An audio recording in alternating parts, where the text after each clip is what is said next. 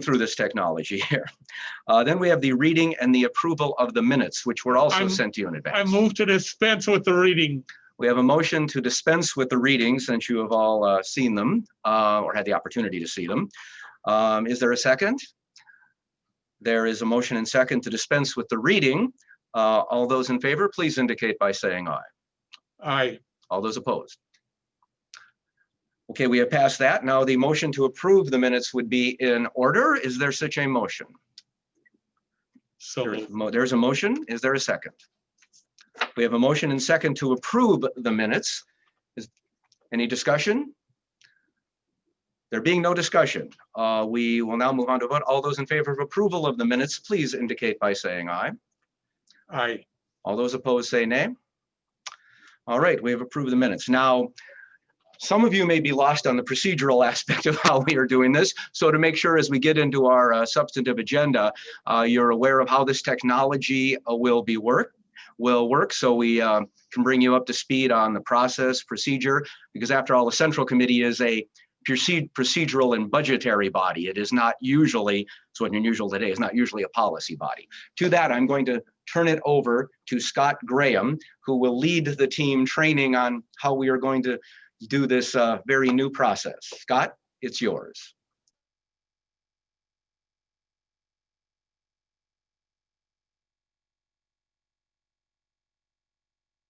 Unmute myself. There we go. Hello, everybody. Good morning. I'd like to speak a little more about how we're going to be using some of Zoom's features today. There's a control panel along the bottom of your screen. If you're on a smartphone, you may need to click the three dots to access some of the control panel features. You'll see a participants button. When you click on that, an additional panel will appear. If you look in the participants panel, you'll see a list of everyone in the meeting. Near the top are the list of the co-hosts, which are DFL staff, and our chair and parliamentarian. You can see who is muted and who is not muted. Also, at the bottom of the participants panel, you will see buttons labeled yes and no.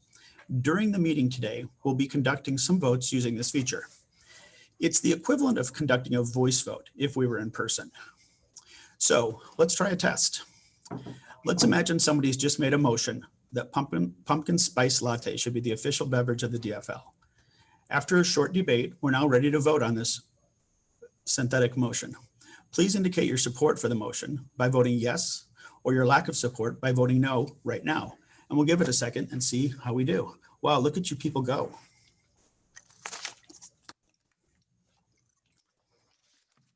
Great. This inspires confidence. I'm seeing that you're able to vote, and that's awesome. I'm going to move on. Now let's assume for the moment that during that imaginary motion, we wanted to have some debate and you wanted to speak in favor of or against the motion.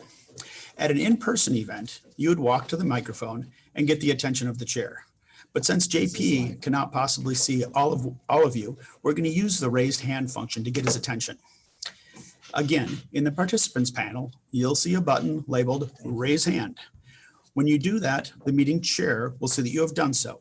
He will also know the order in which you have raised your hands. So if there's a number of people who wish to speak, you'll be called on in the order of which you raised your hands. Generally, we debate by having 3 people speak in favor and 3 people speak against a motion. So when it's your turn, JP will call you by name, a co-host will unmute you, and you'll be asked if you want to speak against or in favor of the motion, and then you'll be given the floor to speak briefly. As you speak, the co-host will lower your hand. When debate is finished, the co-host will lower all hands and will proceed with a vote. There are things called privileged motions. Examples are a motion to adjourn, a point of information, or a point of personal privilege. And these motions take precedence over ordinary business. For our purposes today on Zoom, we're going to use the chat panel to make these privileged motions. Just as you open the participants panel, you'll click on the chat button and open that panel. Within that panel, you'll see that you can initiate a chat with any one of our co-hosts. In order to make a motion of personal privilege, you need to chat Tyler. Let's not get hung up on the specific words about making a motion of personal privilege. Just understand that if you want to interrupt the meeting to ask a question about what's going on, you'll need to do this by chatting Tyler. I have a question or point of clarification. Please understand, this is not a different way to debate a motion or to state an opinion. It's to clarify what's going on. The meeting chair has the right to call on you when it's appropriate, but please be patient with us. There are a lot of people in this meeting and only one person can speak at a time. We're all learning here. The last feature I want to explain is polls. Later today, we'll be voting to elect people to positions within the DFL, like at-large delegates and state central committee and so forth. We'll do some of these using polls.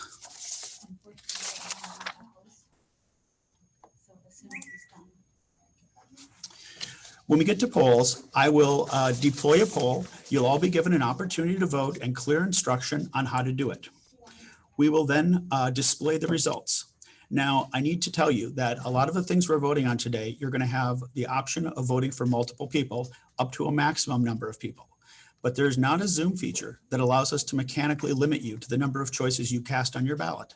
So if we tell you that there are 3 choices maximum in a particular ballot and you vote for more than 3, you will have spoiled your ballot and it won't count. And we don't want that to happen. So please be very careful when you're voting to vote for the correct number of maximum choices. Everything we approve today by poll is going to be provisionally approved. In other words, we're going to perform an audit after this meeting and verify everybody's ballot to make sure that we didn't have anybody who cast too many ballots or somebody who voted twice on 2 different devices, to make sure that the sanctity of our ballot is preserved. So the provisional approval we show today could change if the vote totals are very close. Okay, that's it. I hope that all made sense. You can chat me, Scott, if you have questions about the way we're going to use Zoom today. I have additional responsibilities, so I'll respond as quickly as I'm able. Thanks for your attention. And now I'm going to turn the meeting back over to JP. JP, you're up. No.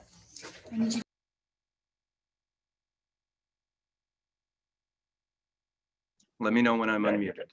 I am unmuted. Okay. Well, thank you very much. Just going to explain a few more things because everybody's voice needs to be heard on everything as we start getting into the substantive part of the agenda here.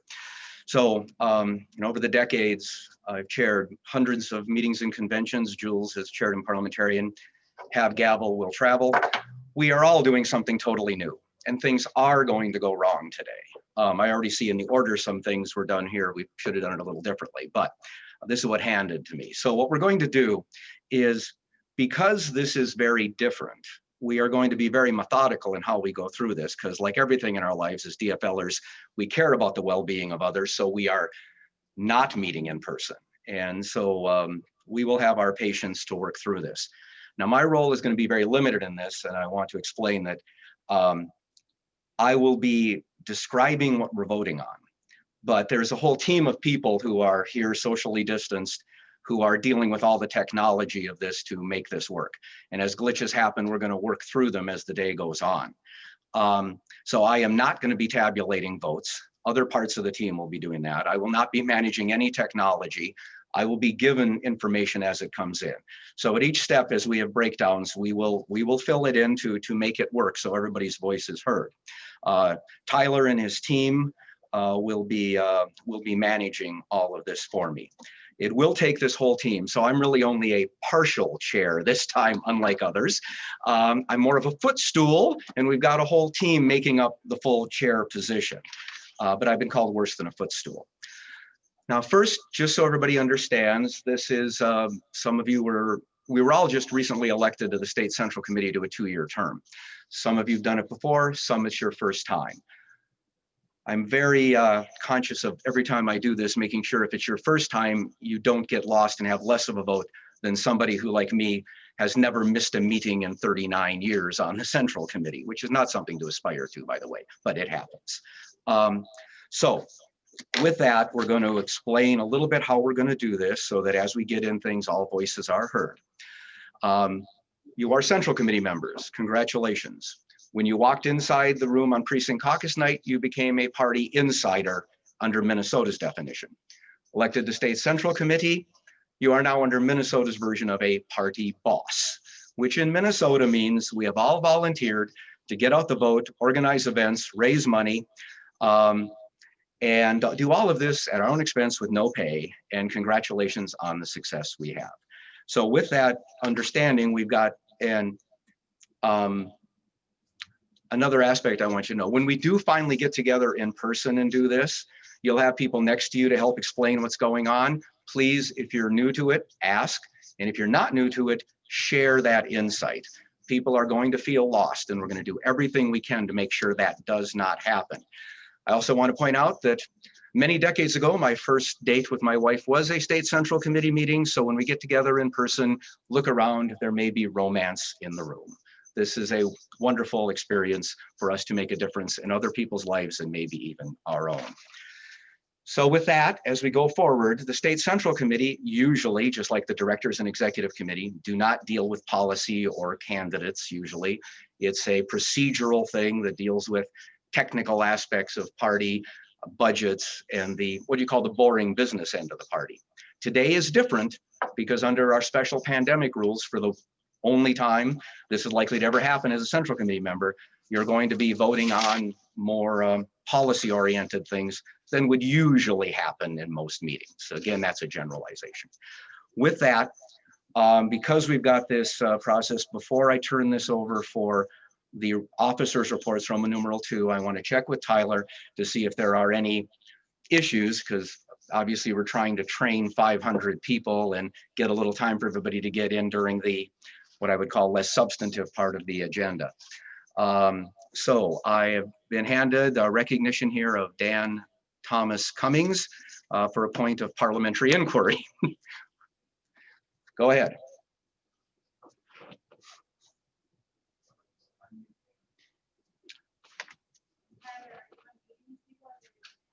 We're gonna have to go through this unmuting process here, but be patient. We're all gonna work through this methodically. We're not gonna let anybody get lost in this process. Thank you, Mr. Chair. Just a point of parliamentary inquiry. How are members meant to second motions whilst they're on mute? That is going to be a challenge. I believe that they explained the procedure had to do with hands being raised. The messaging process. But again, that's the technology part, which, as I said, I am not doing the technology part. I'm having hands raised to me that it's happened, just so we all understand what's going on, or cards handed to me when I need to recognize somebody. That's why I said I'm just the footstool. We got a whole chair process. Scott or someone, should there be another reminder of exactly how that would work so everybody can get their voice heard? I would think that if someone wanted to second a motion, they would raise their hand and the chair would call on them and verify that the purpose of their raised hand was to second the motion.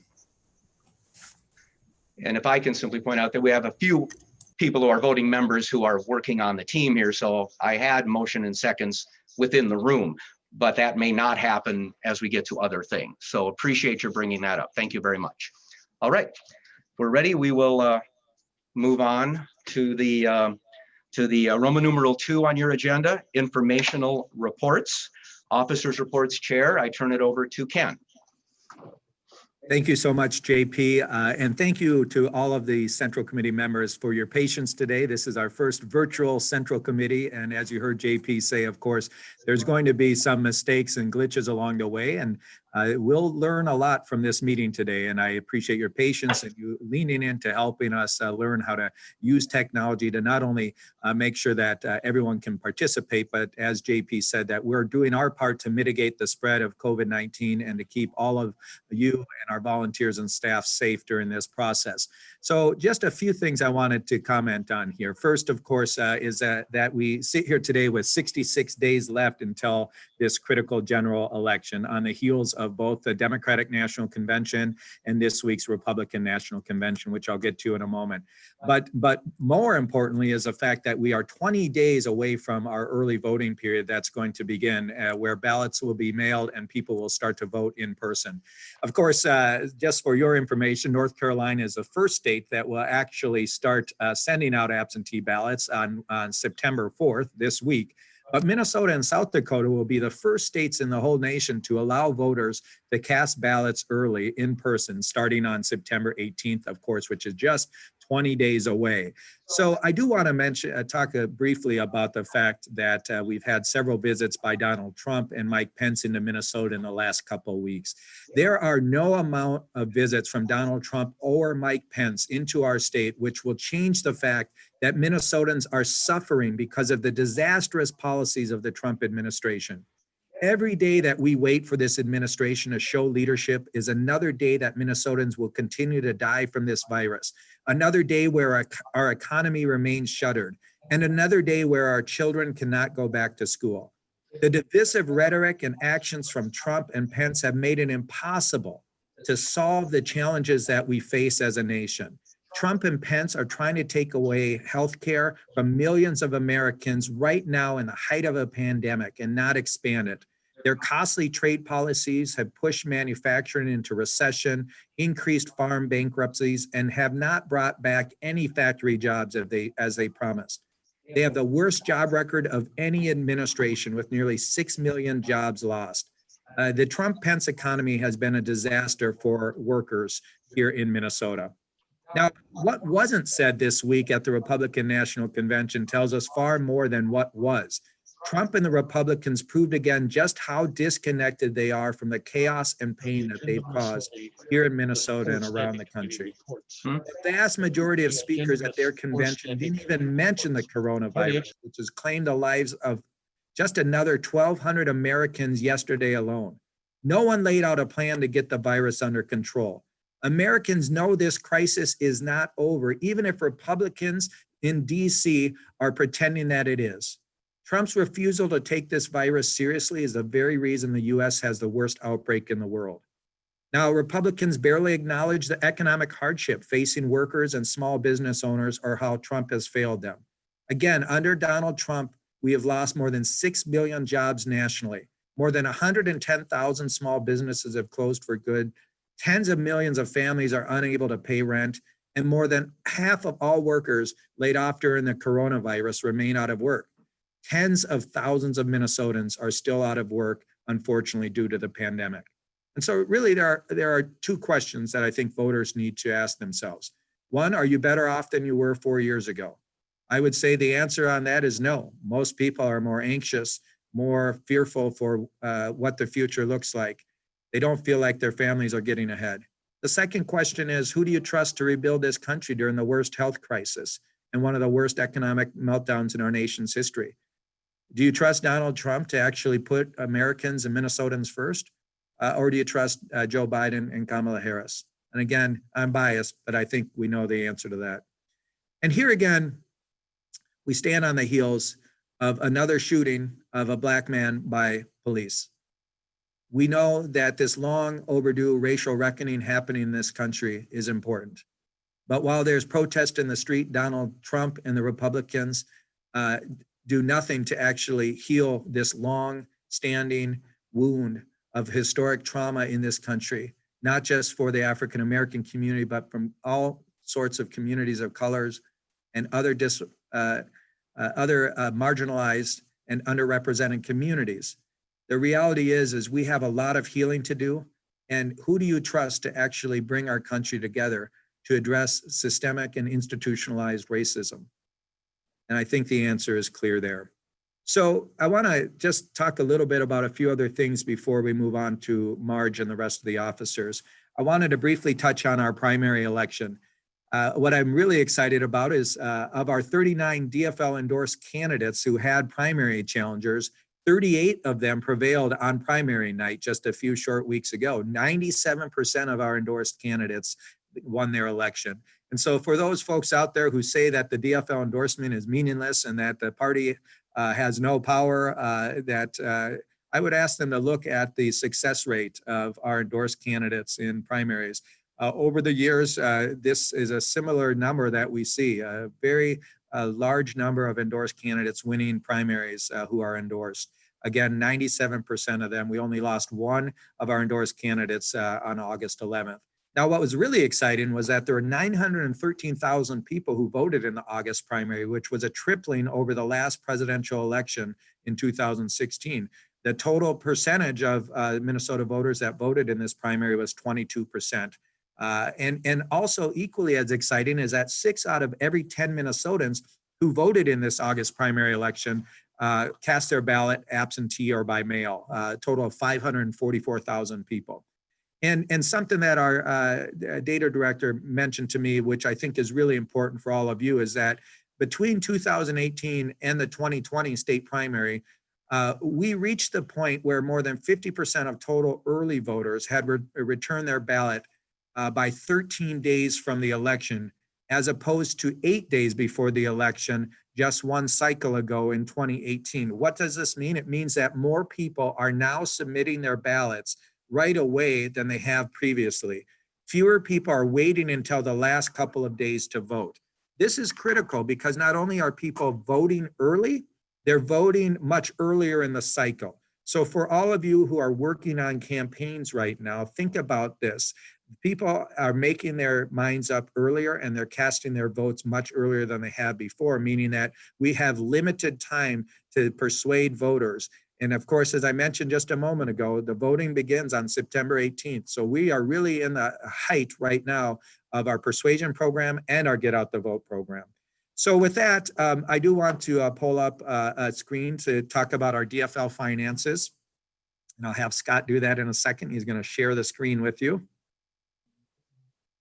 Just one moment here. Okay, you should see on the screen. Scott, could you blow that up a little bit so people can see that? One of the things I'm really excited about is that we have raised actually significantly more than the Republicans as of the end of July.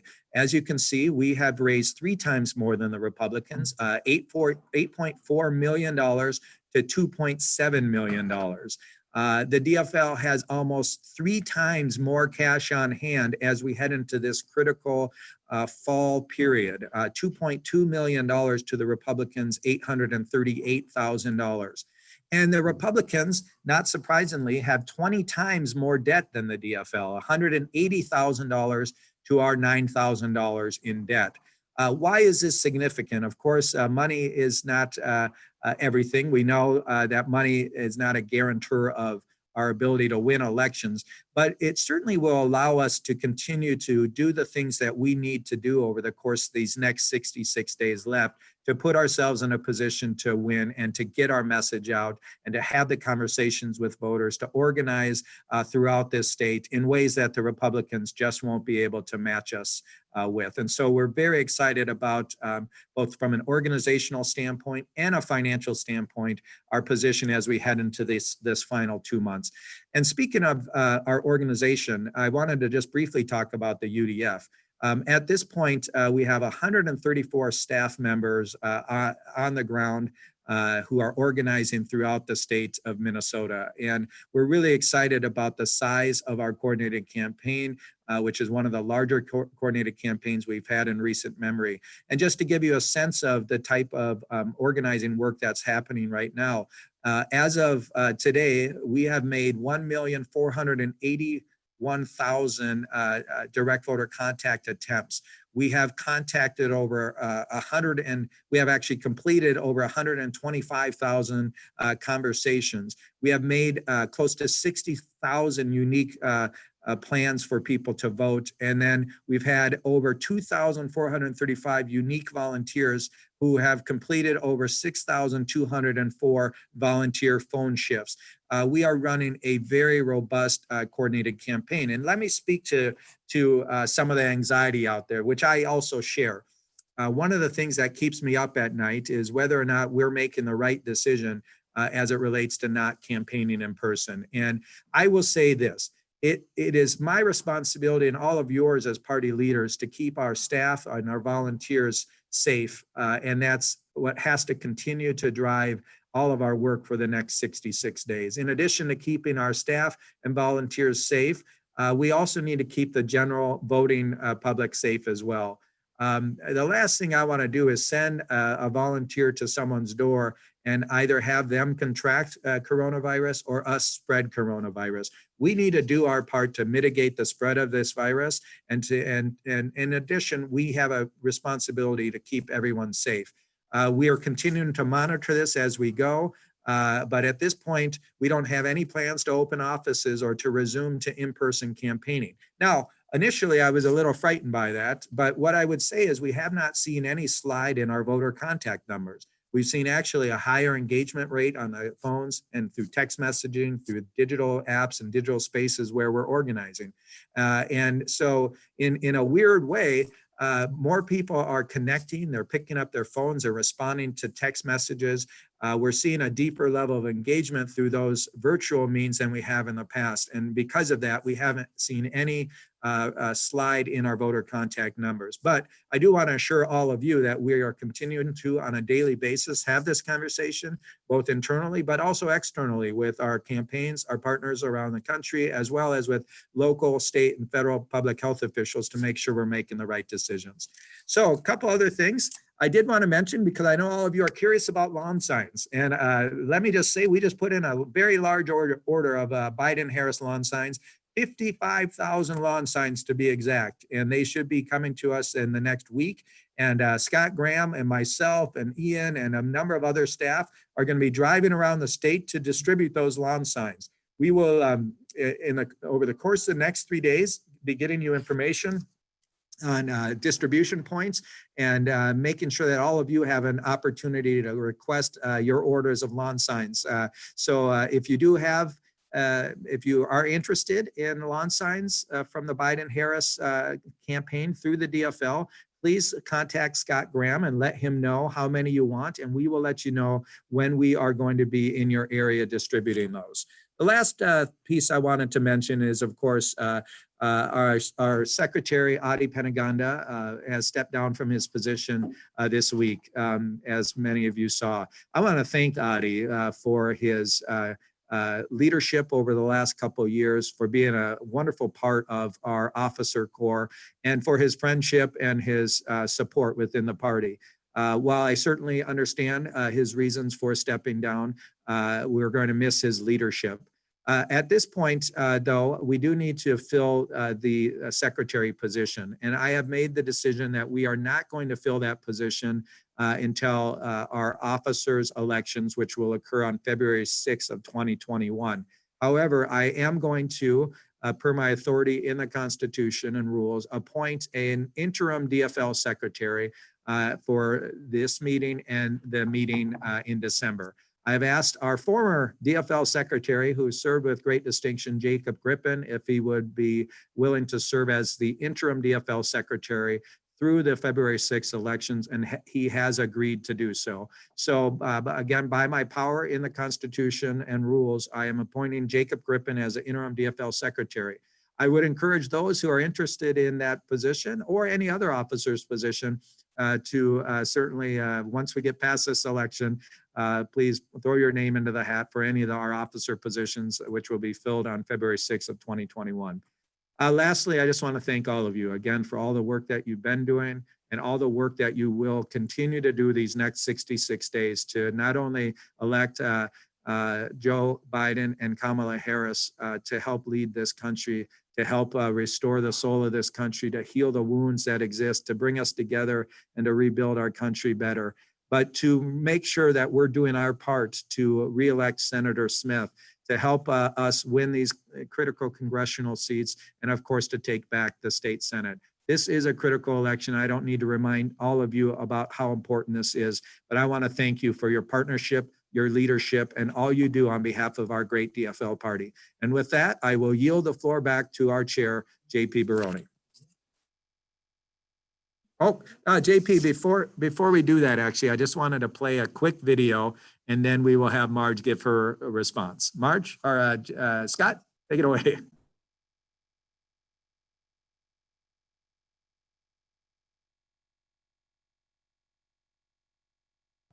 Shoot, this is what happens.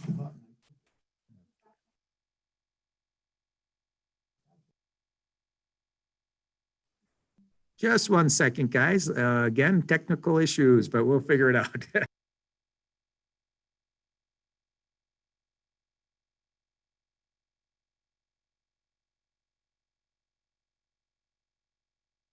Okay, we'll come back to that afterwards. Why don't we go to Marge? Nope, go ahead. Go ahead, Marge.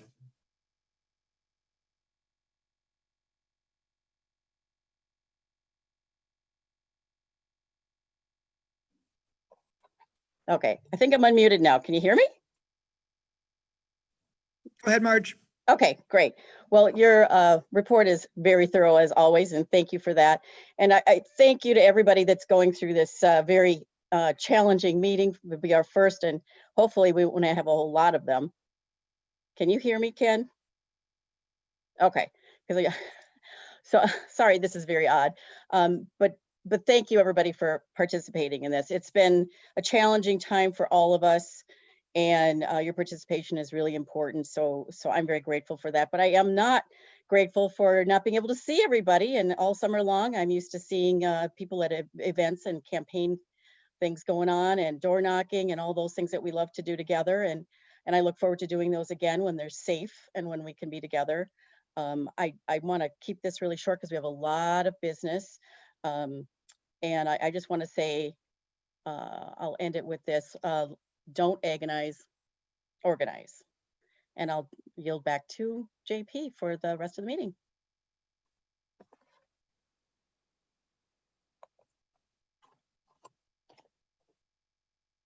Sorry, JP. All right, I think it's back to me then. All right, thank you very much, Marge, for the efficiency of your report. We will now turn it over to the outreach officer, Shavante. We will do the technology to bring her into this process.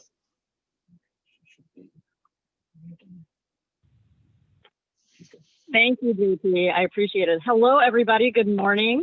I'll also keep my report brief in the interest of time, but it's so good to see everyone's faces. I've missed seeing all of you too. I've missed driving around our state to see you this summer, and it's really nice to see faces on the screen and get to scroll through and hear from some of you as well. A few housekeeping items on outreach. I know a lot of you have new outreach officers in your units that are getting elected or have been elected. I'm going to be holding a sort of an onboarding for new outreach officers in September. Some of you may be familiar with the Outreach Officers 101 virtual training that I do. It's going to be similar to that with some new components. That onboarding Zoom will take place on September 15th. An email invite is going to go out for that on Tuesday of this week. So my ask of you is, if you have not yet gotten your new outreach officers information to our Party Affairs Department, please contact Scott Graham, get that contact information in. My list is only as good as the list that Scott has. So please help us by getting that contact info in so we can get the meeting Zoom information out to your outreach officers. And if there is a need, for some reason, if a lot of folks can't attend on the 15th, I'll probably hold a second one too, just to make sure that officers are getting the chance to ask questions and learn about their role and feel supported in what they're doing for the next 60 or so days. In particular. Another reminder for you, outreach grant applications are being run on a different system this year. As many of you know, we only have 3 review dates through the year, and the final review date for 2020 is September 7th.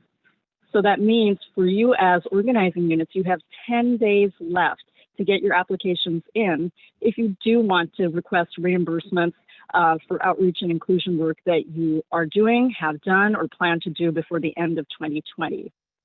That application can be found online at dfl.org.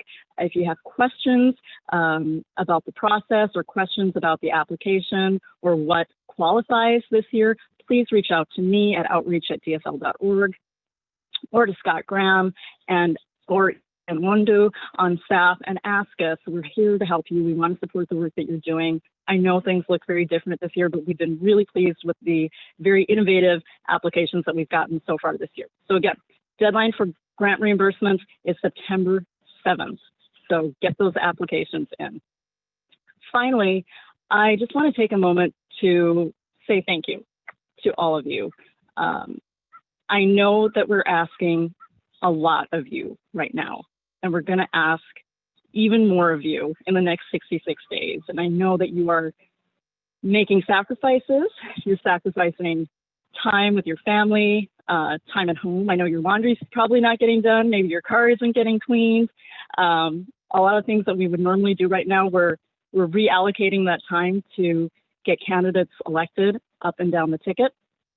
I'm right there with you. And I know that many of you are also stepping up in incredible ways across our state and being really innovative to connect with neighbors and friends and family to turn out every last vote for Tina Smith, for Senate candidates, for Biden Harris, and just for DFLers and Democrats up and down the ticket.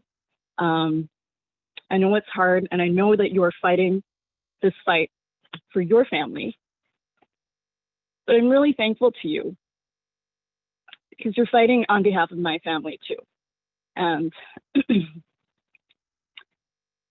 I just wanted to give you a little reminder that, and I know you all know this, but over the last 3.5 years, there have been families across our state, mine included, that have lived in increasing fear for our safety, for our rights, for the future, for our families, and for our kids. And the work that you are doing is making a difference in our lives and in lives across our state, outside of your own families and your own neighborhoods. So I want to say thank you because this is what DFLers do. We stand up for each other. We fight for each other. We unite around our shared values. And we know that we are stronger in it together. And I couldn't be more grateful for all of you for fighting this good fight for my children and for my family and for all the kids across our state and for your families too. And I couldn't be more proud to stand beside you and work along with you as we just trample down the path to victory on November 3rd. So with that, I will relinquish my time. We'll give you more updates during the Outreach and Inclusion Committee report, but thank you, JP. I'll turn it back to you. Thank you, Shavante, very, very much to remind us why the work of the Central Committee, which is so procedural and so businesslike, is the way we win elections to make life better for every family, however that family is defined in Minnesota. And thank you for reminding us of how important the difference it makes in our work. I will now turn it over to our interim secretary. He was secretary for the better part of a decade. He tried to retire at age 30, whatever, didn't work. He got sucked back in. So at least for a temporary period of time, he is back doing the work. Jacob Griffin, thank you. Come on in for the secretary's report. That's not to say that work sucks. I Not to say that his don't work have sucks. anything, so we can skip me.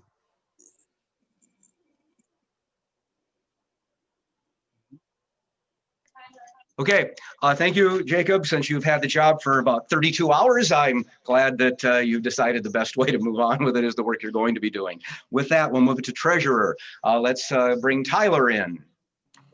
Hello, everyone. Thank you for coming today on this Saturday. It's one of the last beautiful Saturdays we'll have, and soon enough, there will be a cold front coming to Minnesota, and we'll be dealing with the fall and then the winter. And it's going to be a tough winter given that COVID-19 is probably going to spread, unfortunately. So I'm glad that you could be here with us. So I'd like to first start by saying that one of the most recent polls in Minnesota between Biden and Harris was 47-47. And if that doesn't scare the bejesus out of you, I don't know what will. So I think that now is the time that, Mars Hoffa put it very well, that don't agonize, organize. And it is time for us to actually get to work. So, the Latino Caucus with me is going to, we're going to organize phone banks of the Latino community. If you speak Spanish, we would love to have you there on Tuesday evenings. And our Latino organizer, Marcos, will have that information if you want to contact him for that information. But I'll say this, that, leave no rock unlifted and stuff. We have to really make sure that we know where people stand on this, because it's going to be close. It's going to be maybe closer than 2016. So, I'm putting in the work, and I hope that you all are as well, besides procedural stuff. With that, the Minnesota Campaign Finance Board is not hosting any online trainings right now. However, they have plenty of videos on their website that are very useful for folks. So if there's treasurers out there that need resources, look no further than the Minnesota Campaign Finance Board under resources, and there will be a large selection of online tutorials and videos that are quite cool and nice to watch that will inform folks on how to report. There was a pre-primary report due recently, but it doesn't look like any of our party units are late on that, so that's good. And moving forward, just make sure that we get our, our reports in on time. And so with that, I'll just say that, again, remember, 47-47 was the last poll that they had. So let's not take this for granted. Minnesota can go red if we don't do the work. So I urge everyone to have that kind of fear in you, but then channel that fear in that, like Marge Hoffa said, don't agonize, organize. Channel that and then take action. So thank you, and I look forward to celebrating on Tuesday in November. Okay, is it back to me again? Okay, thank you. Tyler, I have been involved in many volunteer organizations, and I do get concerned when the treasurer appears to be in the Bahamas. But I know we've kept the bank accounts here, so thank you for your remote report. We are now going to make another attempt with technology to show the video from earlier, so I'll sit back and see if we get both sight and sound now.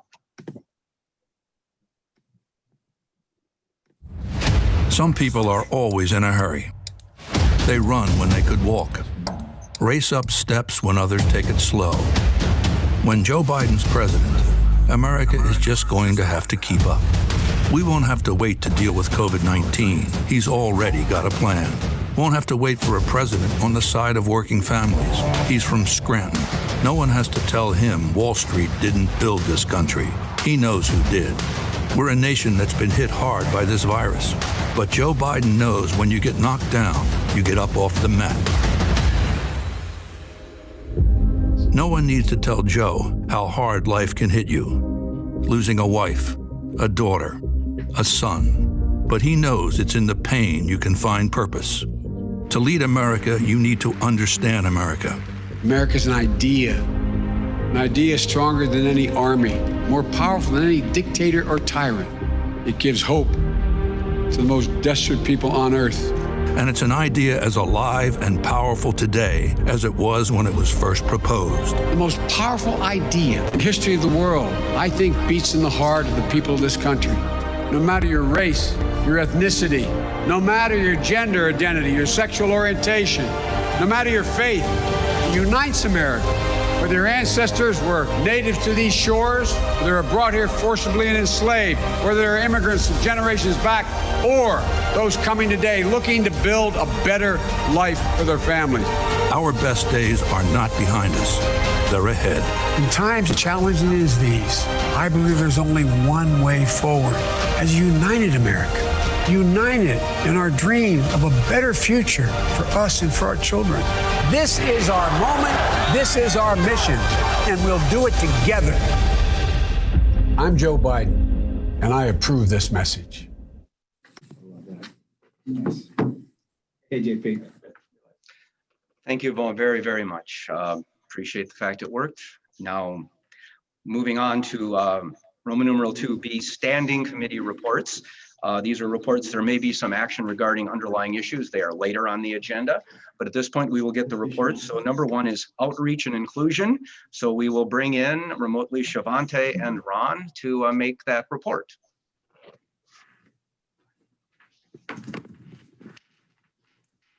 Hello again. Can you hear me? Yep. Great. I think Ron's going to lead here.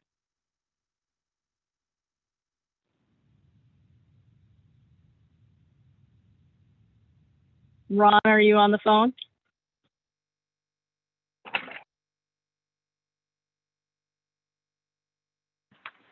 Yes. Can you hear me? I sure can. Hey, good to see you. Thanks. Can you all hear me? Sorry, technical difficulties here. Hey, everybody, this is Ron Harris. I am one of the co-chairs of the Outreach and Inclusion Committee with Shivanti, who is our outreach officer. This committee is really designed to do exactly what it says, right? Outreach, which is, identifying and developing access points into our party, making sure that we cover the bases and make sure we include everybody in our communities and make sure that they're represented. And then the inclusion part, that once we are here, we work on our internal practices, policies, procedures to ensure that everybody's voice is heard, everybody feels comfortable, that we're not perpetuating any disparities or anything like that within our party. So I think that this committee is pretty important, particularly as we talk about expanding the electorate, building a base, building coalitions, all the things that we need to do in order to win this election. I'll just start by saying this, and you're going to hear a lot of this over the course of the day, but I'll just reiterate this point. We got 66 days left, and the fact that you are here, stepping up, coming into this process as a state central committee member is huge. Don't look at this thing as something that's not a big deal, because it is. All of us need to contribute our time, our talents, our treasures for this election in order to make sure that we win this thing.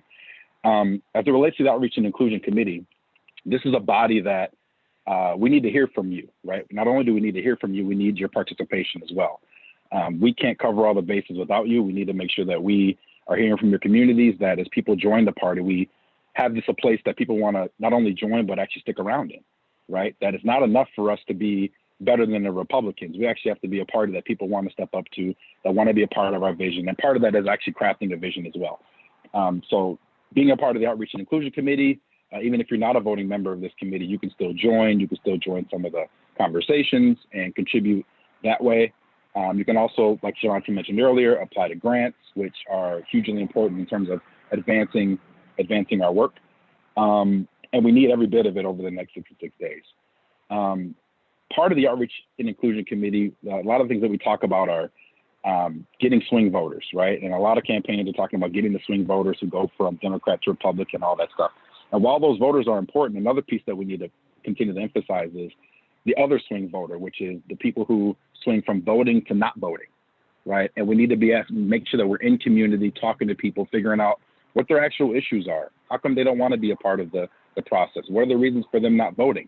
We need to make sure that we're getting on top of issues that are barriers to people participating. One of the hugest barriers right now is going to be the U.S. Postal Service, right? This is somewhere where we can take some leadership, we can take some action, and ensure that if people vote by mail, they at least request their ballots by September 18th, and they can turn those things in.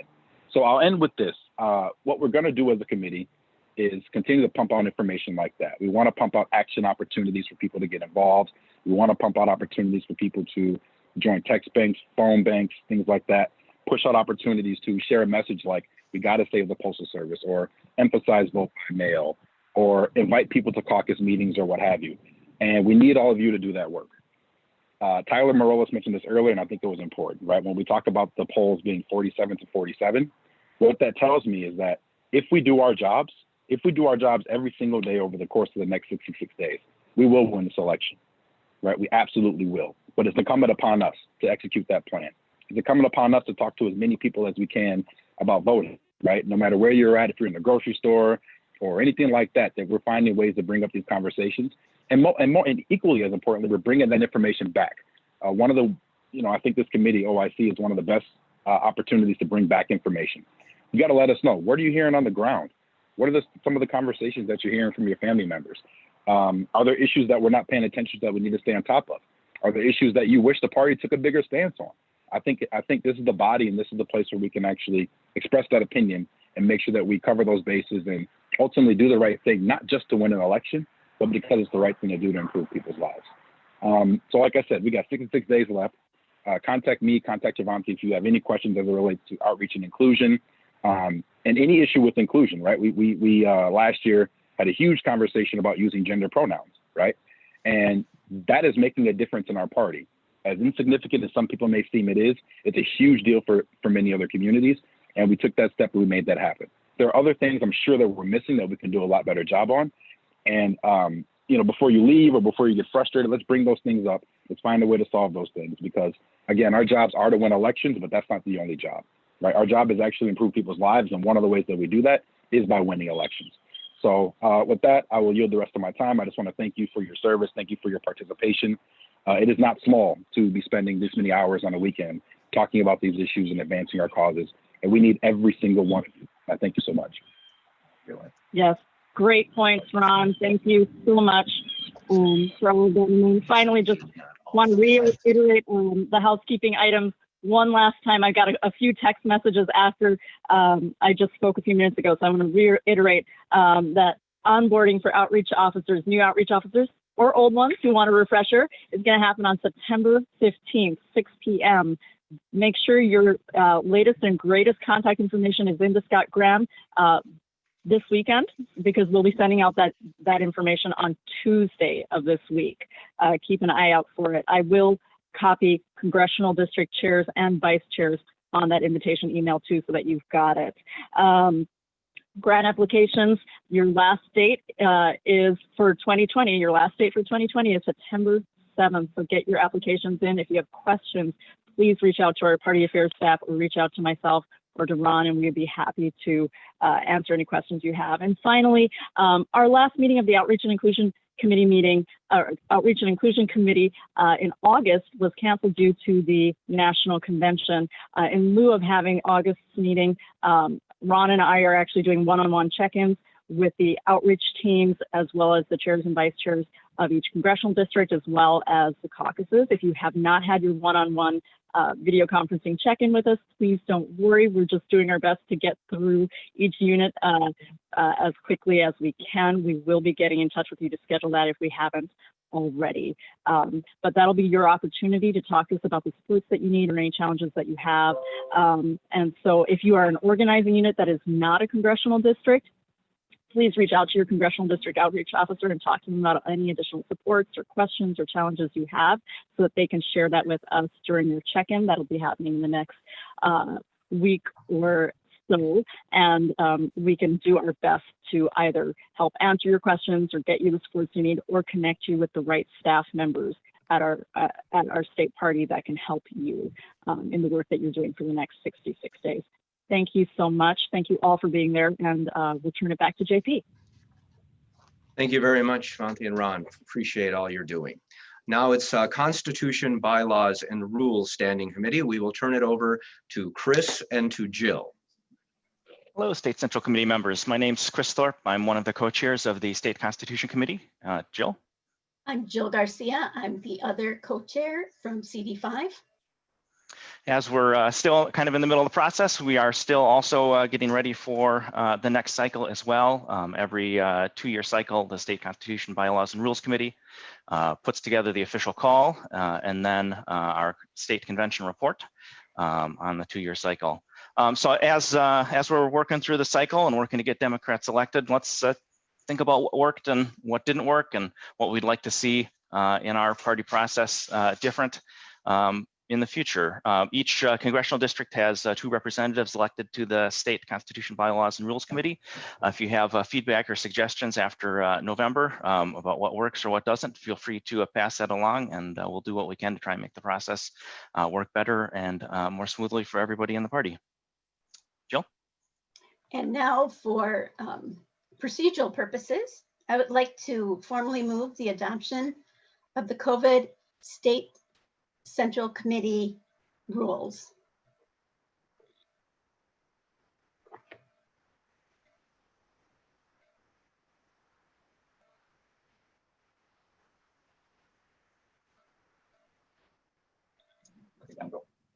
Okay, just so I understand, the motion is to officially adopt as this body the rules that we referred to earlier as the temporary rules that were sent out to people. Yes. As a committee report, I don't believe that requires a second, does it, Mr. Parliamentarian? No, it does not. It does not. Okay, therefore it is properly before us. So for at this point, is there any discussion? I will call it 3 times. I don't make the decision. Any discussion? Any discussion? I have been told there is none, so that decision's made for me. Again, I'm just a footstool, not the entire chair. That was another part of the chair. Okay, we now have properly before us adoption Voice Uh, vote, green, yes, red, no. Okay, so we're going to do a reminder. And again, this is technology, people. So we know I don't know how to use electric can openers. So I'm just going to go with what other people tell me. Green is yes, red is no. You were told earlier it's our first test of this technology. So getting on your various devices, voting green for yes or red for no. This is the vote now on the adoption of the temporary rules. Go ahead and vote. And I will wait. Mhm. And it's not worth going over there to vote. Yeah, no, 250 to 1 right now. So the emphasis is that you're a footstool, not a bar stool or the other kind. Yeah. I will stick with footstool. All right. Again, I will wait to be told when it's enough time. It's clearly a majority. So. Okay. I have been told that we have adopted the rules so overwhelmingly, actually. So with that, they're now officially in place. Thank you, Jill. I do appreciate that. Thank you. We have done a major item so far, so thank you. Are there any? I assume there's more report at this point, or will that come later from either Jill or Chris? Chris needs to finish the report. Jill or Chris? Unmute them. You got to unmute. Unmute them again, please. Yep. We're getting there.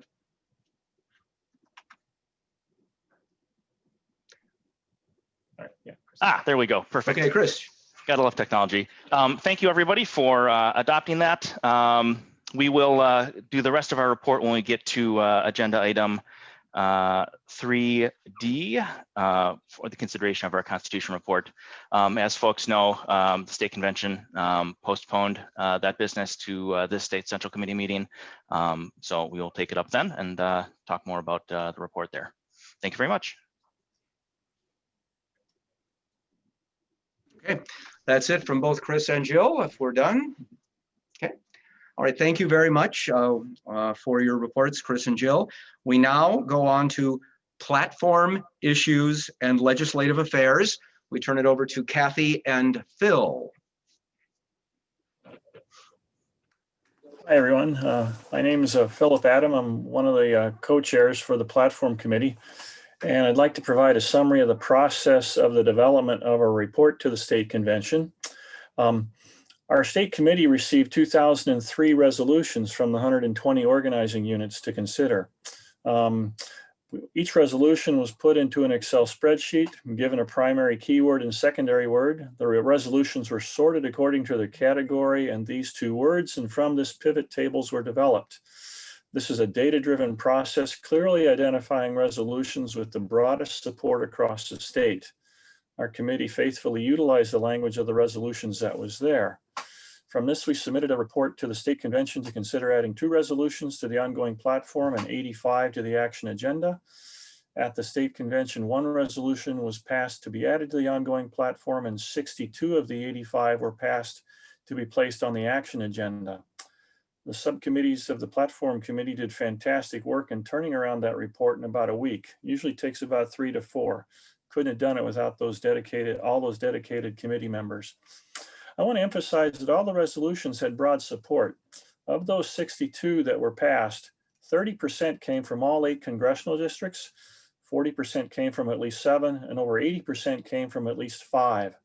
One clear trend was that about a quarter of the resolutions were related to our environment, about a quarter were related to our constitutional and human rights.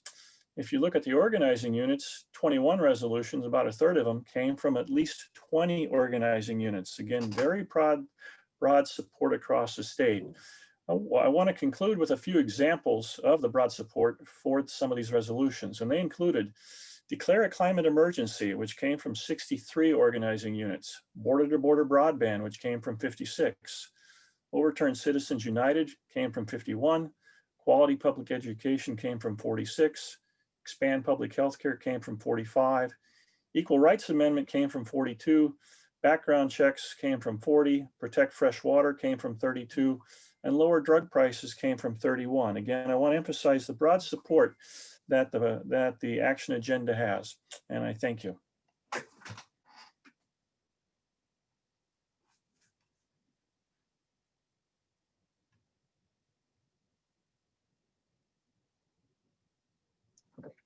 All right, so Phil, that was it. Kathy has nothing to add to this at this point, so we're taking it back.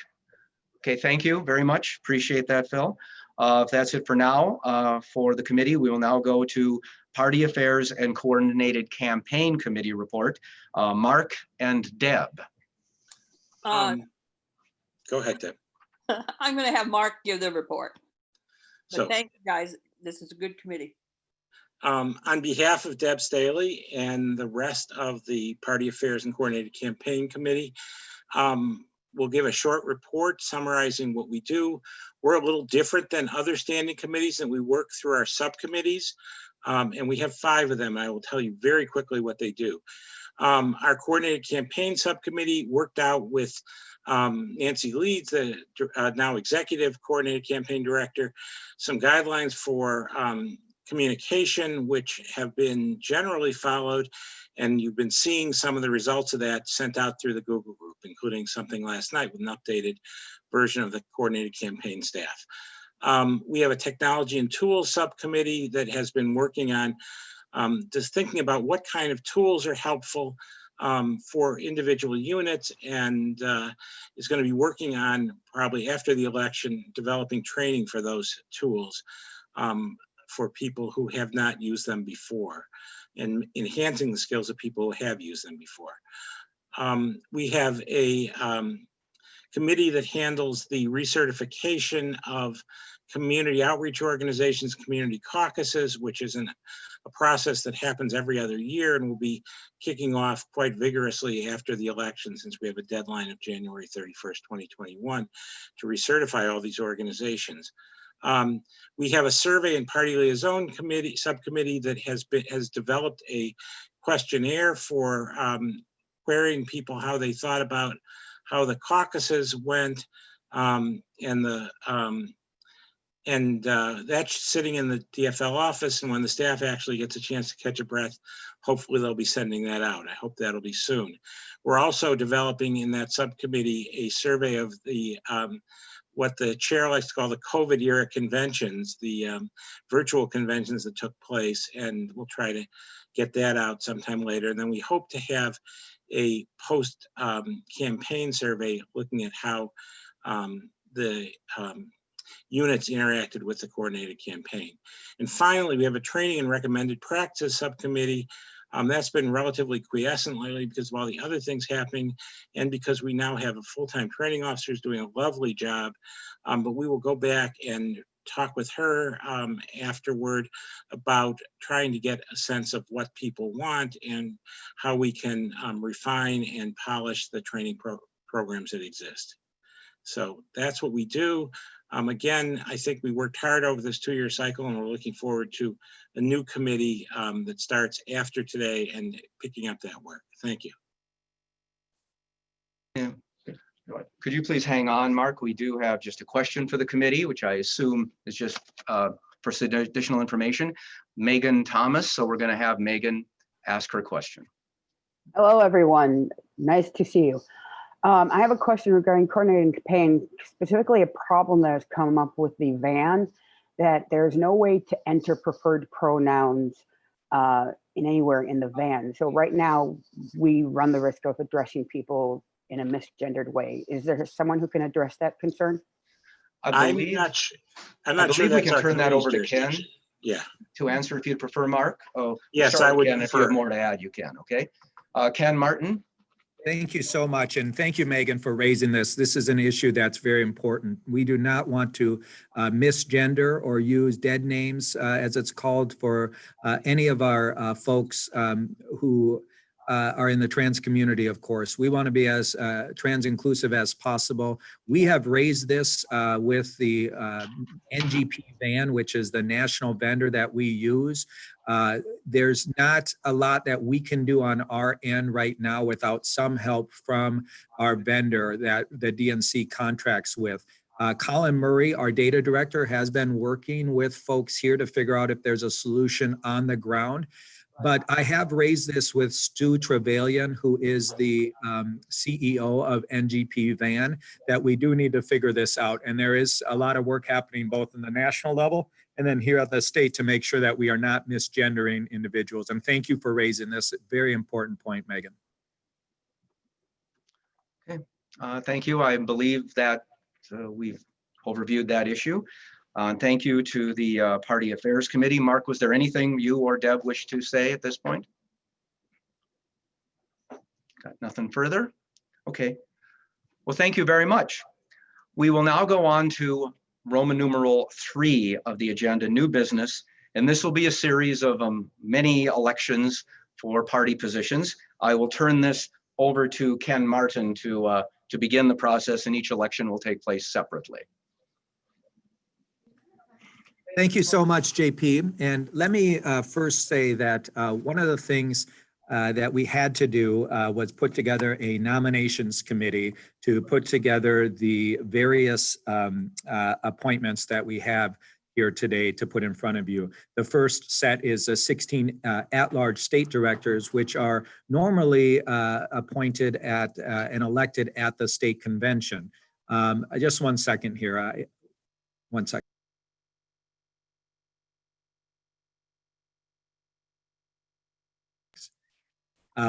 And so the reality is that what we asked, we appointed through the state executive committee, the congressional district chairs to serve as our nominations committee for many of these positions. The first, of course, being the 16 at-large state directors. And we asked them to nominate one male and one female through a process that each congressional district put together for the at-large directors. So I'm just going to read what's on the screen. These were forwarded by congressional districts who had their own screening process and nominations process for these positions. We wanted to ensure both regional diversity as well as demographic diversity. And so I think what you see accomplishes both feats. In CD1, CD1 leadership and their committee has recommended Randy Schubring and Shaniqua Johnson. In CD2, the CD2 has recommended Joy Nicolai and Ken Wilson. In CD3, Kate Peer and Andrew Zink. CD4, JP Baroni and Andrina Guinness.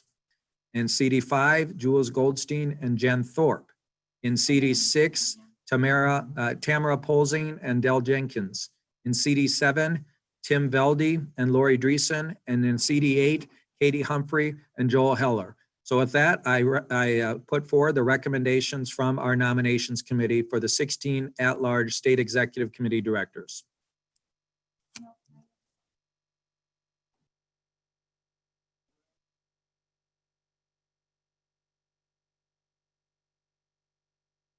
Okay, we'll get there. Okay, thank you very much. As a committee report, it does not need a second. These names have been properly placed in nominations.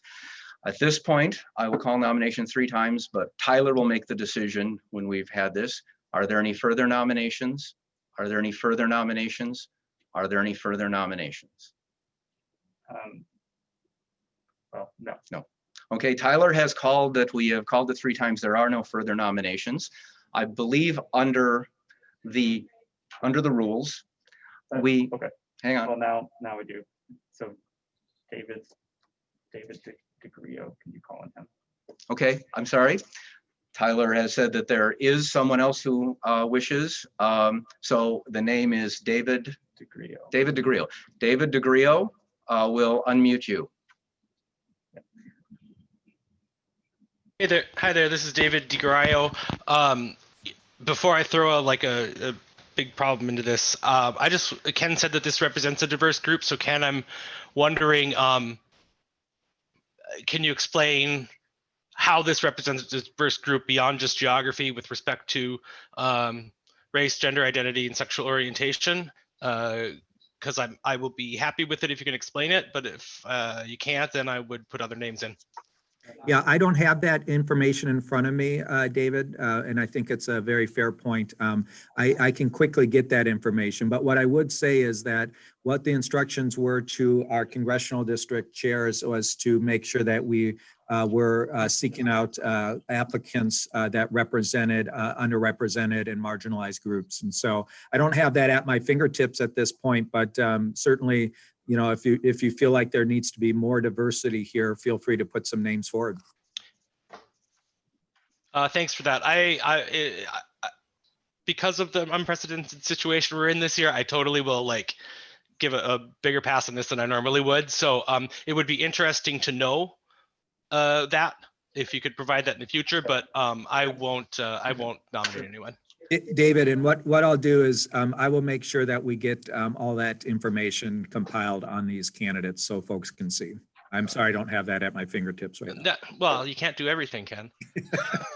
Thank you. Yep. Okay, we have. Yep. Okay, if it's back to me, we have another. We're opening the mic to David Hanson. He is. Well, I asked him to.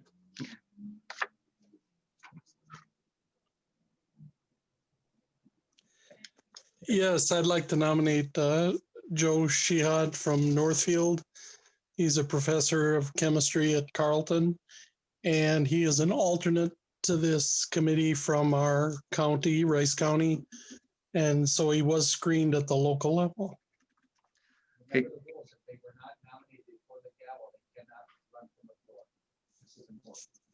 Okay, hang on. Okay. Hold on. All right, let's go.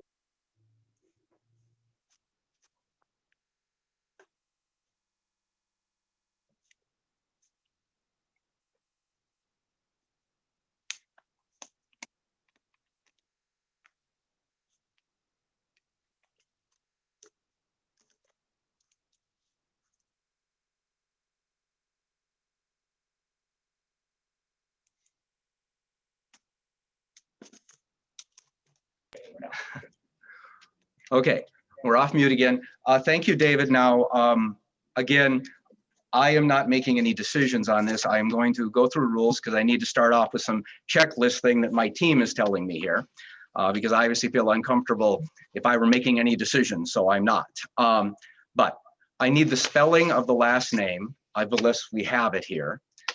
And the person under the rules, the nominations to be in order under the rules we adopted here, must have screened and requested before the gavel went down today to be placed in nomination. So we will have to cross-reference the name to the list of those who had at least screened under the process of the rules. So can you just give me the spelling of the name? Yes, it's Chihade. Okay. I will be told in a minute whether that is an eligible nomination.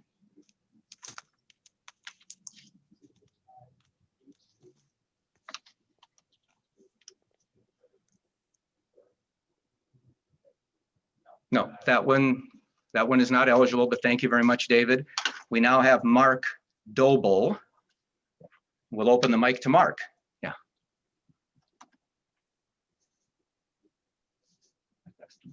We'll get there. Hello, I would like to nominate myself, Mark Doble, and I did screen in CD2. Okay, D-O-B-L-E, you've got it. I will check to see if it met the procedures under the rules. Yes, that is an eligible name, so the name Mark Doble, D-O-B-L. All right, and you're which congressional district? 2, CD2, okay. All right, and I've got Kristen Larson. We're going to open up your mic now. If Rich Updegrove screened, I will nominate him. If who? Rich Updegrove. Rich Updegrove. Okay, we're going to check that one. And okay, Rich Updegrove. That's what congressional district. 8. Congressional District 8, CD 8. Okay. All right, we have two more names. Okay. We got one more coming in, it looks like. Or one more, at least speaker. I don't want to presume why. Sam Doughton. Sam, we're going to open you up here.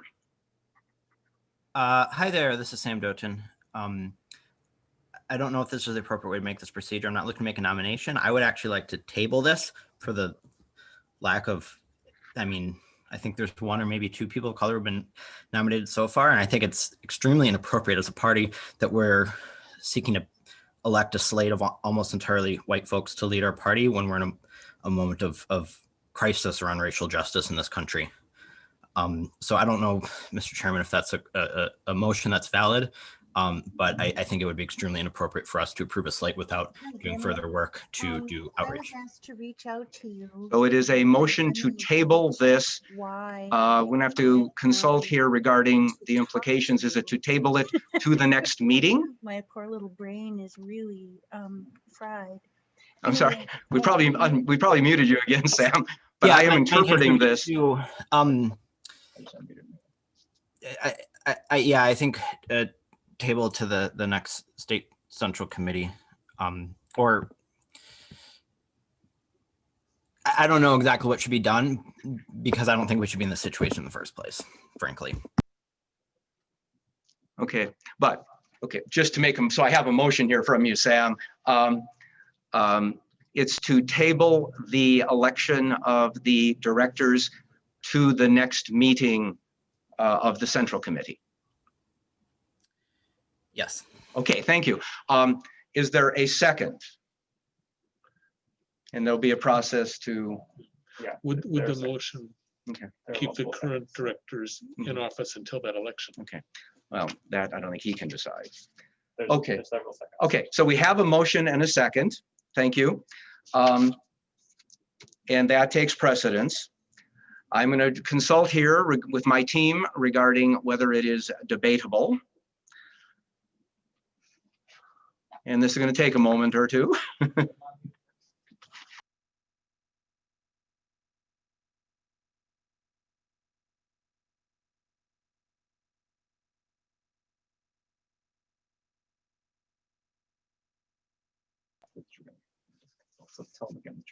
Okay, just to make sure, in case the mute went off the wrong point, we are going to consult with the team regarding whether a motion to table the election of the directors to the next meeting is a debatable motion or not.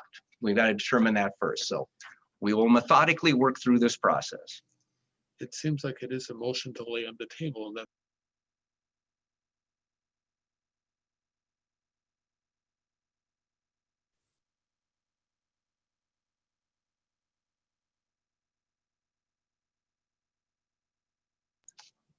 Okay, I think I'm off mute again. The team has now determined that this motion is not debatable. It did require a second. It has a second. So we are going to be moving directly on to a vote at this point. So what we're going to do is all of those who are, and I'm going to make sure we're all on the same page on the team here because I'm only a piece of it. If you vote yes, you will be voting to table this to the next meeting. If you vote no, it means we will go on and have the election today. Everybody on the team agree that's the interpretation we're going with? it requires a majority. And it just requires a majority. There are questions about when the next meeting is going to be. Okay, there obviously inquires the next meeting. The next meeting is technically the business conference. No, there's be a December meeting for the budget. Oh, that's right. There is a December meeting to deal with budget that is in line. So there is a meeting in December when this could be brought up. With that, just so we know what we're voting on, we're now going to open it up for a vote of whether yes to table it to the next meeting, no to move on with the election.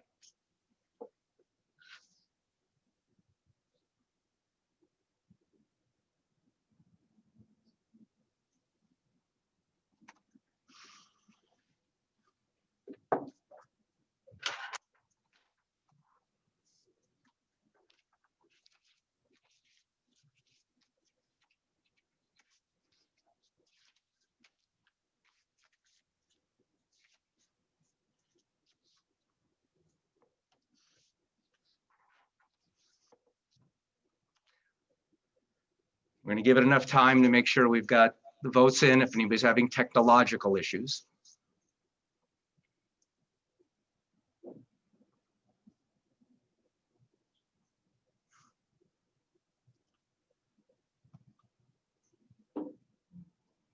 Are there-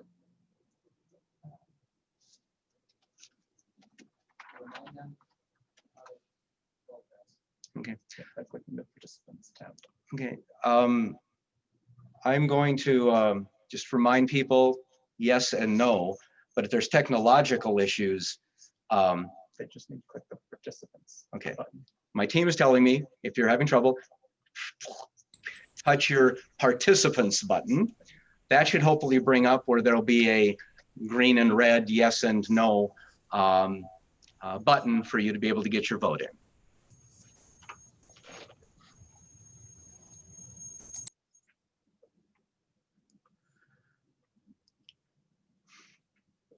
Because it looks like about 15% of people haven't specified one way or the other, so they might be having difficulty. Oh, I think it is, or they don't. I'm going to give this about another 15 seconds. Our points of information in order right now. Points of information. I First look is- will check.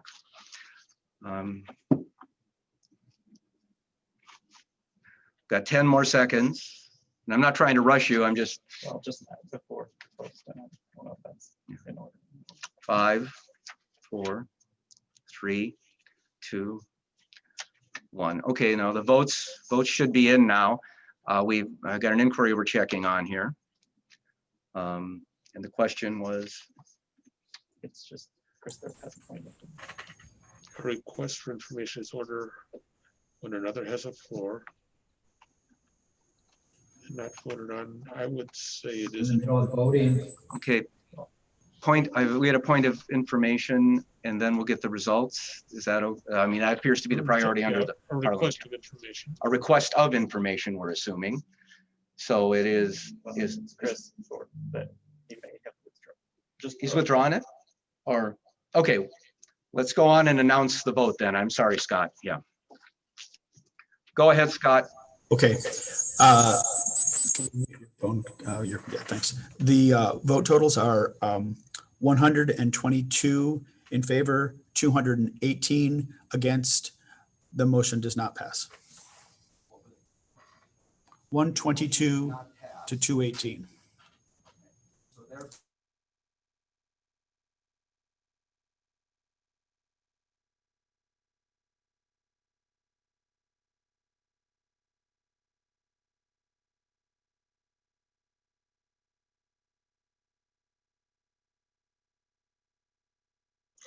I don't know why we keep getting muted. That's fine. People mute me all the time. That makes perfect sense. I believe I'm unmuted now. Okay, we had all the nominations in. We do have some questions apparently or inquiries. So I'm going to be recognizing those folks before we move on to the election. Tiffany Stenglein. Tiffany, let's unmute you and go from there.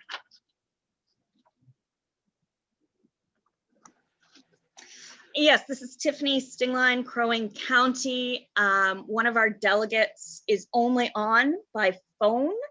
So if we could review how they will vote in this, that would be wonderful. Thank you. Okay, very good. I'm going to turn it over to Scott to explain that process. Yes, I'm glad you asked because that question has come up in the chat. There are only 8 people in this meeting with voice-only phones right now. So we were watching the vote totals carefully to make sure that that number of votes wouldn't change anything. So we are paying attention to that. Thank you. Do I have another one? Okay, yeah. Okay, thank you.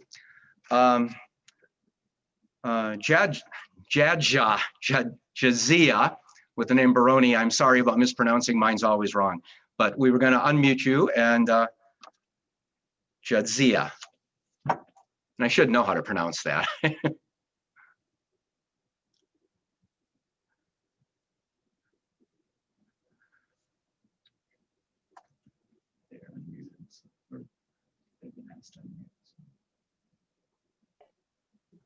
Oh, I was just gonna see if I can throw my name in too. I messaged a couple of people and they didn't respond. CD5. CD5, we're going, first I got to determine had we closed it or not. I'm not, They're saying yes. we had closed it. Okay, the opportunity had been there. I let them make the decision, not me, because heaven knows Jules and I are not getting involved in these decisions, that the nominations time had closed. Well, someone is. So I'm sorry. Got another one here, hang on. David DeGrio. We mispronounced it DeGrio earlier, I am sorry. DeGrio, right? We'll open that up. Yeah, thank you. No problem. Is this just Monday at 3 p.m.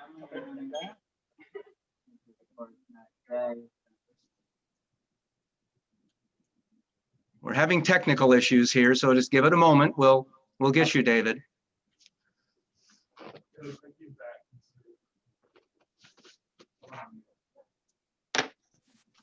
We're looking at. Okay, are you able to hear me now? Okay, we got through the technical. David, it's yours. Sorry about that. Was this to address my request for information, or was this to address the motion that I just sent? Floor says he can do whatever he wants to do. What you state what you wish it to be, and we will determine what is in order. Okay. Well then, if Jadzia is wanting to be nominated, should they be, if they went through the process in CD5, I would move to suspend the rules for the purposes of reopening nominations. Okay. I It's also have a motion to suspend the rules for the purpose of allowing people to still place names in nominations. Yep, and I have a request for information also. Can I state it? Might as well. Okay, as long as I get the floor.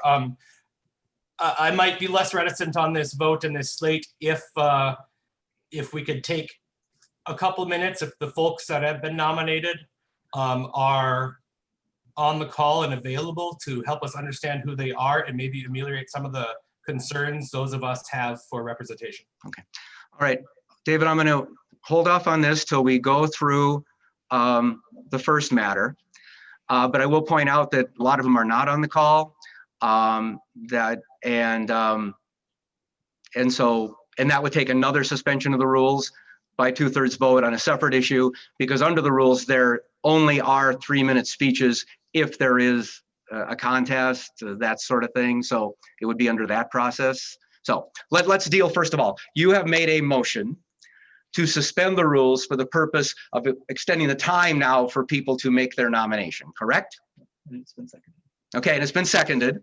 We're going to check to see if it's debatable. Not debatable, 2/3 vote. Not debatable, 2/3 vote, obviously, to suspend rules. There's a point of order from Dan that says he claims that the motion to reopen nominations only requires a majority vote. Okay, we're going to check on the whether it's majority or not, but reopen nominations, but it is a suspension of the rules would require a 2/3 vote. Then we would have to take a vote by majority vote on whether to do the underlying motion, just so you know.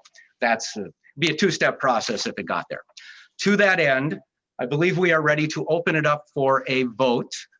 I see we got a little, we got some campaigning going on. It's fine.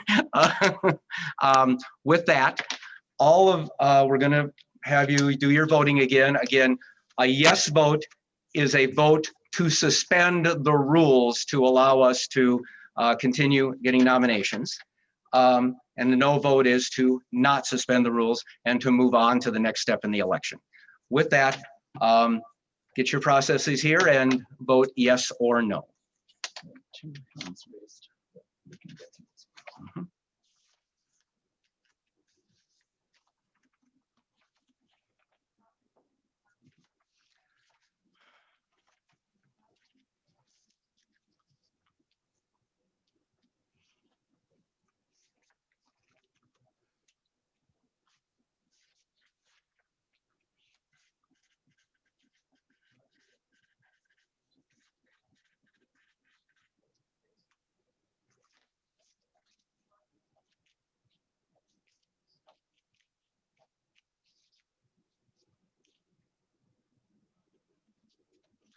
This is suspension of the rules, or is it just reopening nominations? Motion.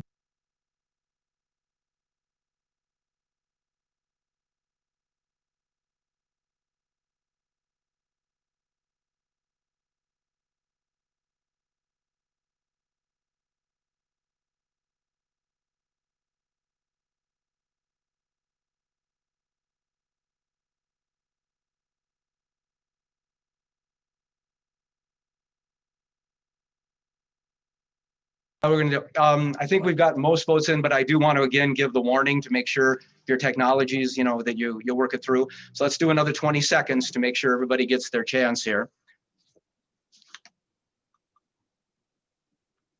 15.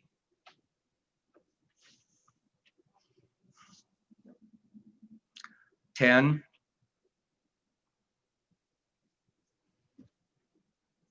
5, 4, 3, 2, 1. Okay, we're going to check this out and we'll see what the report is. What is So starting with 4. Tell us. It's gonna be. That's a motion to reopen the polls. Yes, I'd like results announced, please, since I got nothing to do with tabulating this and I don't want to have my fingers involved in this. The vote totals, can you close it?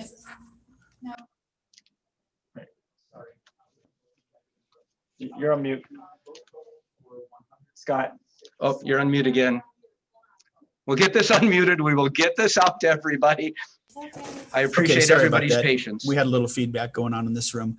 The vote totals are 124 to approve, 201 to not approve. The motion fails. Okay, the motion has failed. Thank you very much. Again, I'm step back. So where we're at, I have 2 other people who wish to speak. If they still wish to speak where we're at procedurally now, I will give you that opportunity. First one was Larry Etkin, so we will unmute Larry, okay? Okay, I just have a question. When Jadzia, before she asked to be nominated, she had indicated that she tried to get the chair's attention previously. I believe she's one of the people who was on the phone connection. So I wonder if it was appropriate to close nominations in the first place before she had a chance to get the chair's attention to bring up her self-nomination. And, you know, with all of that in mind, that would then mean that all of the actions we've just taken would have been totally inappropriate, because as I pointed out, you know, I would inquire from Jadzia if she had tried to get the chair's attention before the nominations were closed and simply was not acknowledged. Okay. What I'm going to do is I'm going to check with the piece of the chair job here that has been monitoring the access to see if there was any indication in the technology anyway of an effort to do that.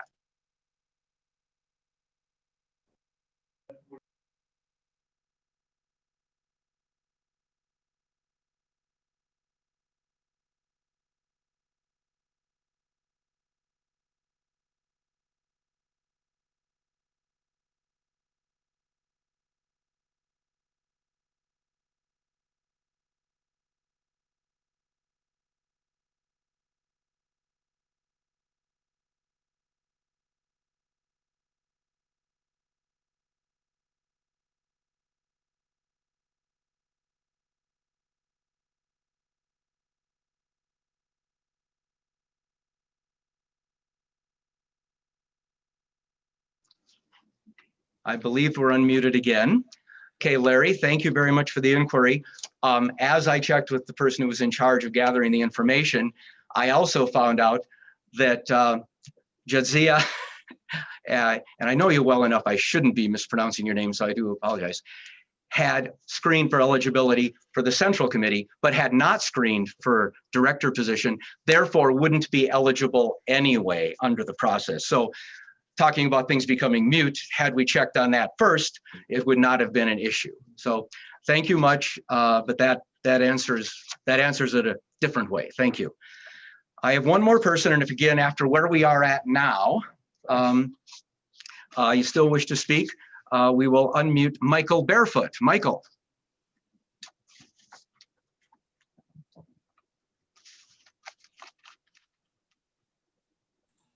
We can move on. Okay. Chris Thorpe. And we'll get you unmuted. Hi, thanks, JP. Quick point of information, where folks that are running that are not state central committee members able to get access to the meeting to give their speeches. I think the slate was broken. They should typically have floor access. Okay. We will have the technology team work on, whether they had an interest in showing up or not. And clearly, anybody who's running, whether or not they are on the central committee, would have a opportunity to speak if we get to that point. So thank you. We'll see who. We'll make sure that they had the opportunity, whether they chose to or not, I do not know. We now are going to go to Thomas Edwards. Again, we'll get you unmuted here.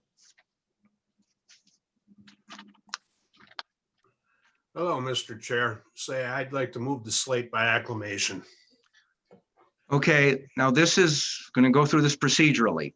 The motion is to move to suspend the rules for the purpose of voting for the slate that was recommended by the nominations committee by acclamation.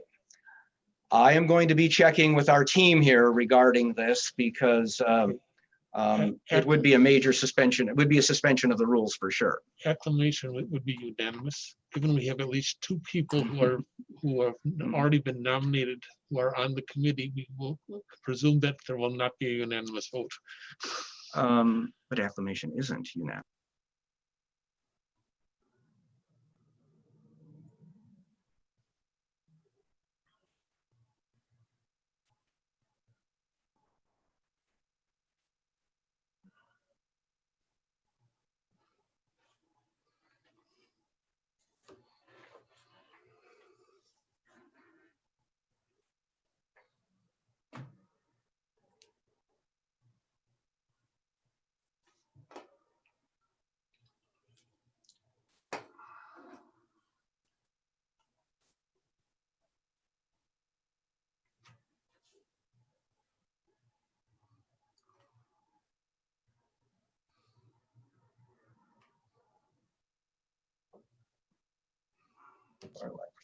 Okay, that is out of order. Thank you for your motion. Some things are out of order. Hate to be mean, but yes.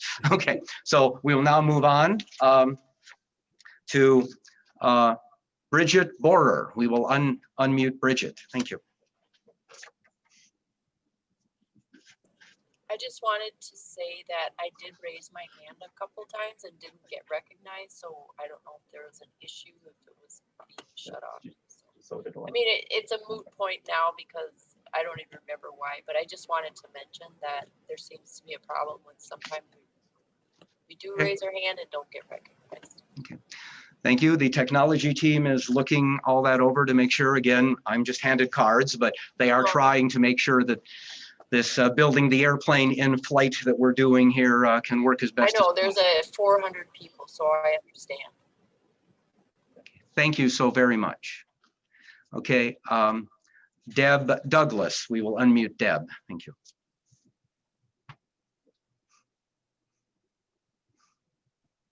Hi, I'm the chair of SD 41. I just have a quick question. Since the director spots are split up by congressional districts, does that mean that if we're voting on this, it would be Mark Dobley then against Ken Wilson, or is he running against all the other congressional districts too? Because that would not be fair. My understanding of the voting procedure, and if somebody on the team changes this, I'll let you know. Under the process, everybody will be allowed to vote for up to 16 names. They could vote for 1, 2, 16. They can pick any 16 they want.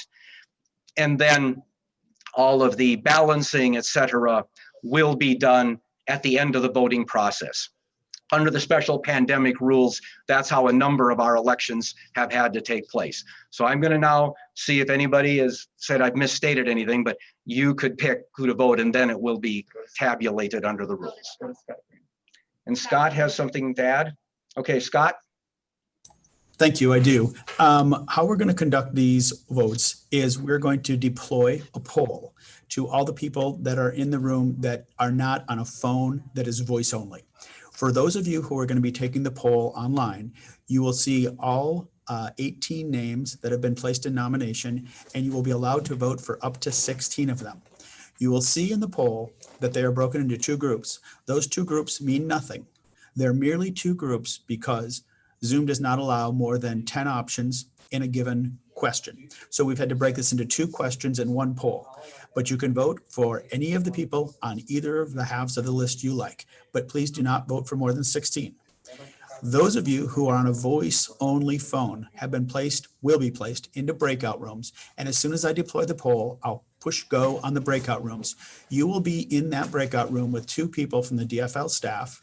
Those people from the DFL staff will read each name aloud and ask each of the four of you in the breakout room who are on a phone only to say yes or no to that name, and then they'll go to the next name. So, and also I will put those names up on a screen share so everybody can see the names. That's how we're going to vote. Thanks.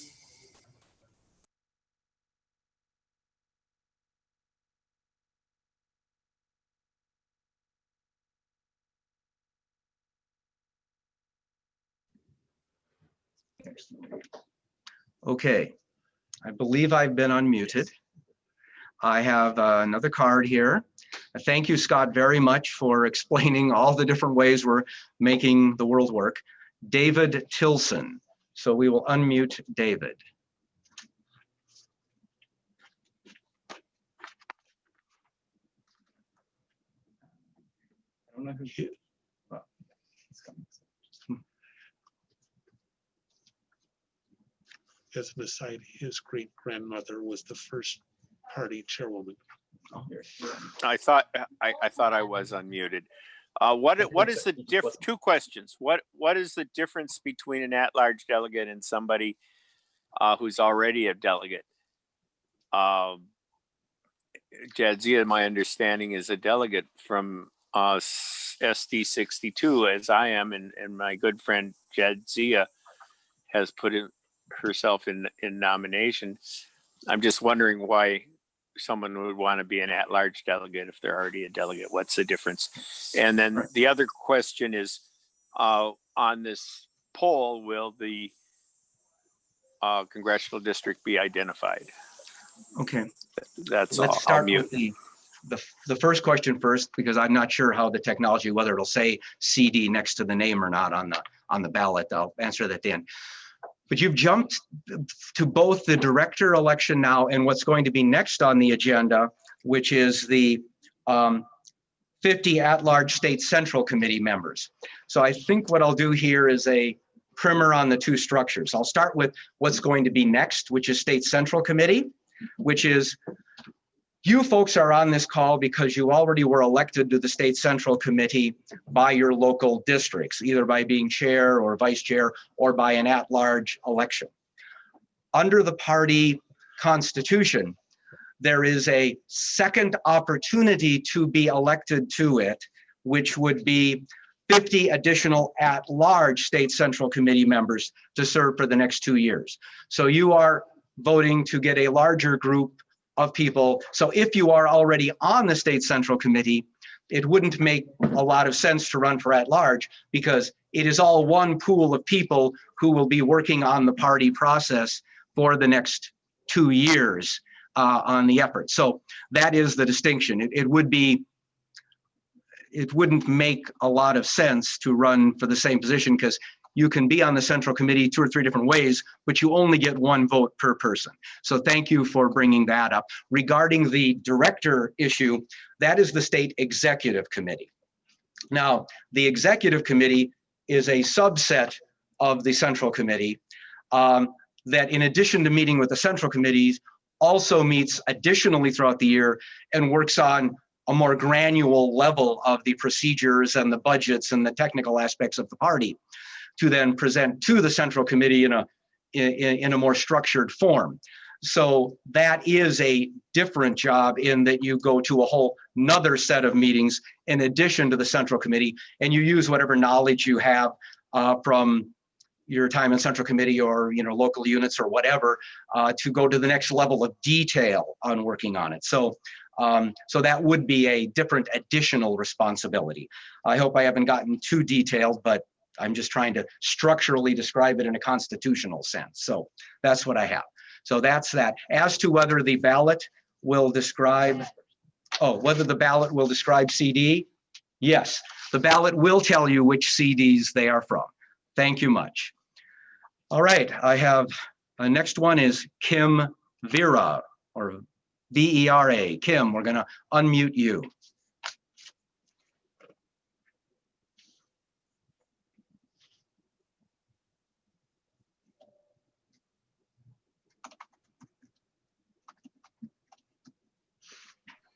Can you hear me? Yes, now we can, thank you. Okay. I'm not sure if this needs a motion or not, but I just feel like with all these technology issues and the limitations that we have with Zoom, that we could take the everyone is unmuted off and just have personal responsibility that we all keep ourselves muted instead of going back and forth. I feel like we're just losing quite a bit of people's voices because they're unmuted, and this hand raising feature, I had to actually raise my hand 5 or 6 times because it kept unraising it after every time it went to a new question. So I feel like we're actually cutting people off and not allowing people to voice their opinions and concerns because we have this mute function that's muting everybody instead of just taking personal responsibility to mute ourselves. Thank you, Kim. I do know from the planning of this and the other Zoom meetings we've had, because most of you participated at your congressional district in Zoom meetings already and have gone through the off-Broadway production of what we're doing now, that background noise from heating and air conditioning systems, a yelping dog, multiplied by 500 would mean actually there would be less opportunity to be heard than going through our somewhat painful delays in recognizing people and doing it. So that decision was made before I was even asked to chair this because of that experience at the other levels multiplied here by much more. So thank you for that, but that's not in my hands. That was a technology decision that had been considered thoroughly and based on experiences at the previous levels of this was not something they were willing to do. Thank you. Vita Canitz. Well, that's unfortunate. Thank you. I just had a question. The staff said they're going to follow up and go through the ballots and figure out the results. My question is, will the staff balance this so that it is balanced with 2 representatives from each CD and also balanced by those identifying, the sexual preference? So, I mean, that's how it was put forth originally. So I'm really wanting to know if that will be maintained so that we do have good representation from throughout the state. Thank you. Yep, going to give it to Ken. Thank you. We're going to have Ken. Ken will answer that question from one of the other tech rooms here. Thank you, Mr. Chair, and thanks for the question, Vita. The staff does not have the ability to change an election. The election will be decided by the membership here. There is no requirement of the 16 at-large directors that they are balanced geographically or demographically. We have asked our congressional district chairs to serve as the nominations committee to ensure that there is geographic balance, 1 male and 1 female, or non-identifying as either from each congressional district, and also asked each congressional district to work and strive towards making sure we have demographic representation here. And I don't think you can assume, I know I see some Facebook posts and other folks chiming in on this, assuming that the slate is all white. I don't think that's completely accurate, and I would ask people to not spread misinformation. We don't have the information at our fingertips, but you can ask the congressional district chairs, you know, each of them if you'd like more information here. But what I would say is that it's important for us to have both geographic and demographic representation on our state executive committee. That's what the nominations committee has put forward. At this point, the other thing I wanted to reference is to Kim Vera's comment. If you are having a problem getting recognized, the other way to get recognized, in addition to raising your hand feature, is to chat, use the chat box and to chat Tyler Blackman and let him know that you would like to be called on. Either one of those will allow you to be put into the queue. Tyler will write your name on a postcard and then hand that to JP, okay? So again, we apologize. We appreciate folks' patience here as we figure this out, but we really ask you guys to just keep leaning in on this. If you're not getting recognized, please use the chat function or the raise your hand function, and we will slow the meeting down just a little bit to make sure that people are recognized. And I'll turn it back to JP. Okay. Thank you. Thank you, Ken. Am I on now? Yes. All right, I'm on. I have only two more. That is going to be the end of our debates on this, and we'll move on to the vote because it's been stagnant for a while here, I've been told by the other part of my chair. So I have two names here. We'll get those over and move on to a vote. Thomas Edwards. We're going to reopen it for you, Thomas. Thank you. Still have to allow for, Hmm? we still have to allow for candidate presentations. Oh, that's right. All right, thank you, Mr. Chair. Say, I was just wondering, would a motion to close nominations be in order now, or back a while ago? And then point of personal privilege. I believe as local units, everybody that's been nominated here has gone through the screening process. And then it comes to the state and they go through another screening process to end up here for us to vote on. We elect the people in our local units to represent us. I think we need to trust in the people that we elected and then handle these processes to get the people to the point we're at for this vote today. So that's all I want to say on that. But the point on closing the noms, I don't even know. I think you already stated. For order of opportunity to speak.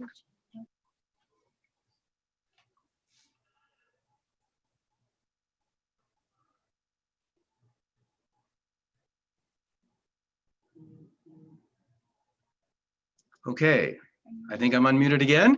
Thank you. And then the final speaker before we move on to the candidate presentations is Marty Masters.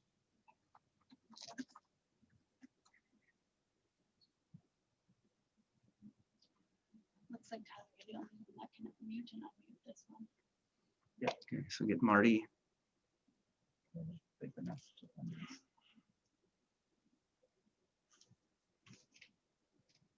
Hello, can you hear me now? Yes, Marty, you just came on. We got you. Oh, great, thank you. I just wanted to ask, I know I was a little confused since this is my first Central Committee meeting, that some of the people that nominated themselves might have been nominating themselves not for director or didn't know the distinction, because I did not.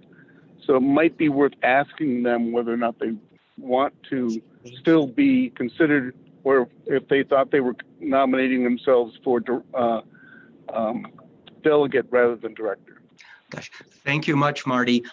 Due to the fact that both of them screened through the multi-step process for the director position, if either of them, we will unmute them to say if they do not want to run for this, just to make sure. I'm guessing they really do, but let us do both Mr. Doble and Mr.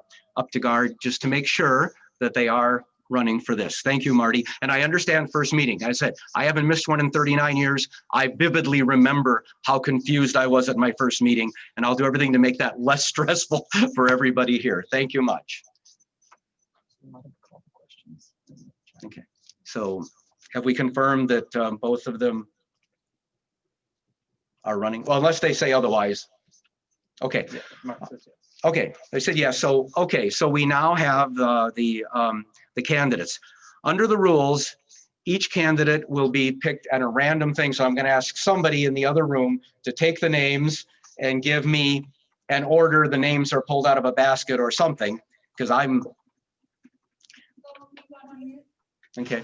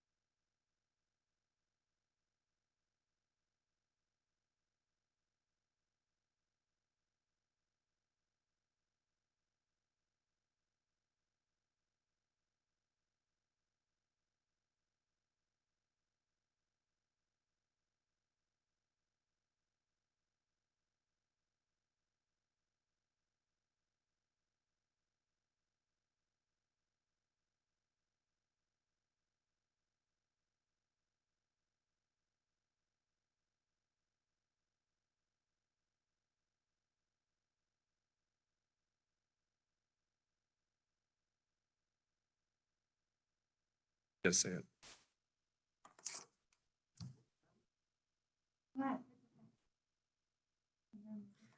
Okay, what we were just explaining to JP is that not all of the candidates for director position are actually state central committee members, meaning that they're not on this at this meeting at this time. It would be unfair to have just some of the candidates who are actually state central committee members and present be able to speak and others not speak. However, it's really up to the body at this point as to whether or not you want to hear speeches from the candidates. Not all candidates are present or will be allowed to speak at this time. So I guess what I would do, Mr. Chairman, is I would like to move a question to dispense with speeches, to suspend the rules to dispense with the speeches and move to a direct vote.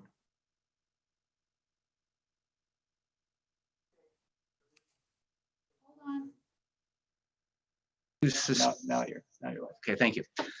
Thank you. Thank you for explaining that to me and everybody here, Ken, about the opportunity to speak, because with that, there is a motion which would take a second to dispense with the speeches and simply have you vote on the names. That's my understanding of the motion.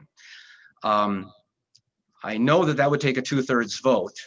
And we're going to check on if it's debatable. I don't think it is. It is not. One quick thing, point of privilege. That's in order. Okay. Before we move on to the vote on whether to suspend the rules to eliminate the up to 3-minute opportunity for people to present themselves, we have a point of privilege request from Wayne Grimmer that does take priority. Therefore, Wayne, we're going to unmute you and give you your chance for your point of privilege.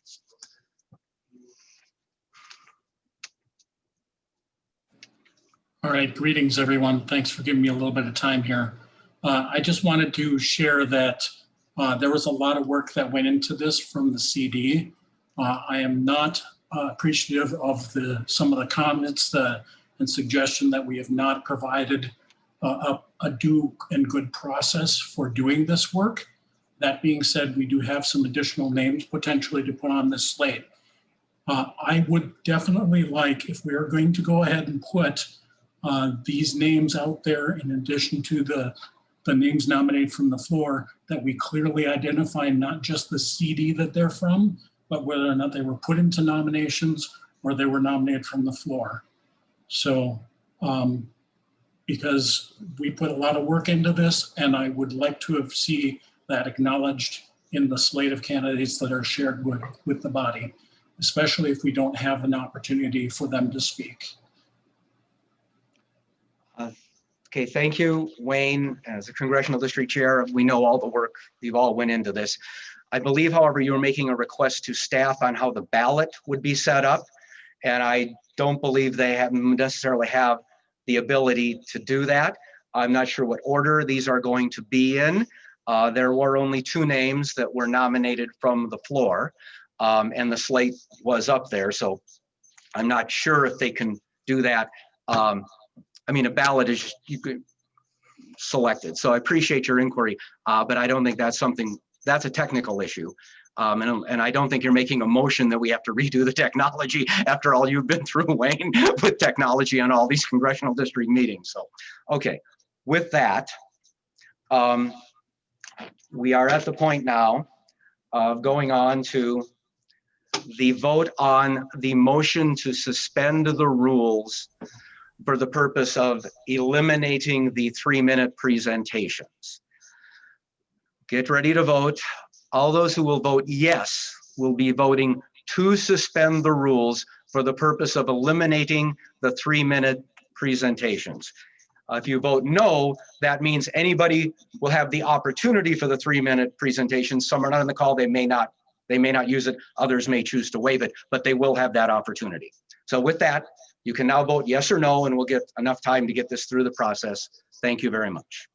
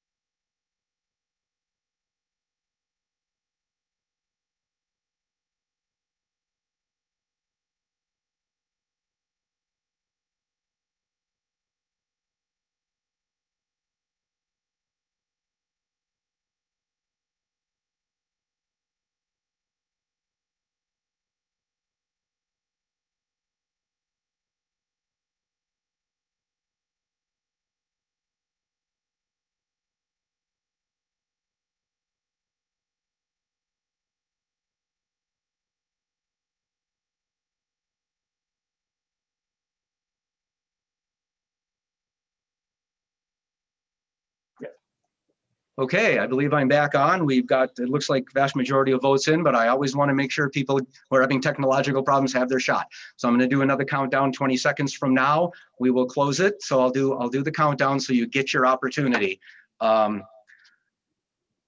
15 seconds. And if at my congressional district, I got in at the 1 second mark because I was having technological problems. So I know what I'm putting you through here.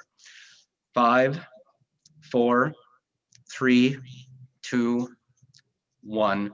Okay, let's see what we have. They're going to tabulate the yes and no votes regarding suspending of the rules for the purpose of eliminating the 3-minute presentations.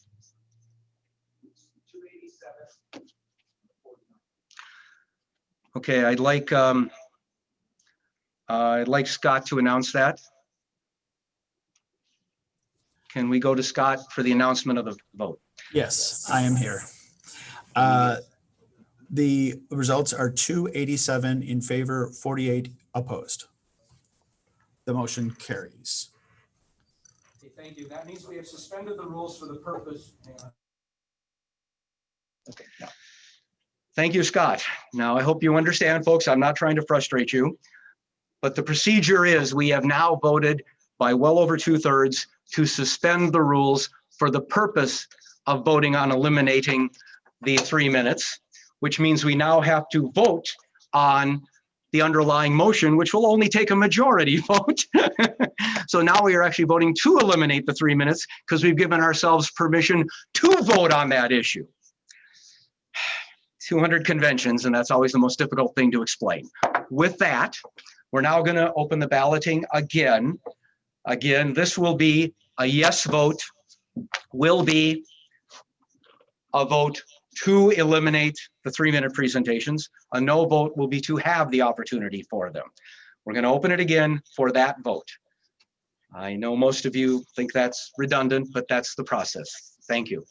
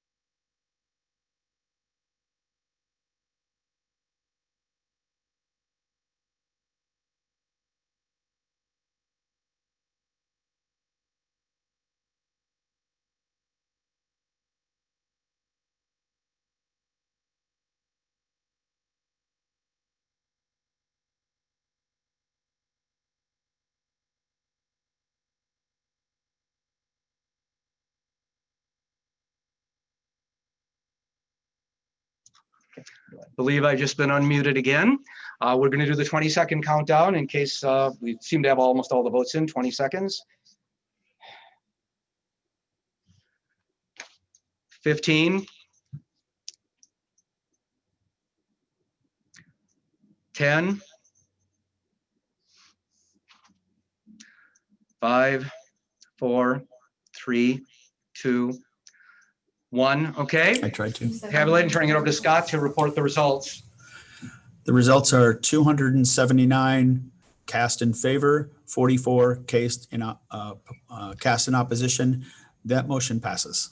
Okay, motion passes. So that means we now are going to move on directly to the election of the 16 directors.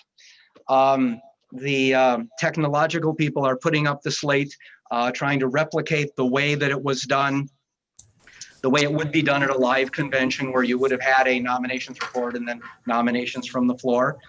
They're going to put that up, and then we're going to be opening this up to 16. for your vote. When we do get that, I don't know if we need another primer on what happens, but you will on your machine. I think that's a yes on that. You're up. That's a yes. Let's do that. Can I give him a reminder? Right. Before you know that, I'm gonna in a moment turn it over to Scott to do another reminder of what it's gonna look like on your various devices and machinery. But you can vote for up to 16 names, and that'll be tabulated. I'm gonna turn it over to Scott for all the technical aspect, because I need to listen to, because I'm still trying to learn the words, much less the meaning of them. So Scott. Sorry, I was shouting a message to our chair a moment ago while unmuted. So you are going to be given a poll online. It will have 18 names on it. You're instructed to vote for 16 and 16 only. If you vote for more than 16, your ballot will be spoiled and it will not be cast. If you vote for less than 16, that's perfectly acceptable. You should be reminded that although there are 2 sets of names, that means nothing. It's simply a way we can get 18 names up on a Zoom poll. For those of you on phone only, voice only phones, we'll be escorting you into breakout rooms where DFL staff will meet you there audibly, and they will collect your ballots. Thank you.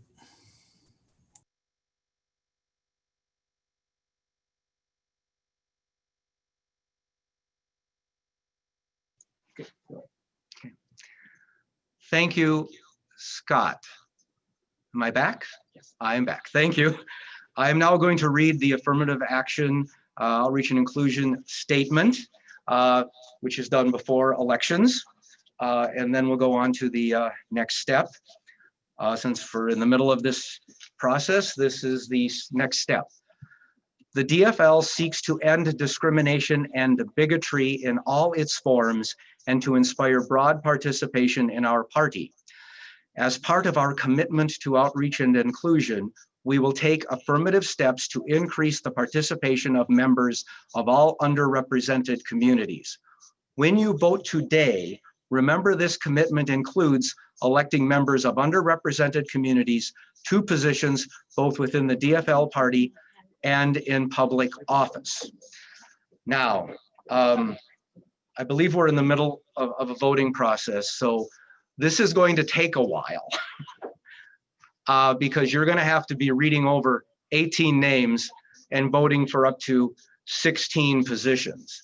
So we're going to be going dark here in effect for a little while to make sure that everybody's had the opportunity to get their votes in, because this cannot be done in just 2 minutes.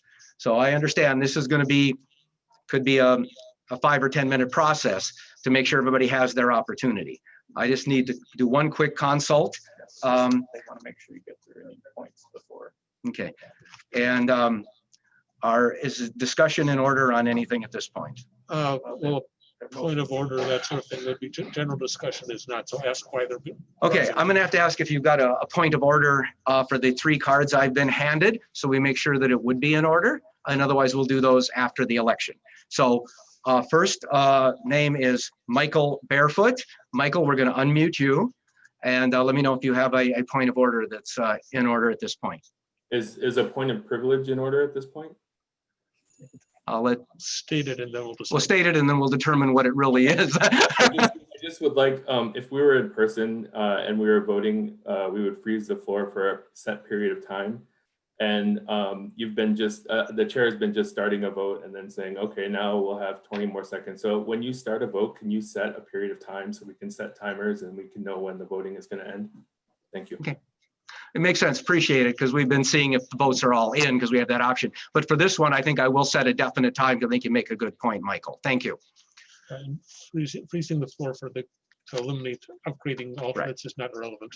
Oh yeah, and I've been pointing out the freezing the floor is to avoid upgrading alternate issues, not for time. But you know, we give warnings at the end. So I was giving shorter warnings than probably had been in the past, because we're all confined in our rooms. To that end, next is David DeGraio.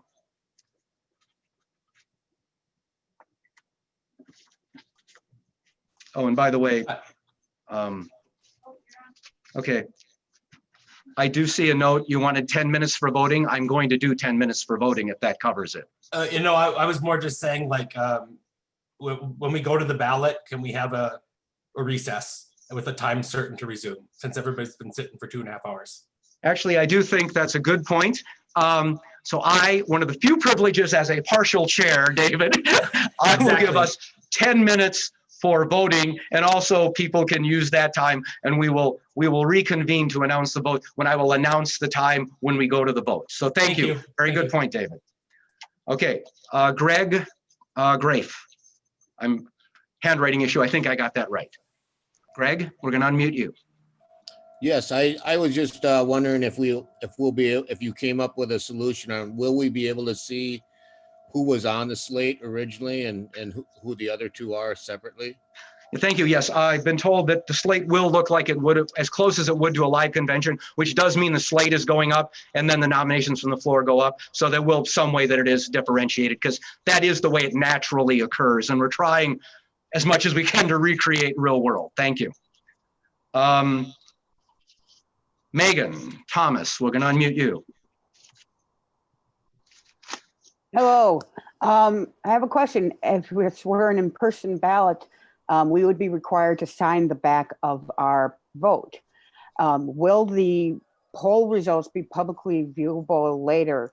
And would that be considered a virtual signature of our ballot? I do know that by the virtue of how people are registered in, their vote comes with their name. It is in effect a virtual signature. As to what'll happen after the fact with it, I never know what happens with the paper ballots after the fact. So it'll be processed in whatever usual way they would have been done. But thank you for that. Yeah, it is in effect your signature. Jane Moline. Jane, we're going to unmute you.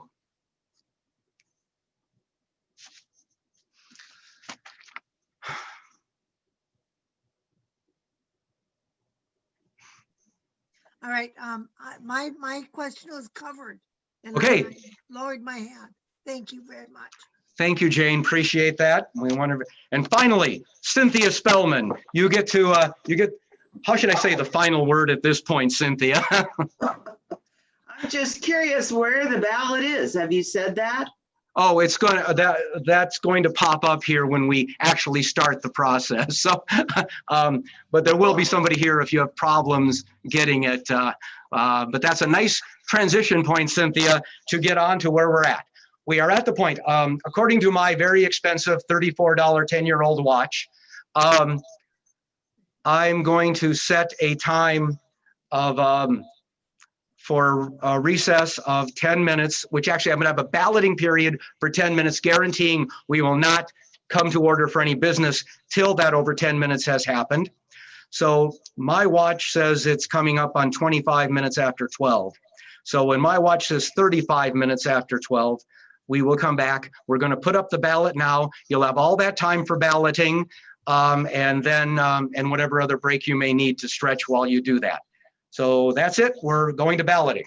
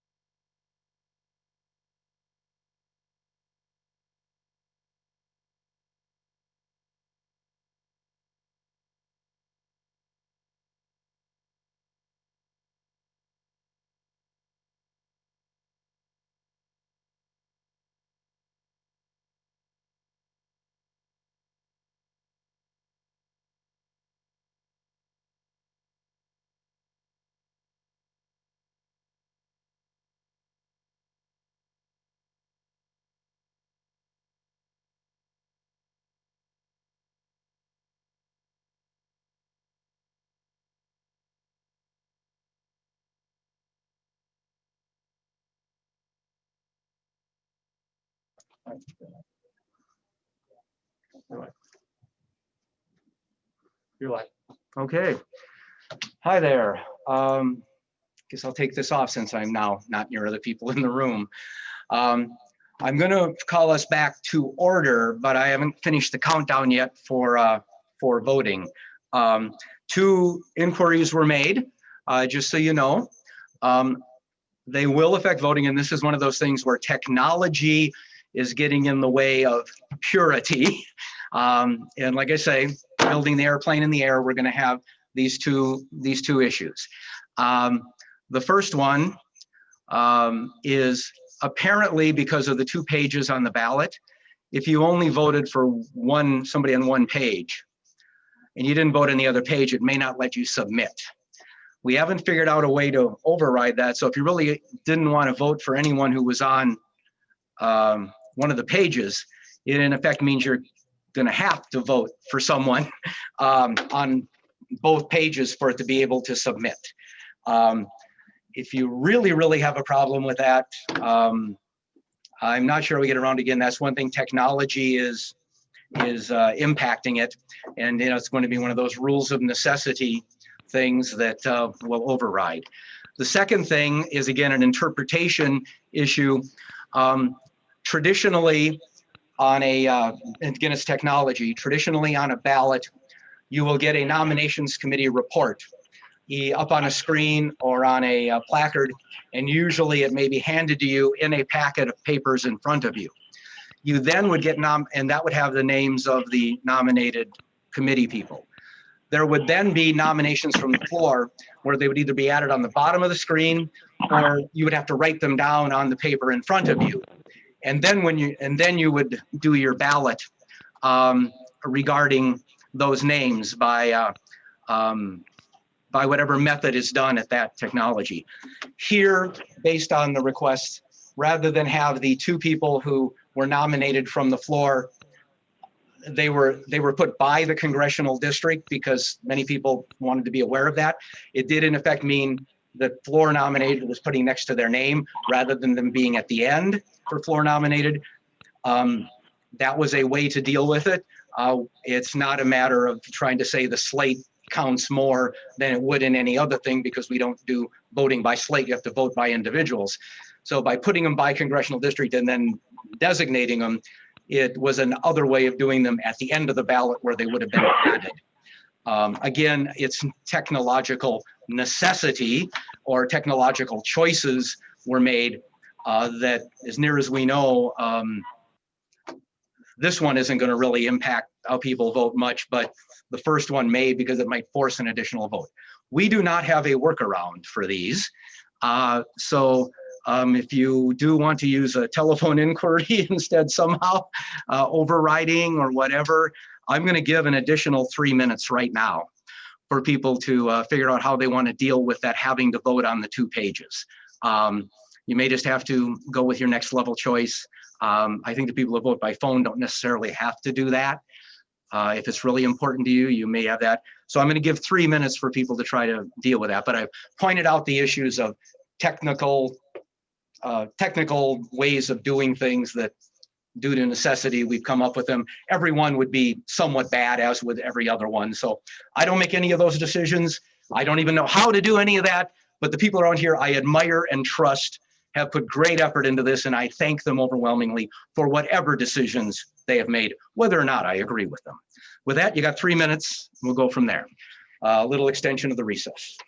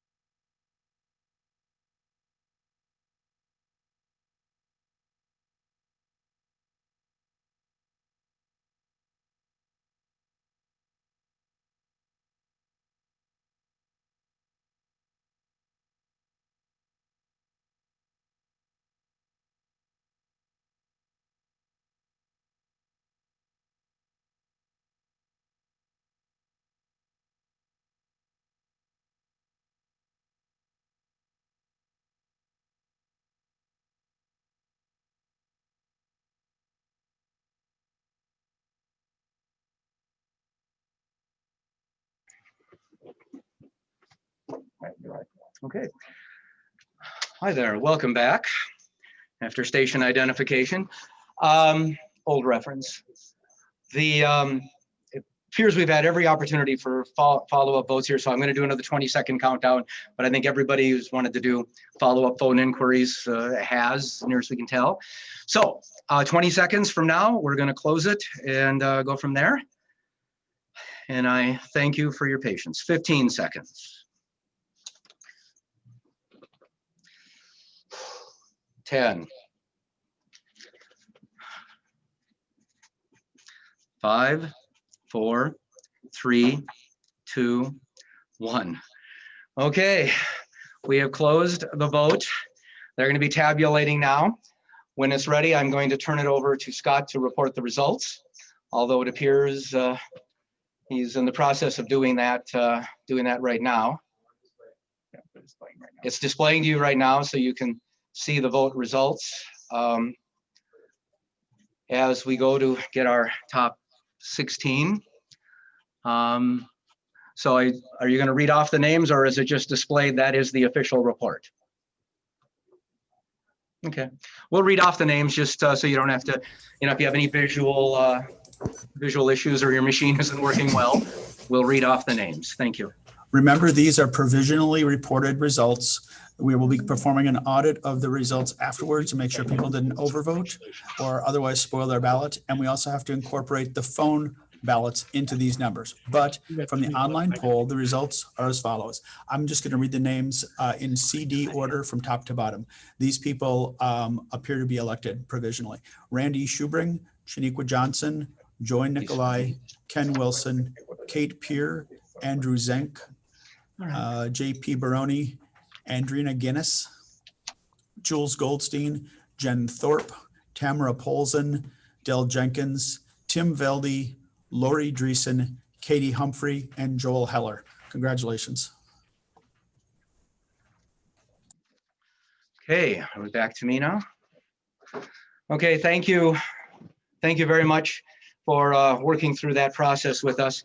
As I said, I'm not the chair, I'm the footstool, not the bar stool. I've had nothing to do with tabulation of ballots or anything, so I want to thank everybody. With my name there, I was kind of uncomfortable being here, but Jules and I stepped back and just let everybody else make every decision. So to that end, we have finished Roman numeral 3A. We are now about to go on to Roman numeral 3B, which is election of 50 at-large state central committee members, which again, you're central committee members, or at least upgraded alternates. And therefore, it's to 50 more people attend these meetings, which, as I say, hopefully will be in person when it is safe, but not until it is safe to do our work of the party. I did get a series of cards sent to me, which I think may or may not relate to the election of central committee members. So I will call on each of these people and have them unmuted. But we're going to be displaying aspects of, again, how this worked. So I'm going to call on Susan Wilcutt. So we're going to unmute Susan.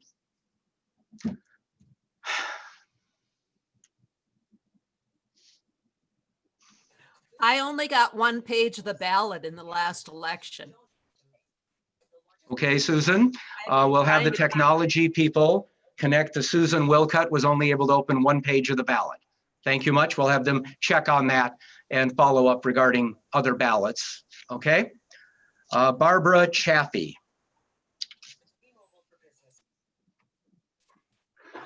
I think that I had my things answered, but what I'd like you to do is, when you do a vote, could you say it a couple of different times, at least twice, so that everybody gets it? Because I'm seeing a lot of, people not understanding exactly what they're voting for. The other thing is that Tyler, and by the way, JP, you're doing a good job. This isn't easy. Tyler, you've told us to go ahead and connect with him, but he's not answering any of the texts. So I just wanted you to know that. I don't know if it's just mine that's not working or what's going on, but That's what I have to ask. Okay. Thank Okay, Tyler, okay, thank you. Well, thank you for the compliment, appreciate it.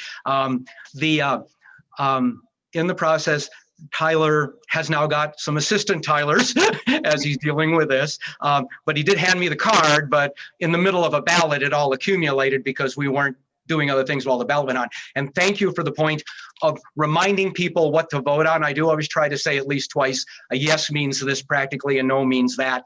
But, you know, like all of you, I'm getting a little tired too. I will try to remind them of that. As I point out, as I said, I'm starting to feel like a piece of broccoli that's been in a pressure cooker since 1947, but we will all make it through, okay? Thank you. So we'll follow up on that. Nancy Baki McGonigal. So we're gonna open up Nancy now.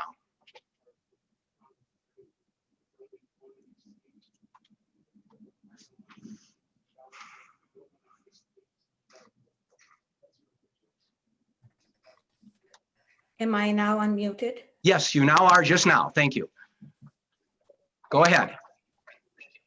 You're welcome. I did receive a ballot. I started to fill it out. It then disappeared from my screen and it went to the black screen with the white lettering of the names and locations. So I lost my ballot. Okay. I started to fill it out and it disappeared. Okay, Nancy Baki McGonigal. They're going to follow up on that. They'll figure out for the next vote if they could do an alternative phone method or whatever. But thank you very much for that information. I really appreciate it. Next is Jetty. You're welcome. Thank you. We're opening up the phone line for Jetty.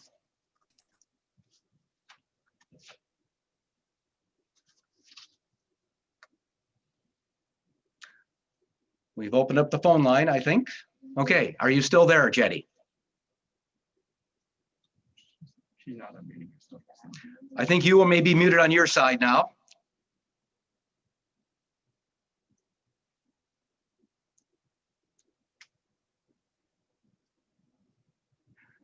Can you check? Let's move on. Okay, we're going to move on, but I will come back to you after my next two cards, just in case we're having an issue. J.G. Moravec. We're unmuting you. Hey, hi JP, how are you? I'm doing fine. How about you? Doing okay. Probably better now, but you're doing fine. Say I'm on an iPad and a screen came up, but it was not interactive, so I could vote. And then I could see other people kind of voting on the screen. They would kind of come and go. I did try to chat with Tyler and Scott. I'm sure they're busy. But I don't know if I'm able to vote on an iPad because there seems to be no way that it's interactive. Okay. Again, I'm going to have the vote team make a note. J.G. Moravec had voter issues. You've got that over there. They'll follow up with you and come up with a method that works. All right. And if there's a phone system, then I need to have what phone number to connect to, or you maybe announce that for people with iPads or other issues that, like me, they're having issues. Okay, we need a phone number. Is that right? Do you have a phone number? You need it. No, we will work with them. Okay, they're going to work with you directly and take me out of it because even phones are too technologically advanced for me. Okay? Very good. Thank you. Thank you very much for reporting it. We'll get through this yet. Thank you. And then Dale Ziner. John, you have a few hundred people and you want to chat with Yeah, them. I am rising on personal privilege on two issues. First one, speakers should identify what unit they're from and what gender pronoun they wish to use. The other point is on our voting ballots, there should be an option for abstain. Okay, so the first issue was the request that people follow the traditional rule of identifying what Senate district or county they are from when they speak, which we'll try to remind people to do that. Thank you. You request a gender pronoun if they would prefer. Yes. And then on, what was the final issue was?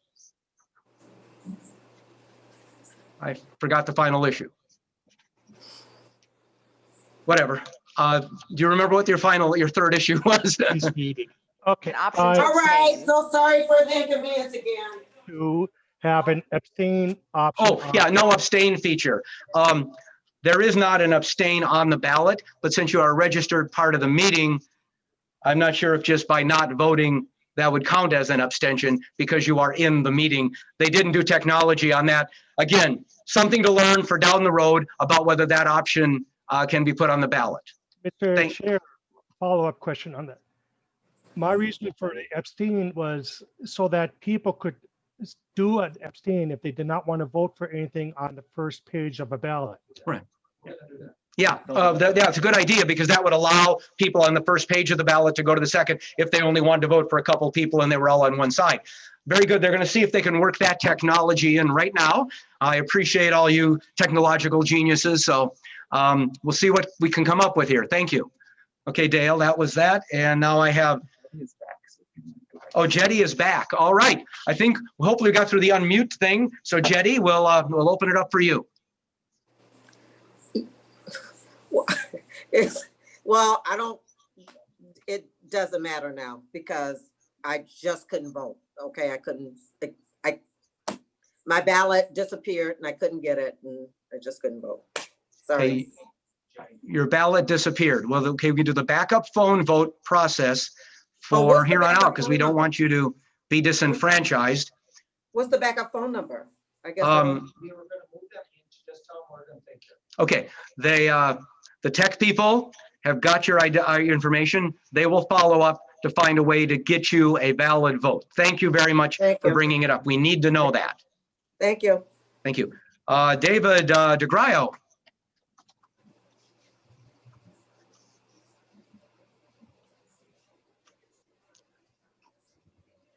We unmuted you.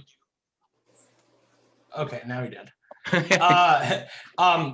I'm just wondering for the reasons of like keeping things going for people who are having problems with the ballot, would it help the tellers if we kind of passed a motion to empower them, since they have to audit the votes anyways, that they could get these folks' votes after the meeting if we keep having this problem, and that they could just be reported to us at the next meeting, you know, who had to be, you know, what happened. We're now getting into, technical and, workarounds and all that. And I really appreciate it. I'm going to kick it over to Ken Martin, who, to see what they've talked about, because they spent a lot of time planning and trying some alternatives, so he can address some of those options. Ken, it's over to you.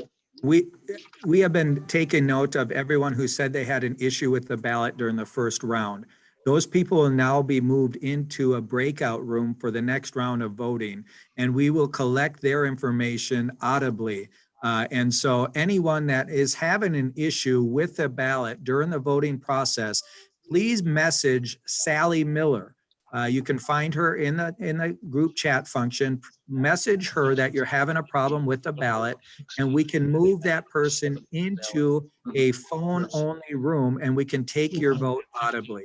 For those people who did not get a chance to vote during the first round, we will be following up with you to collect your votes also as well, to have them recorded. And so we appreciate that. We know that for some folks, clearly their ballot, the ballot process is not working, and we will make sure that they can cast a vote in this process audibly. Okay, so again, if you're having problems, please just message Sally Miller.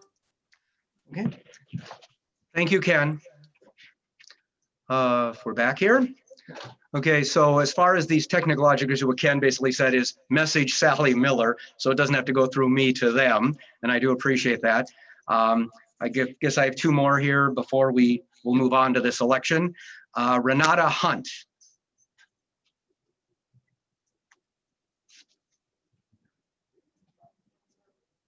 Renata?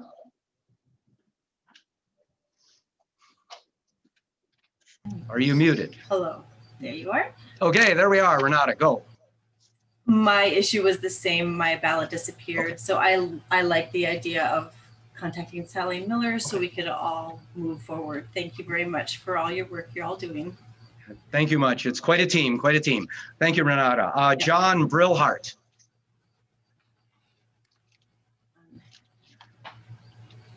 Hi there. Say, I'm just to kind of, I think what a lot of people are dealing with here, and there's some confusion as to how to cast the ballot. I was a little confused then. I'm fine now. I don't need to go into the breakout room, but I did this too. I tried to doodle on Scott's screen. So I highlighted the people that I wanted and it disappeared. And that apparently wasn't the way to vote. There's an actual poll that you got to do. So I don't know. I know, Scott, you went over this already, the process, but it might be helpful to go over it again. And I know we're spending a lot of time here, but just to make sure that people understand exactly how to submit their poll and, or like you said, go into that breakout room.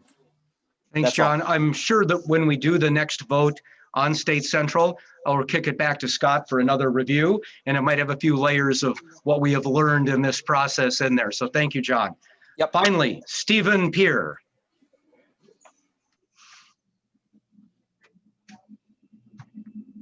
Unmute. Thank you for directing technical questions offline. Just a reminder that every minute we spend in front of everyone is 6.5 hours we could be getting people elected. So I love the idea of keeping it short and keeping it well directed. And with that, I'll be quiet. Thank you, as the cheering in the background is going on in terms of getting people elected being what we're really about here. But thank you very much, Stephen. With that, that's the end of the cards. What I have now is we have the election of 50 at-large State Central Committee members. As I said, more people to be at these meetings next time, but when the technology will work. To that, I believe am I turning it back over to Ken Martin again for the presentation of the nominees. Thank you, JP. And again, thank you all for your patience here. The 50 at-large State Central Committee members, again, a similar process was put in place. We asked the congressional district chairs to set up a nomination process, both to ensure geographic diversity and demographic diversity. All of the congressional districts entertained a very extensive process of interviewing, soliciting names, and essentially submitting these through a process, then getting them to the state party for submission today. So I'm going to read through these 50 at-large members real quickly, and then these will be the nominations recommended from the nominations committee. CD1 has recommended Fred Knutson, James Norman, Les Talugan, Susie Bryan, Sylvia Archer, Jen Cooklock. CD2 is Kim Westra, Linda Larson, Sandy Sandoval, Mark Doble, Chuck Smith Dewey, Hugh Gitlin. CD3 is Cheryl Fluger-Levitt, Rebecca Nelson, Brian Baker, Eric Peterson, Max Taubenberger, Henry Wiggs, and Sarah Gangelhoff from CD3 was one of the recommendations from the state party. Russell Warren, CD4, Sammy Banat, Jessica Kitchie, Rick Brundage, Arthur Allen, Katrina Lee, and Rich Ginsburg was also a state party recommendation. CD5, Bernard Robinson, Cheryl Scott, Sam Doughton, Carol Bolin Abramson, Raymond Muse, Georgiana Yantos, CD6, Carrie Mitchell, Nancy Cordes, Barbara White, Andy Hillebrecht. CD6 still, Jonathan Heinrichs, Riley Schumacher. CD7, Tristan Bergman, Christine Borsheim, Mitch Manoski, Dinah Slider, Deb Mackey, Craig Mackey. CD8, Deb Taylor, Lee Cutler, Wayne Pulford, Janet Nelson, Teresa O'Halloran Johnson, and Nora Louise Eckstein. Mr. Chair, these are the recommendations from our congressional districts for the 50 at-large State Central Committee members. Thank you very much. As a committee report, those names have now all been placed in nominations under our rules. We can take, I will call for nominations 3 times, but I do have 2 people who have asked to speak, so I'll do that first. Jason Cassidy, we'll unmute Jason. Jason Cassidy, Senate District 62, he, him, his. I move to close nominations. Okay, I'm going to refer to my parliamentarian. We have a motion. Is there a second? Yes. Okay, there's a motion and second. We're going to have to see if this is in order our rules, and I know, Jason, you are a rules geek, so you probably have this under control, but we've got to check. It is in order, but a motion to close nominations takes a 2/3 vote. Okay. The motion to close nominations is in order. I do not believe it's debatable, but it would take a 2/3 vote in order to pass. As soon as we check if it's all debatable, because Jason, I know you don't make motions unless you checked them with both the belt and suspenders, but we're going to check that before we move on. Not debatable. Not debatable, so it would be appropriate to move on. I do, however, have a point of order, which I do believe takes precedence and could be stated. So is that correct? Point of order? All right. Dale Zeiner, we're going to unmute you and take your point of order. Thank you, Mr. Chair. Dale Zeiner, Sherburne County Vice Chair. One of the nominees coming out of CD6, Jonathan Hendricks, is already a member of the SCC by virtue of being the SD30 chair.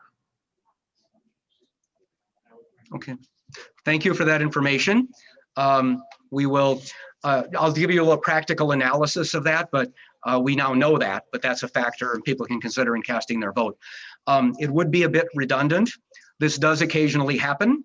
When we find out after the fact they already had a superior methodology of getting on there, they're usually asked to resign, and we have a special election for those vacant positions at the next central committee so that we try to keep it to full power. But sometimes people weren't sure if they got elected or they put their name in before an election. So that does happen. The net effect would be that the alternate in that district would be an automatic upgrade.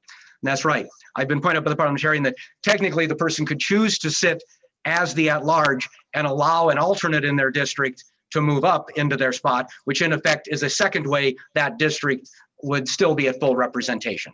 So it will be up to the person after the fact if they mistakenly ran for it or strategically ran for it to increase their local district's representation. Thank you for that information, Dale. Okay, and I have one more point of order. Larry Atkin. Larry, we're going to unmute you.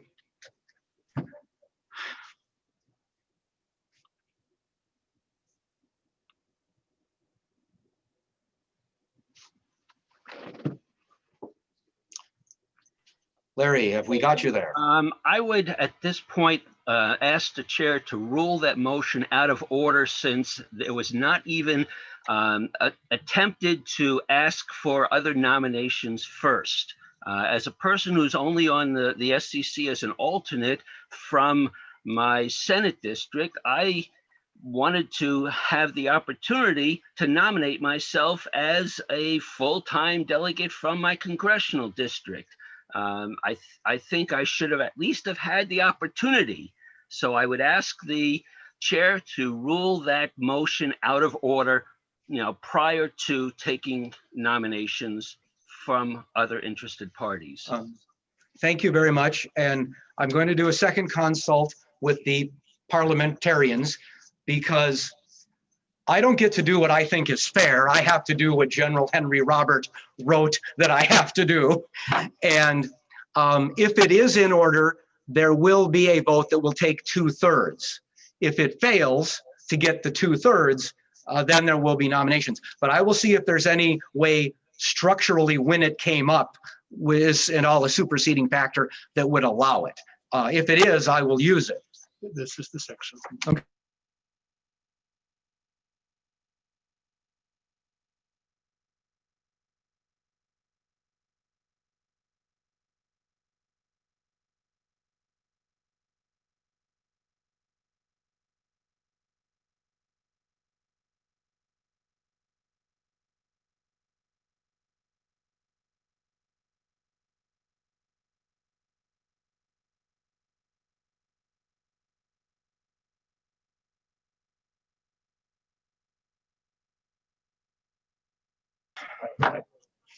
Okay, I think I'm back.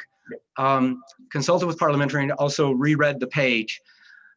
If it's the order, it did come up in the order, it has to be voted upon before moving on. In effect, your point of order was in effect your argument Yes. against that was not technically allowed, so you got it in that way. But that's that's where we're at. So procedurally, we will have to move on to the vote. With that, I believe we are ready now to go to another vote. Now, the matter before you is, if you vote yes, and I'm going to turn it over to Scott for another little explanation here of this, if anything need to be done. If you vote yes, that will mean that nominations are closed and no other names can be put in. There will then be a second vote to vote on the nominees, because all we're doing is not letting other names in. It doesn't mean you're voting for them. So there'll be a second vote. If you vote no, that will mean in whatever order people may choose to come in, additional nominations may be made. So yes closes nominations, no allows further nominations. With that, we're going, Scott, any further explanation, or is it just your usual yes or no, and you got people in the phone room? Okay, we got it down, I think. So all those you can vote yes or no on the matter, and I'll give you some time.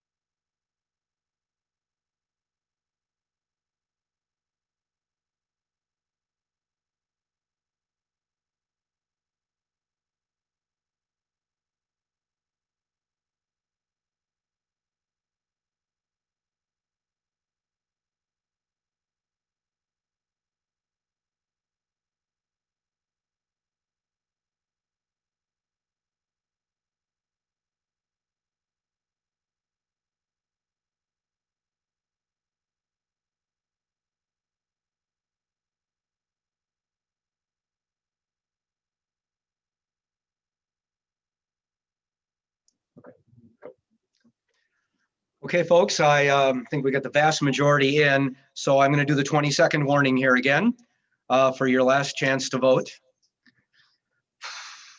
15 seconds.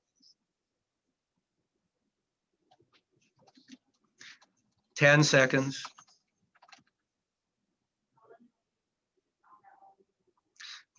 5, 4, 3, 2, 1.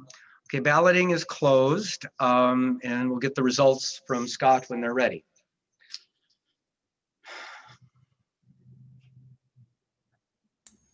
I beg your pardon. The results are 252 in favor, 68 opposed. That motion passes. Okay, thank you, Scott. That does mean that procedurally, there can be no further nominations. We will have a ballot of the 50 names. Each of you can vote for up to 50. It's not letting you. I see if the abstention thing is going to be worked in there. So we're gonna, okay. Okay, we're gonna get this set up. Okay, I believe I'm gonna recognize Delegate Kenneth Martin. Mr. Chair, given that there are no other nominations received and the slate is presented, all 50 names, I would move for a vote by acclamation to approve the slate as received. Okay, it's not a contested election, so I do not have to read the affirmative action reminder first. because it's not contested. I'm going to refer to the parliamentarian. This is not slate voting because there is no other nomination, so it doesn't violate that rule. Therefore, a vote by acclamation when there are no more than the number of positions available is in order. It is a suspension of the rules to do it by acclamation. So we will have to do a vote by 2/3 vote to do the it by acclamation, and then we will take a vote of yes or no on the underlying motion. Okay, we're gonna do this, folks, and I don't think I'm gonna give you a lot of time on this yes or no. Do you vote, unless our emergency pandemic rules allow just the vote on this? All those in favor of moving to a vote by acclamation, please push yes. All those who want us to put names next to the names, vote no. That's in effect what it is. And I won't give a lot of time for this because I think you know what you're voting on here.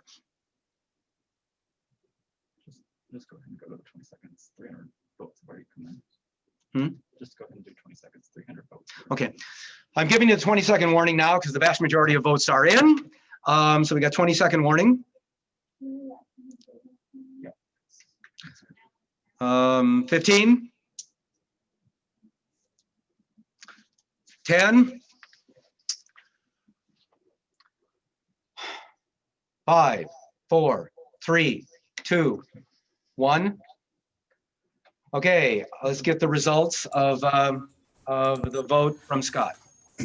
295 in favor, 13 against. The motion passes, or the slate is approved, I should say. Okay, the motion has passed for 2/3 suspension of the rules, which means. No, go ahead. Okay, so now we will have the vote. Actually, an acclamation can be just declared by the chair. Oh, I've been informed acclamation can be declared by the chair. Based on what? Roberts. Well, based on Roberts, but because of the 2/3 vote on the procedural matter, I have that authority. Yes, it's the. Okay, I've never been granted such authority, and He's got it. okay, I'm going to we got a point of procedure. I'm going to recognize that, and then I'm going to decide if I'm going to use all this power that I apparently have been given by General Henry Robert. So first, Larry Etkin, point of procedure.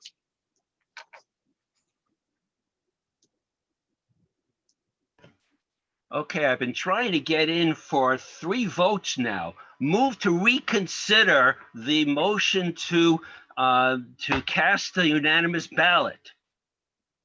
And I voted in favor of it just so that I could have the option to move to reconsider. I think that things are being railroaded a little too quickly here just because people want to get off and go home and do other stuff. Okay, well, it was not a motion for unanimous ballot. It was a motion for vote by However it was acclamation. worded, our original ballot, our original motion to suspend the rules, whichever it was, I was trying to get in to move to reconsider it at that time, and I'm finally able to get in now. And we've had 3 other votes since I've been trying to get this point of order in. And I'm totally in my parliamentary procedure proper rules to move to reconsider, since I did vote in favor of the winning side in order to have this option. Okay, Larry, I'm gonna have to ask you to explain something because you said 3 votes ago. Jason's motion, when he made his motion to suspend the rules, that motion was passed. And I've been trying to get in since that motion to move to reconsider, because a motion to reconsider is debatable. Okay. And I want to have an opportunity to debate that issue. Okay. All right. Jason Cassidy also has a point of order. All right.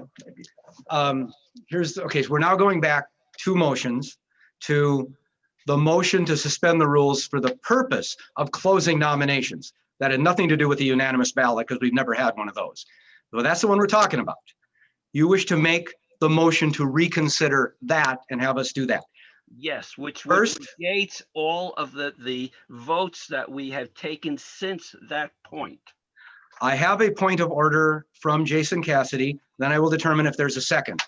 Jason, your point of order. Jason Cassidy, Senate District 62, he, him, his. The rule book to the state party constitution bylaws clearly states that a motion to reconsider is not in order. Okay. And that's correct, right? Yeah, I've got it right here.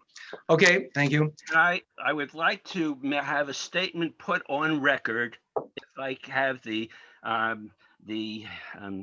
recognizance of the body here, that I really have very strong objections to any kind of a vote being railroaded through any body I've ever been a member of without sufficient, at least, discussion over it.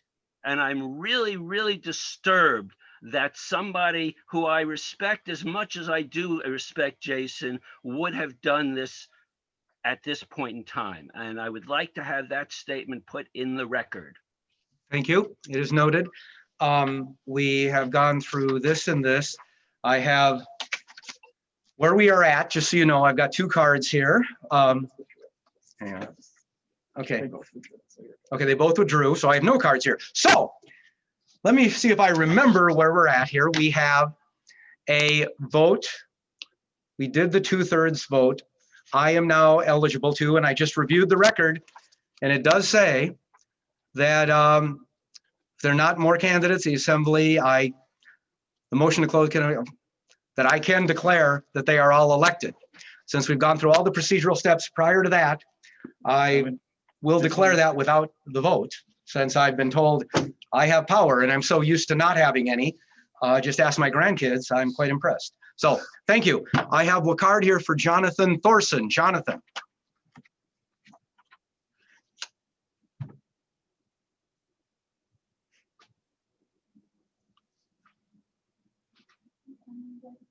Jonathan, are you still muted on your end?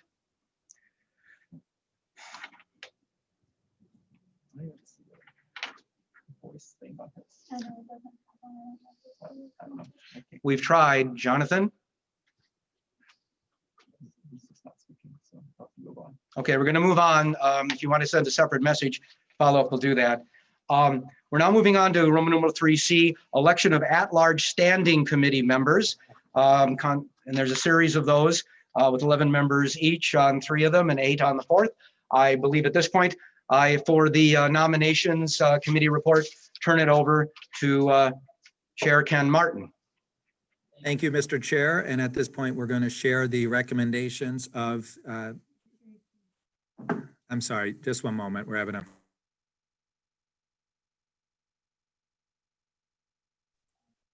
Okay, thank you. At this point, we would like to recommend the following individuals to serve on the Constitution, Rules, and Bylaws Committee.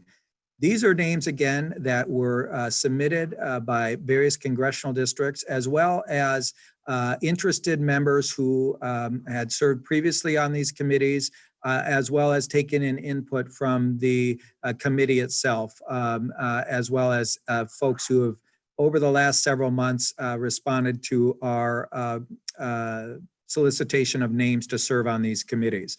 At this point, given the input that we've received, the state party is recommending the appointment of the following individuals to serve on the Constitution, Rules, and Bylaws Committee. From CD2, Austin Ballhagen. From CD8, Kevin Bowman. From CD8, Barb Crow. From CD1, Fred Knutson. From CD4, Ryan Lee.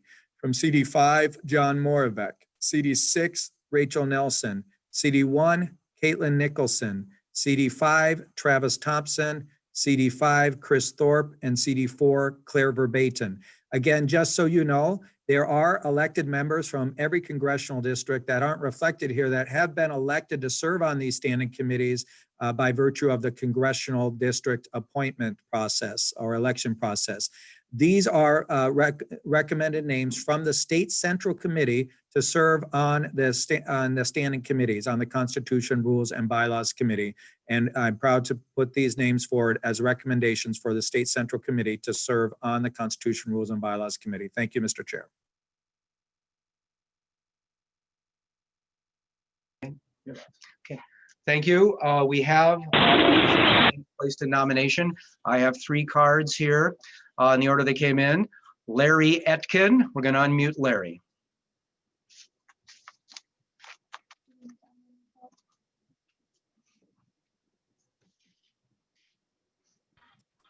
I think we're still on your side, Larry, turned off.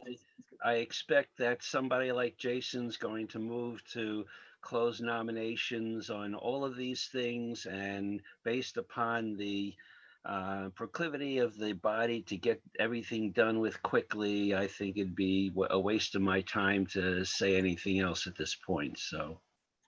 Okay, thank you, Larry. Next is Michael Barefoot. Michael, we're going to unmute you. Hi, yeah, I would like to put my name in nomination, Michael Barefoot. I am DNC member from CD4. Okay, Michael Barefoot's name has been placed in nomination. I have David DeGraio. David.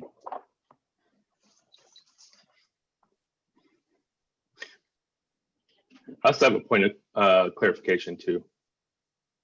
I'll put you back in the pile here since you didn't say that as part of it. Yeah, okay. no problem. Because we're opening Thank you. David. Okay, David. Well, I have a nomination for one of the other committees that's coming up. So Oh, when you get to budget committee, we come back to me. okay, gotcha. Your card is for budget. Gotcha. Next we have Randall Teague.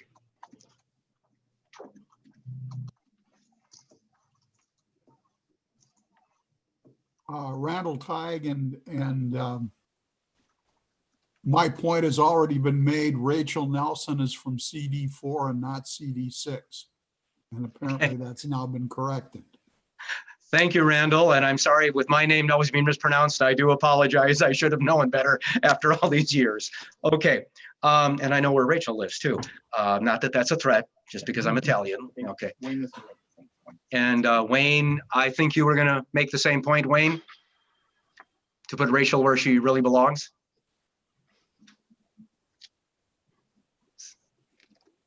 That is correct. Thank you. All right, thank you. And now we're back to Michael Barefoot because he had a second issue. Michael. Thank you. Yeah, I just want to make a point of clarification. I saw the results of the previous thing where somebody was added from the floor, and I just want to say that we had a nominations committee for the people to go to this committee from CD4. I was never contacted from CD4 about these at-large positions. So I never had my opportunity to put my name forward from CD4. So I just want people to know that like there wasn't any process for getting, at least, you know, for me to get on to here from CD4. We only submitted people, as far as I know, for the from CD4 positions, not from the at-large positions. Thank you. Thank you. I have no cards. Oh, well, one more. I'm sorry. I'm got to get better organized. Jason Bonnet. Yes, Jason Bonnet, Senate District 58. I would like to put forth Michelle Bonnet, a current member of the committee, as a nomination. Okay, Michelle, M-I-C-H-E-L-L-E, or one L? 2 L's. 2 L's. Bonnet, same spelling as yours.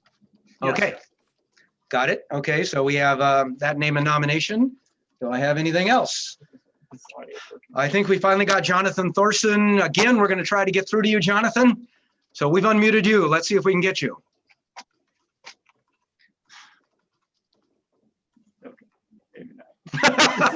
Oh, Jonathan, I'm sorry. We can't find you. He just keeps disappearing. You keep disappearing. We're sorry. Again, technology. Are there any further nominations? I think I got one more coming in here, or at least one more speaker. Andrew Zink. Andrew, we're going to unmute you.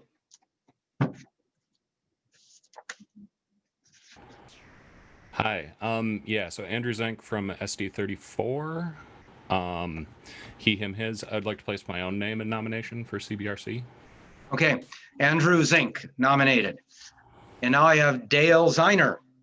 Dale? Dale Zerner from Sherburne County Vice Chair. I would like to put myself in nomination for Constitution, Bylaws, Rules, being a current member of it as the at-large member. Okay, Dale, we've got it. Wayne Grimmer, we're going to unmute you. I would like to place Andy Hillebrecht into nominations. Could we spell that, please, Wayne? Yep, Hillebregt. Okay. Got that down? Okay. I'm going to call 3 more times for nominations. There's nobody in the queue that we can tell, but I'm going to give this time. Jonathan Thorson is unmuted. We've got Jonathan Thorson, are you there?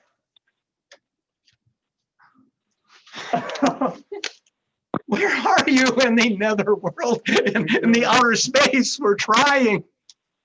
Okay, well, I don't know. Oh, Jonathan. One last. If he wants to nominate, have him just text the name he wants to nominate. No, it's a point of order about a previous thing. No, of course. Okay. I now we'll keep trying, Jonathan. David Tilson. David, we're going to unmute you.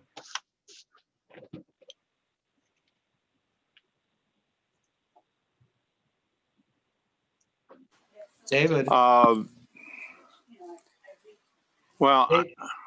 yeah, I would like to serve, but I don't think we're going to elect people nominated from the floor.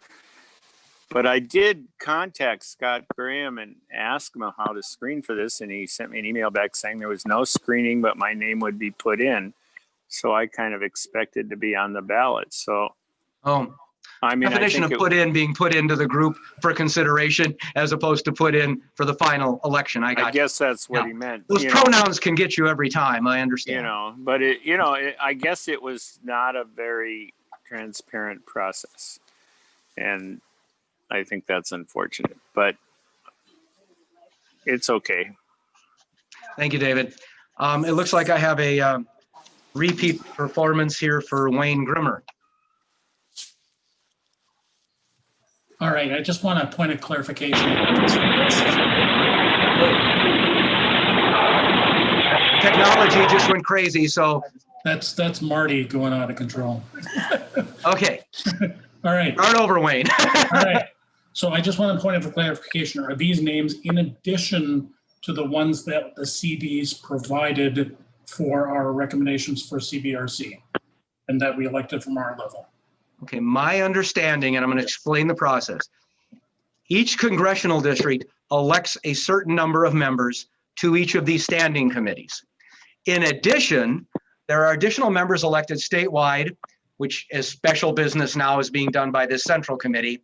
And that the congressional district officers, along with state officers, along with people on the committees, were part of putting together a nominations recommendation.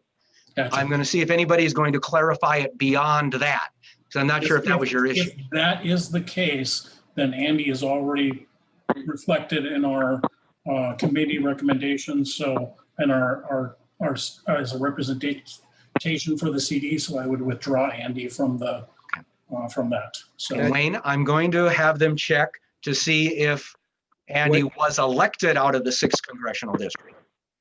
And if so, name. But if not, if it was on a different thing you were helping out with the 10,000 things the congressional district chairs had to do, and it was just a recommendation here that didn't get made, we'll keep it in. We'll let you know. And yes, I got to consult with my parliamentarians. What you said as far as the number is correct, but there's also the most.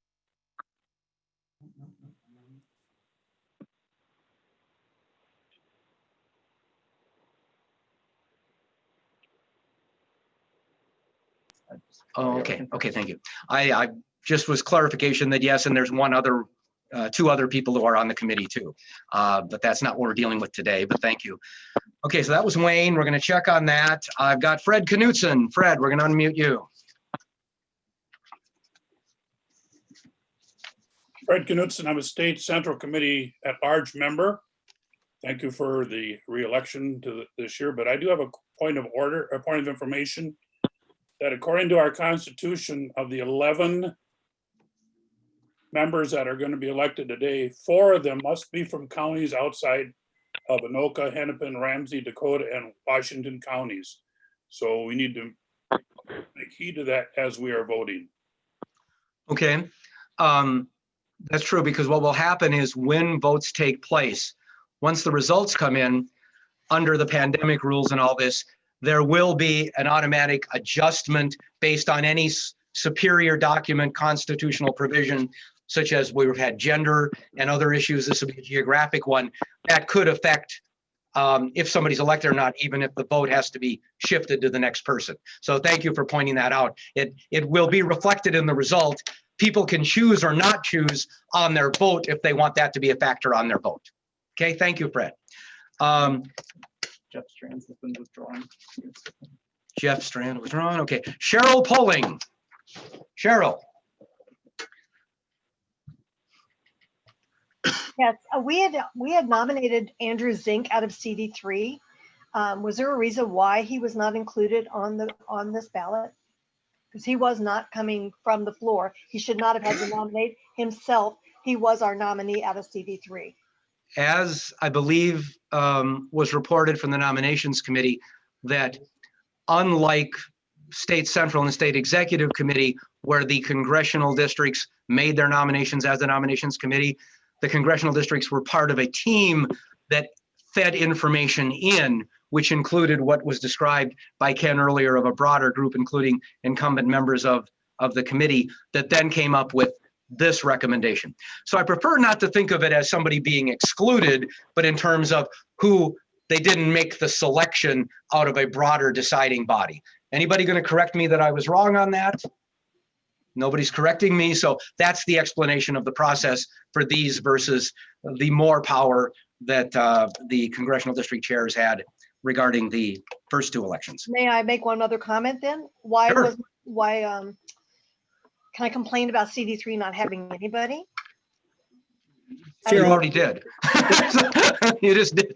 Okay.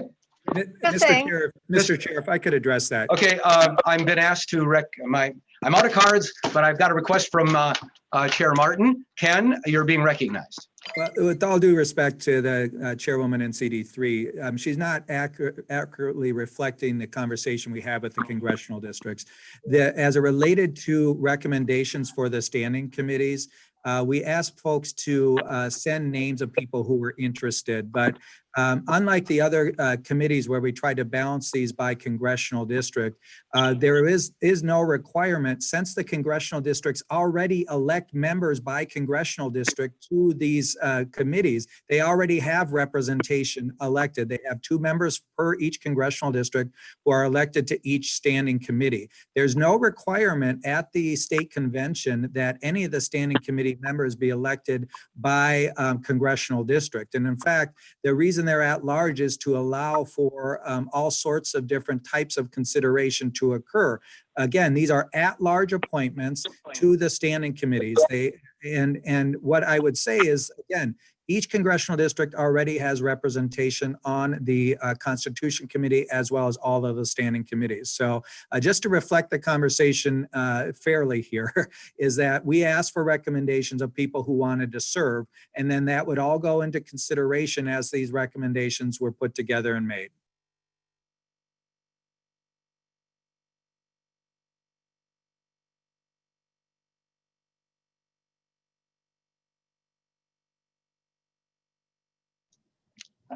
All right. We're going to try one more time to get to Jonathan. We're going to do this. We'll get there. We have unmuted you. Jonathan, speak. I don't know. I think we tried. Okay, well, Have Jonathan text. I tried if you want. Okay, we've made requests that Jonathan try to text Tyler or somebody. We're going to keep trying this. I do have one more. Rich Howie. Rich, we're unmuting you.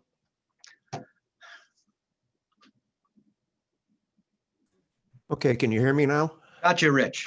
Okay, I gotta say, this is the most non-transparent process I think I've ever seen for getting people for a committee.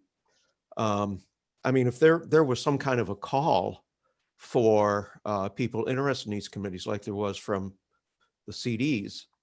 I put my name in nomination for for one of the committees at the congressional district, but I saw nothing about a call for people who were interested in this for the positions from the State Central Committee.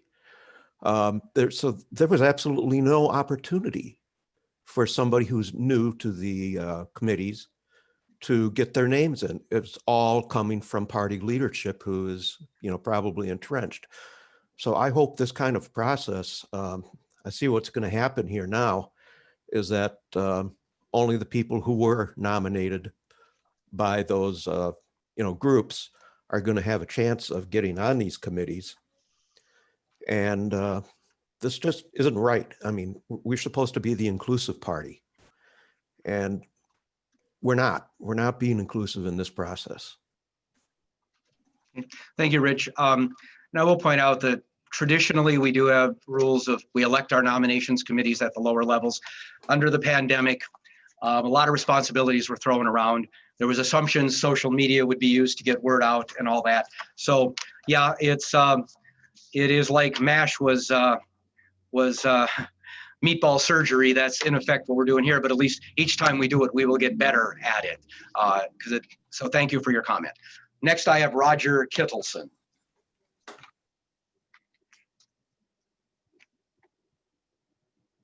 Unmute, Roger.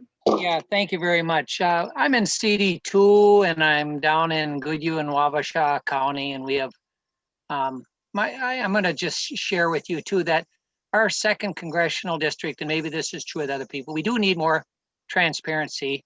I've been active in the DFL, both in Minneapolis, and then I moved out here about 4 or 5 years ago.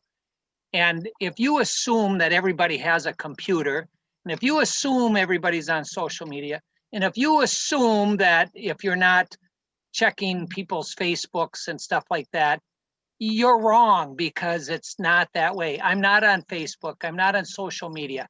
I do have a computer, and I do read my emails, but our friends at CD2 are telling us in Goodhue and Wabasha County in the rural area that's not important for the votes, that we should be checking in with them and they shouldn't be reaching out to us, which makes me very angry as a long-term Democrat.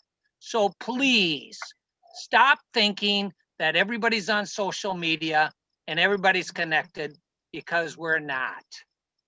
We Thank don't you. even And have that here. So As thank you. some of you know, I am not on social media. I don't know how to use computers beyond email, and my mother doesn't even own one, and she's a Democrat in Moorhead. So that is part of a broader group of ways to communicate. So thank you. As I say, people are trying to work on it as they're going along and find what volunteers they can. Hopefully, we'll get it all down right by the time we can go back to doing it the right way with real people touching each other rather than this isolation. And Bonnie Bina. Bonnie, how are things in Alexandria? Can you hear me okay? My headset was misbehaving. I can barely hear you. Get closer. Well, my headset went dead on me. Okay, well, it's coming through, so it's coming through. I wanted to make a motion to close nominations. Bonnie Bina, Douglas County DFL Chair. Okay, Bonnie Bina, Douglas County DFL Chair, moves to close nominations. Is there a second? Yes, there is a second. I should remember, not debatable, and we move on to a vote, and it's 2/3. All right, trying to remember this stuff. Thank you, Bonnie. Okay, we now have on the floor a motion to close nominations. This will be a yes or no vote. What it amounts to is you'll get your screen. If you vote yes, that means we will close nominations and move on to the vote as the next vote. If you vote no, we can continue to take nominations. So go ahead, your screen will come up. Do your vote. It will take 2/3 to pass.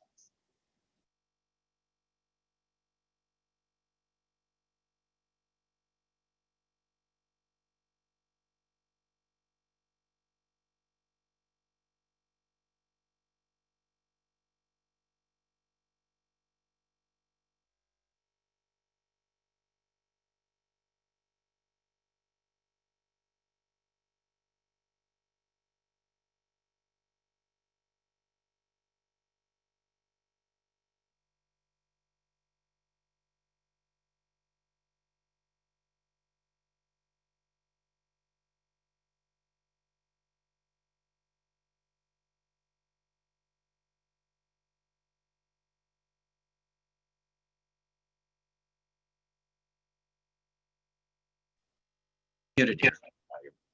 Okay, we are got 20 seconds countdown.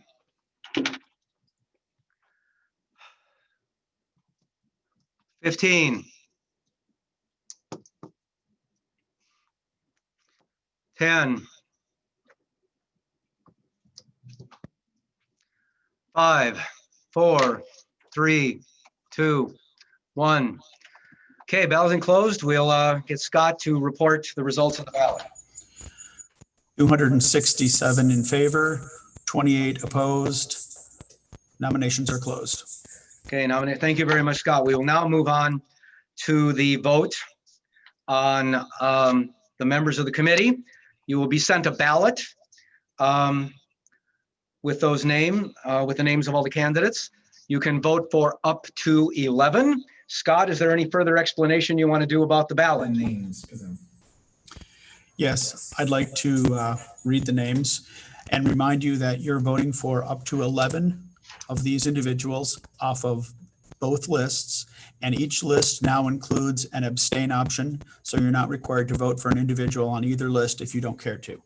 The names are Austin Ballhagen, Kevin Bowman, Barb Crow, Fred Knudsen, Ryan Lee, John Moravec, Michael Barefoot, Michelle Bonnet, Andrew Zank, Rachel Nelson, Caitlin Nicholson, Travis Thompson, Chris Thorpe, Claire Verbaten, and Dale Ziner. No speeches, and I have to read the affirmative action. Okay. Thank you. Was that all the names, Scott? Okay. I will now read, before we go to the balloting, the affirmative action reminder. As you vote today, remember that the DFL is committed to electing members of underrepresented communities to positions both within the DFL party and in public office. I believe the ballot will now be sent out.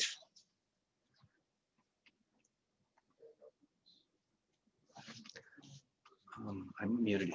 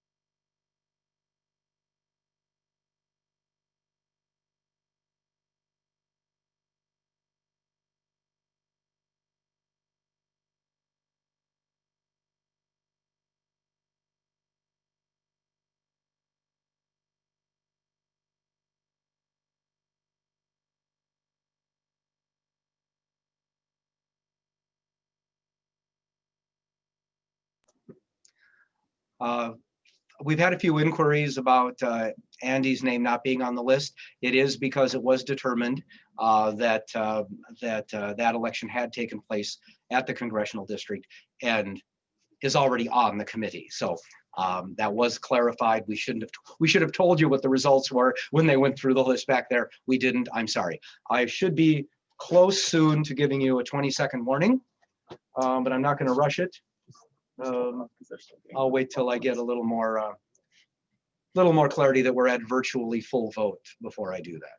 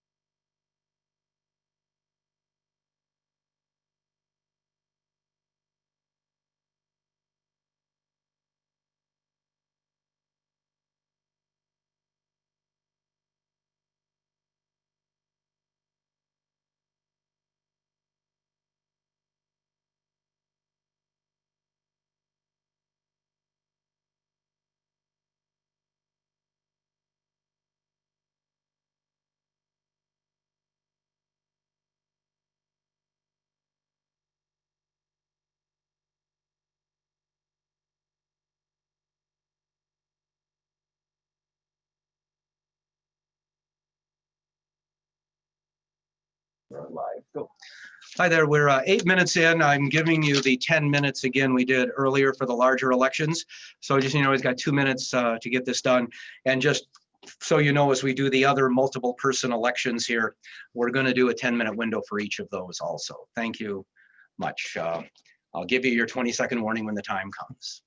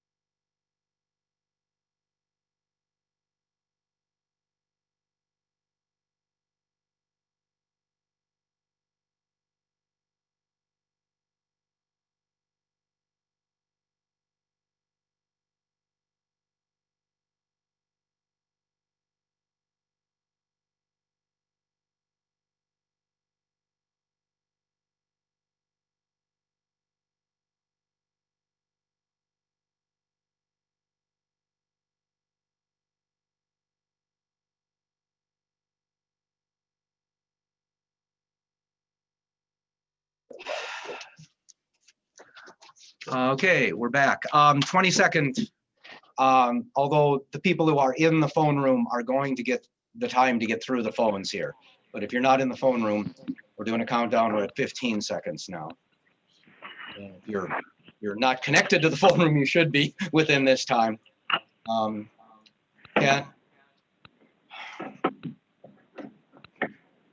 And 5, 4, 3, 2, 1.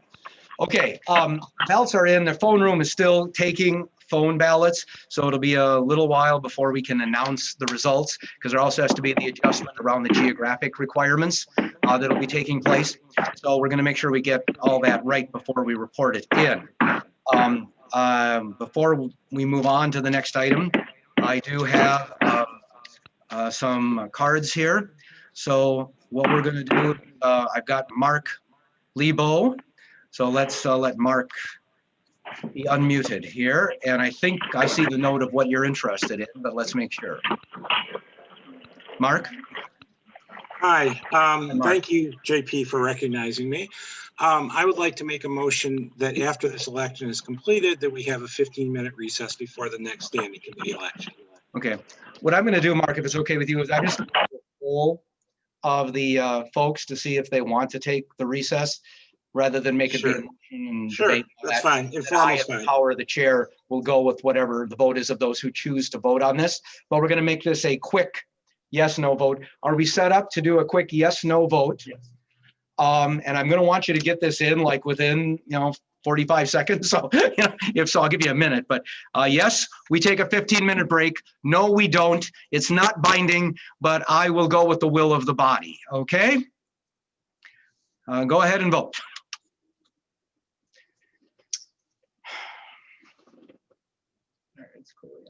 This is my 15-minute break. Yeah. I said I'd give him a minute, so I'll do the.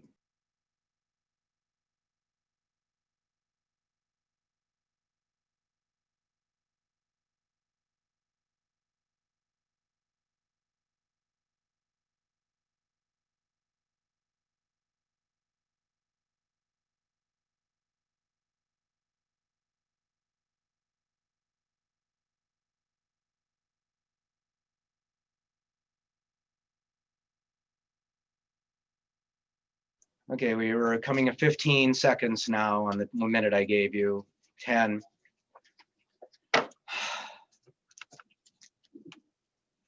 5, 4, 3, 2, 1. Okay, I don't think do I need an official report, Scott? No, it's just overwhelmingly no. I would just say that. The vote was 78 yes, 175 no. Okay, well over 2 to 1. So again, I said I'd go with the will of the body. The body is, let's move and get this thing done. So with that, sorry to Mark, but you move around more than I do. We'll see how it goes. I have a card for Michael Barefoot.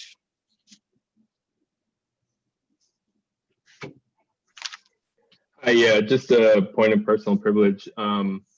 I find I'm going to talk to Shivanthi and the Outreach and Inclusion Committee about this in the future. But reading the Outreach and Inclusion statement is kind of meaningless if you don't know anything about the people that you're voting for.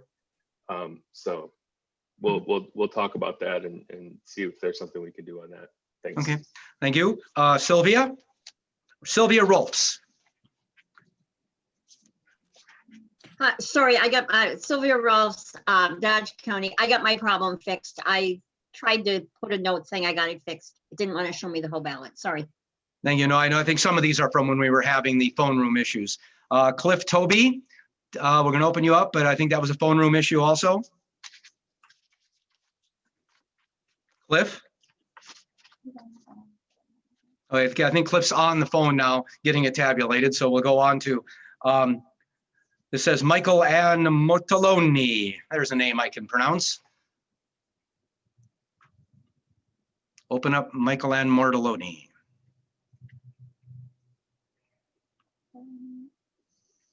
Could be one also is having a phone room issue and is dealing with it. Oh, Hold on, we're gonna try, make sure.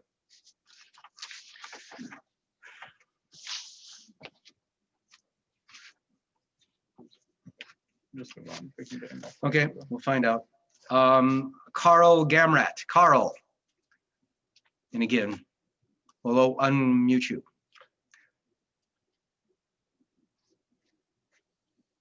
Okay, there we go. Okay, Carl. I just wanted to correct something that was misstated earlier. As you can see on my screen, pronouns are in van. It's a setting under salutations. They're there. You can put them in. Okay, Ken, I'm going to turn it over to Ken. He wishes to speak to that issue from earlier that we talked about. Yep, we'll get it over to Ken and get him unmuted. Thank you, Carl. Okay, Carl, that's not the issue that is that folks are asking about. Really what the folks in the field and other people would like is for the correct name to pop up when you're calling someone or when you're contacting them. It's much more technical than having a place where you can put people's pronouns and or where you can put additional information. It's what name actually pops up in the record when you're contacting them through voter contact programs, texting, phoning, etc. And that's much more complicated than just adding a field. It's a technical piece, which is legally the names we get from the Secretary of State are your legal name. If you haven't changed your legal name, right? Now, if you're trans and you go by a different name, but you haven't changed your legal name, the legal name is going to pop up. And that's what we're trying to figure out. So while I appreciate what you showed us here, Carl, it doesn't solve the problem of misgendering or using dead names. I'm happy to talk to you offline more about that.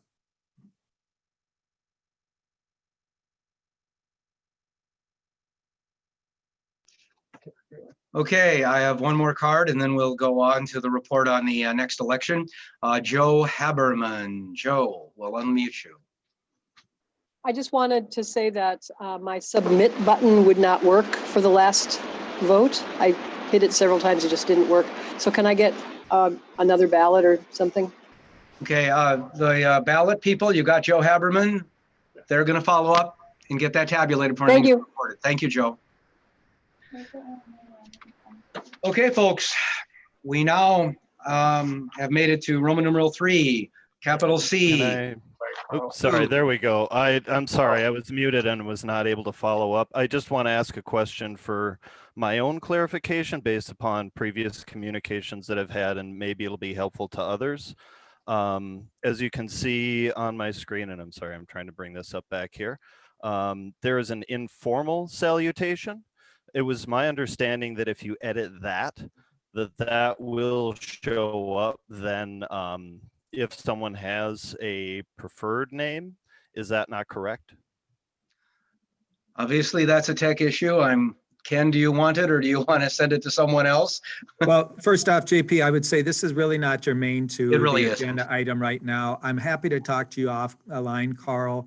I appreciate your tech experience here, but we're comparing apples to oranges here. You're not on the same page at what has been asked of us. If you want more information on this, you could talk to Cass Tomerdahl or Megan Thomas or myself about what we're really trying to accomplish here, okay? And I appreciate that there is a way for you to potentially do this, but it doesn't work for what we're trying to accomplish here. So let's take this conversation offline because it's not germane to the agenda, and this should have been ruled out of order in the first place. Thank you. Sorry to have offended. Thank you. I am not being as hard hammered of a chair as I might be in person. So bottom line, yeah, I got a bigger one here from my parliamentarian. Bottom line is, I want all you to know as we're moving on now to the next report for an election, that as a member of the Central Committee, you don't have to wait for a meeting to bring up all issues with the party. Staff has their emails, they have phone numbers. You can talk to all of them about your ideas and issues that come up. Not everything is business meeting stuff, but I understand, once it opens, the floodgates go. I will be more of a gabbler or a hammer as my parliamentarian wants me to be. With that, the next item is, what is the next item? We Plat- are up to Platform Issues and Legislative Affairs Committee. I will turn it back to Ken for our report of the nominations. Let's reach the second page of the agenda. Okay, thank you, Mr. Chair. Now, again, these are recommendations from the committee, from people who've expressed interest in the past and have, we've solicited names from also from congressional districts as well as OUs of people who want to serve on these standing committees. The next one is the Platform Issues and Legislative Affairs Committee. The recommended names are as follows. Sammy Banat from CD4, Susie Bryan from CD1, Sarah Gangelhoff from CD3, Paul Harder from CD3, JD Holmquist from CD3, Brianna Rose Lee from CD5, Elizabeth Hansel from CD4, Demi Miller from CD4, Jane Moline from CD2, Phyllis Richardson from CD3, and Rory Roloff from CD1. Again, just so people understand this process, every congressional district has already elected 2 individuals outside of these people to serve on the standing committee. These are additional names that serve as at-large members to these standing committees that are recommended from the State Central Committee today to serve as at-large members on these standing committees. These names were solicited and collected from multiple inputs, including from our congressional district chairs, from the committee itself, and then from self-submissions. At this point, Mr. Chair, it is my honor to recommend the following names to serve on the Platform Issues and Legislative Affairs Committee.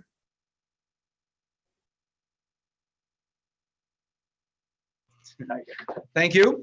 11 names have been placed in nomination through committee report. Do not need a second. I have 2 cards. Fred Knutson wishes to make a point of parliamentary inquiry. Fred.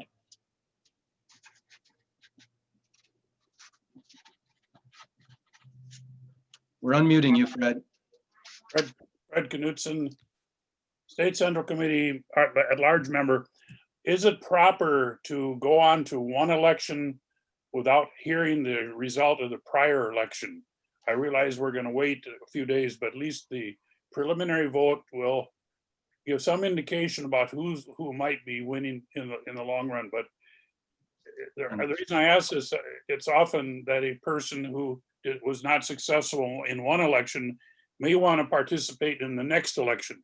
We have that all the time, and I just wondered if that is in order that we wait and do other business of the State Central Committee before this next election takes place. Okay. Thank you, Fred. The point is that it is not required. We have often at conventions done it as a courtesy if the committees are one where if you're on one, you would automatically be on the other and therefore it'd be redundant, but it is not required. The point here is that there's nothing prevents you from serving on multiple or none of these committees, so one doesn't exclude another. It might have an impact on the person's individual choice. So parliamentary wise, it is proper to go on to it. And that is the decision I have made at this point. But I do understand how we have, for some committees, chosen not to do that in the past. So that's the answer to that question. Kristen Larson. Kristen, let's unmute you. Thank you. I wish to nominate Vita Kanitz from the floor for Platform Committee. Thank you. The name again, and could you spell it? VEDAKANITZ. Okay, I believe they have that. Thank you, Kristen. I have Austin Balhagen. Sorry, mumbled over that, Austin.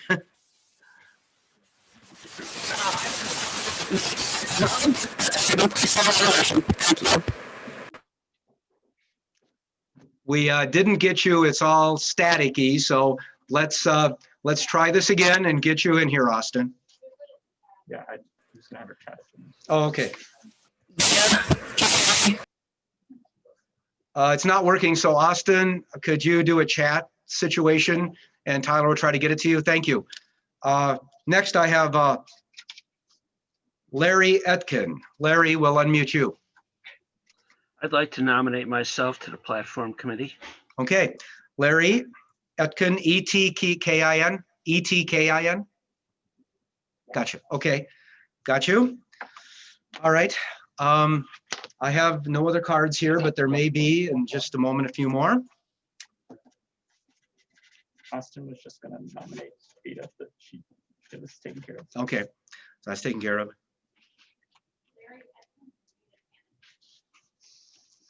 Okay, I have no idea. Okay, I got Kathy Daniels. Kathy? Yes, Kathy Daniels, Chair, St. Louis County 06. I would like to nominate Cliff Toby.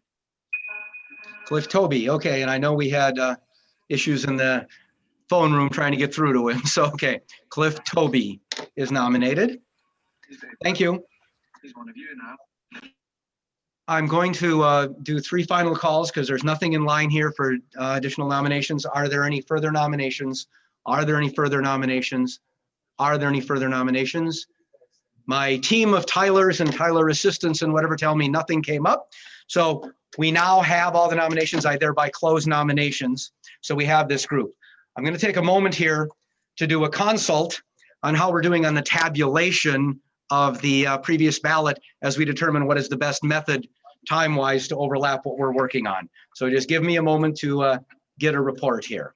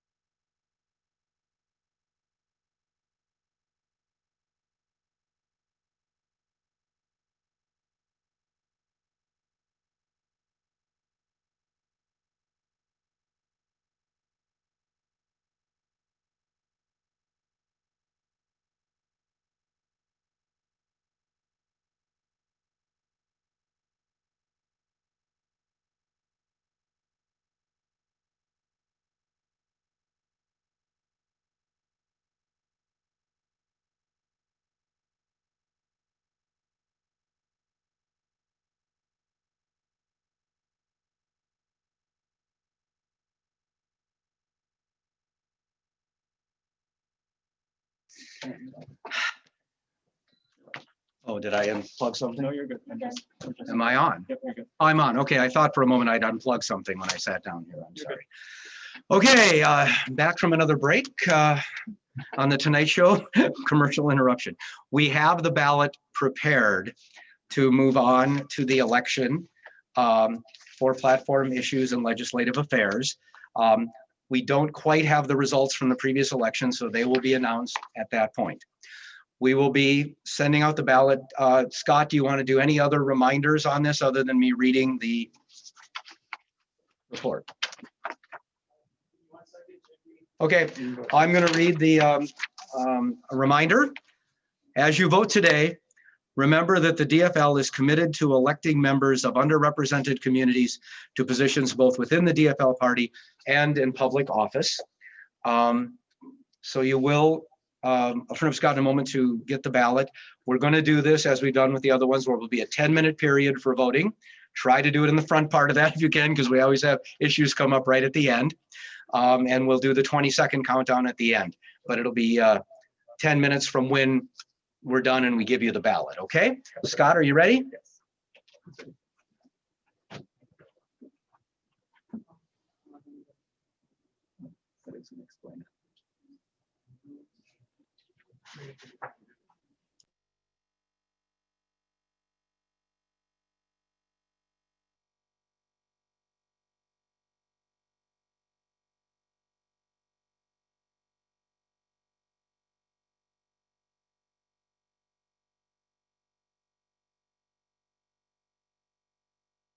Okay. Scott says he has, Scott says he's told you this so many times, you've memorized it. And so you've got your vote up to 11 that you can vote for. The poll has been launched. We've got 10-minute window here to get this done, and I'll do the 20-second warning at the end. Thank you very much.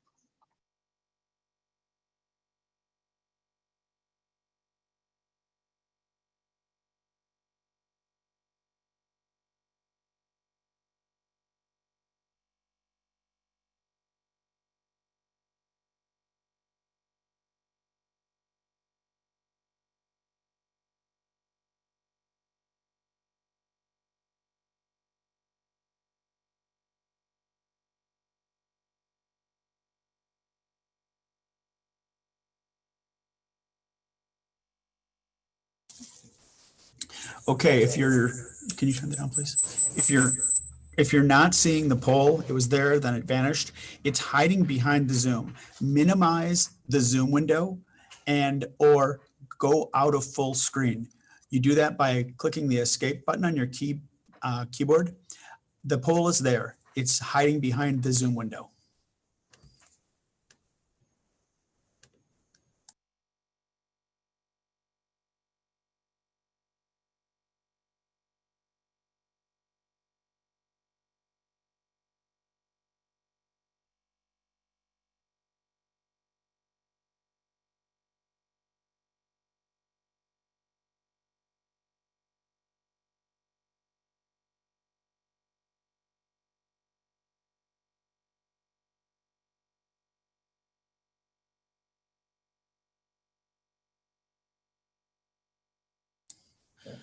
I just relaunched the poll. So if you voted, your vote was erased on this particular poll. So we relaunched it. Please vote now. And if you voted a moment ago, vote again, please. Thank you.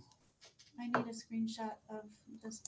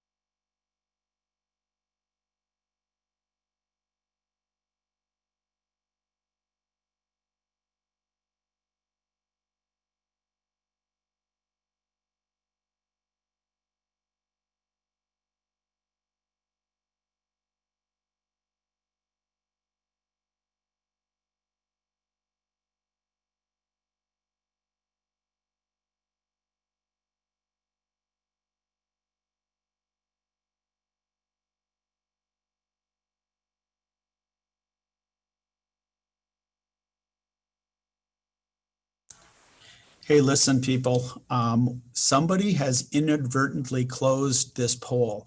And there are a lot of co-hosts on this meeting, including our captioners. It's a necessary step to be able to caption this meeting. So I'm going to ask everybody to be especially careful to not close this poll. It's the only thing we can come up with. Zoom has been a very, very reliable platform for us. So I do not suspect that there's a technical issue. I think it's human error. So I'm going to relaunch this poll right now. We're going to reset the timer. I apologize for asking you to come back and vote again, but it's necessary. We want to get this right. Thank you.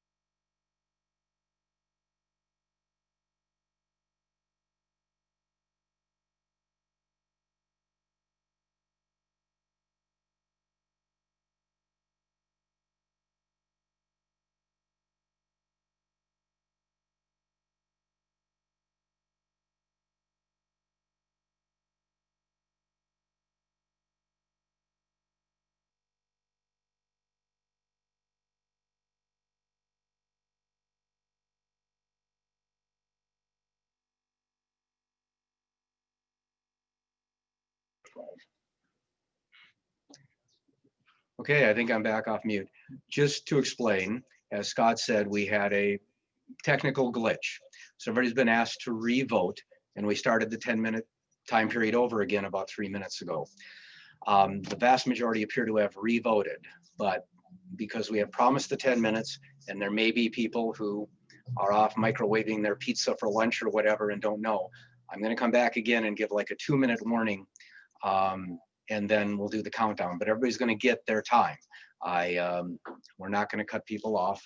We're going to give everybody opportunity here. So that's just to let you know in case you were out of the room when Scott made that announcement. We'll go back to voting now.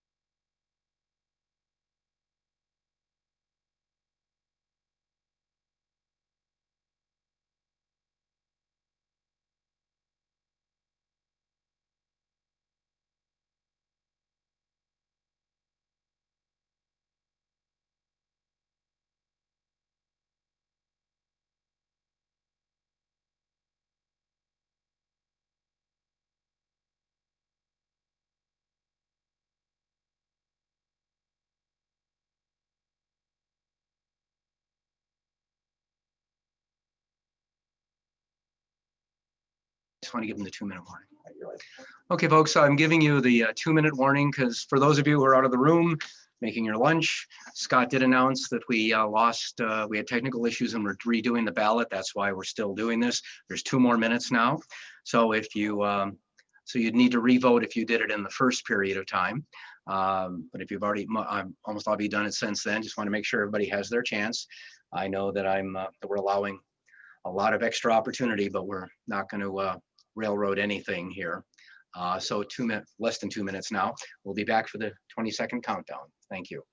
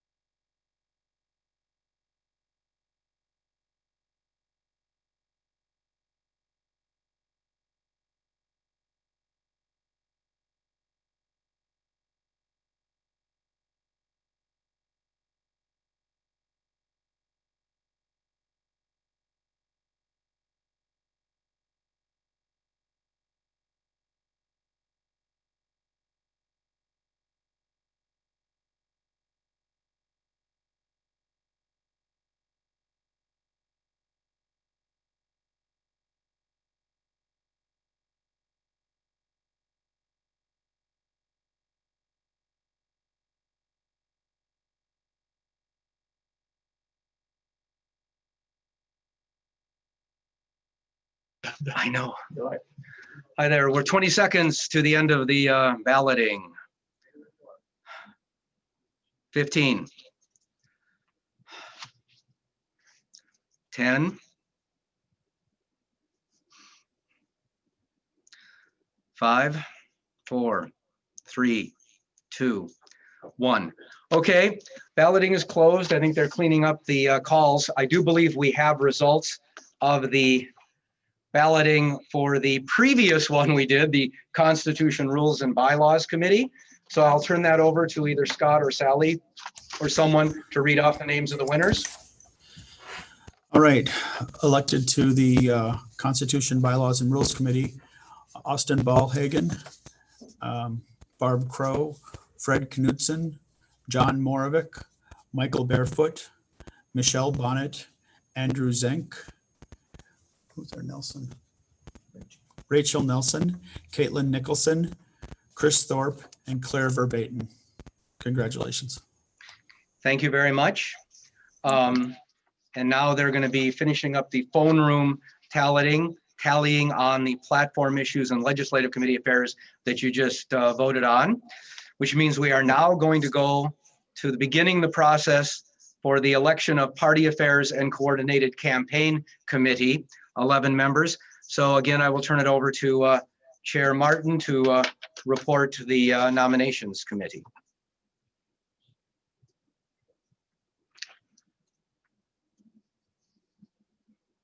Now, as far as the budget committee, Mhm. that qualification of being a member of the central committee. Okay, thank you, folks. We're back. It is my honor to recommend the following names that have been submitted to us through all the various inputs that we had mentioned before. The following folks to serve on our Party Affairs and Coordinated Campaign Committee. From CD4, Michael Cruisenberry, CD7, Athena Graysick, CD6, Wayne Grimmer, CD4, Greg Hansen, CD8, Cindy Martin, CD3, Sherry Pugh, CD8, Chris Rubish, CD1, Deb Staley, CD4, Diana Tasta Dammer, CD8, Miles Wagner, and CD7, Mike Windy. Mr. Chair, these are the recommended names from our nominations process. And with that, turn it back to you.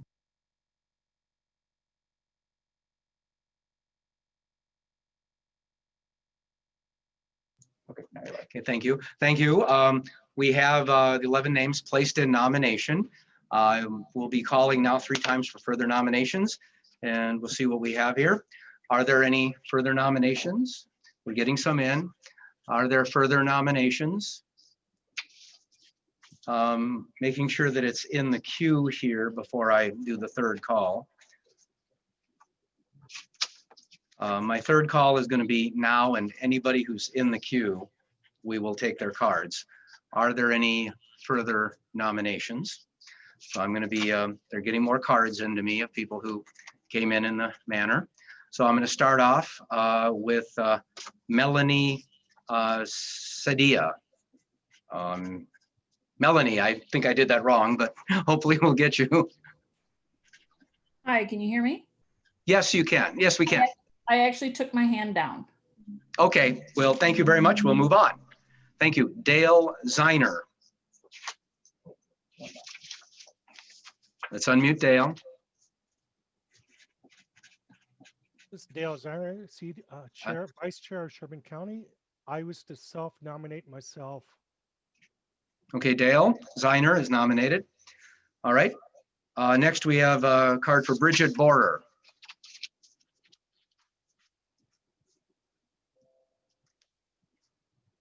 Bridget? Hello. Hi there, we got you. Hi. Yeah, I'd like to nominate myself. I'm in Senate District 62, which is part of CD5. I noticed there aren't any CD5 members. Well, I mean, there's the 2, but on this list there aren't. I'd like to be a part of the congressional district and particularly this committee. So I nominate myself. Thank you. Okay, Bridget, we have your name. Thank you. Sean Groth. Sean, we'll unmute you.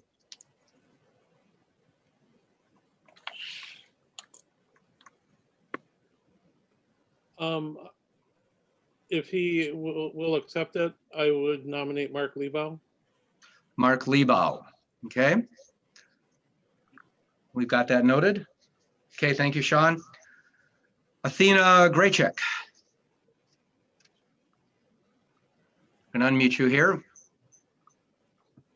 I'm sorry, I'm trying to change my screen view. Sorry, that was a mistake. Okay, so Athena, we've got everything taken care of with you then, okay? Mark, sorry, young. Yeah, you might want to just say that. All right. Oh, and Mark Lebow was already elected, I believe, at the congressional district level. So that will not be eligible for this because already serving on the committee. So you won't see that name on there. And then finally, the only one left in the queue when I closed nominations was for Renata Hunt. Renata, we're going to unmute you. Hello, Mr. Chair. Thank you. I would like to nominate myself for the Party Affairs and Coordinated Campaign Committee. I'm in Senate District 5, Renata Hunt. RENATA HUNT. Yep. Okay, we have it. I'm in Your congressional district? I think you said 8. 8? Congressional District 5 and Senate District 45.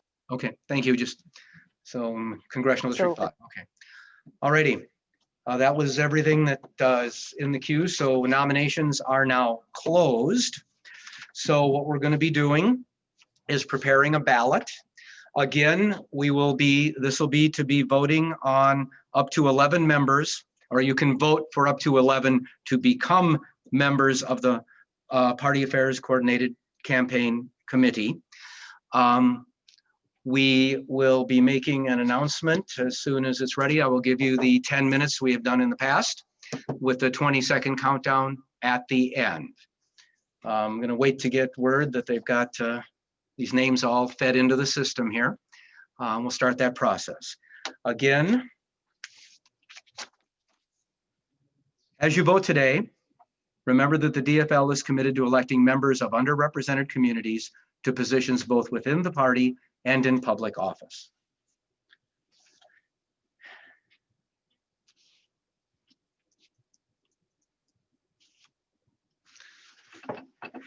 So we got a few minutes here. We'll have the ballot ready.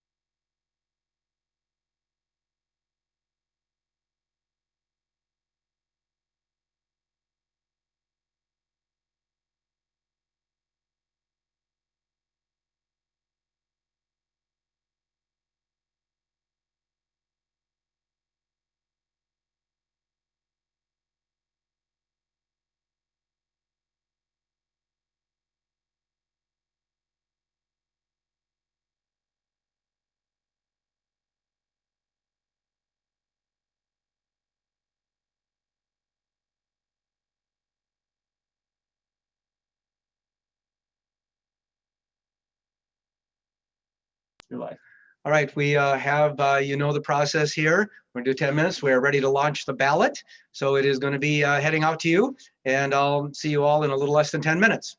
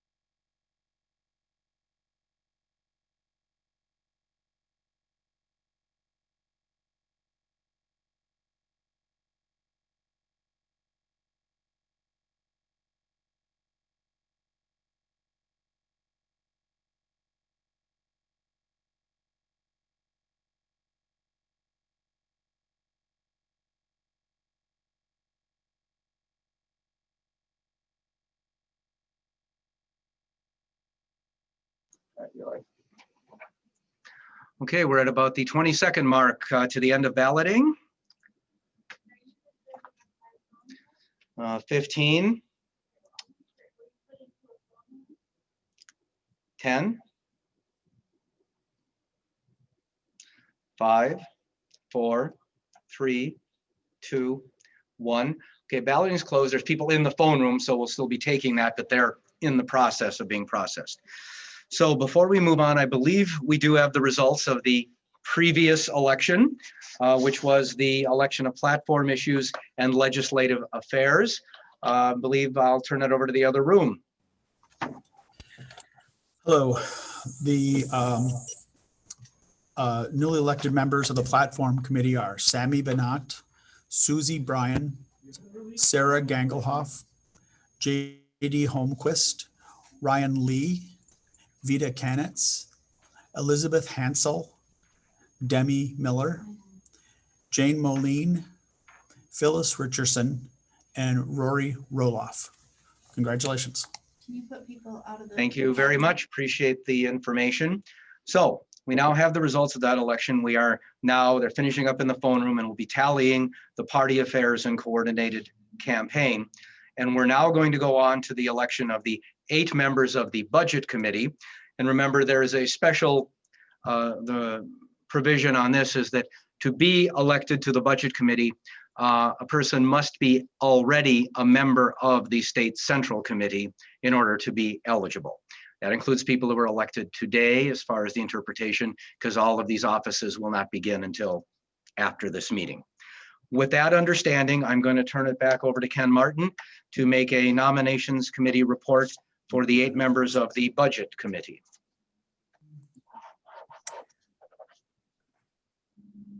Get him unmuted. Thank you, Mr. Chair. The following people are recommended to serve on the Budget Committee. They are from CD4, Cheryl Carter, from CD8, Glenn Jackson, CD8, Janet Nelson, CD7, Alan Parrish, CD1, Lori Selner, CD3, Shanti Shah, CD4, Kevin Vargas, and CD3, Janice Watkins. Thank you, Mr. Chair. Okay, thank you very much. Appreciate that. The 8 names as a committee report are in nomination. At this point, we will open it for any further nominations. And as it's clicking in, they will be keeping track. So that was just my first call for further nominations. I'm going to do a second call. Are there any further nominations? And if these are in line here, by the time I finish the third call, I will be reading off these cards. So I'm now making the third and final call. Are there any further nominations? Whatever is in the queue here will be handed to me, and those will be the people I'll be able to recognize. Okay, at this point, I recognize David DeGraio. David, let's unmute you. Hey there, it's been about an hour since we've talked, man.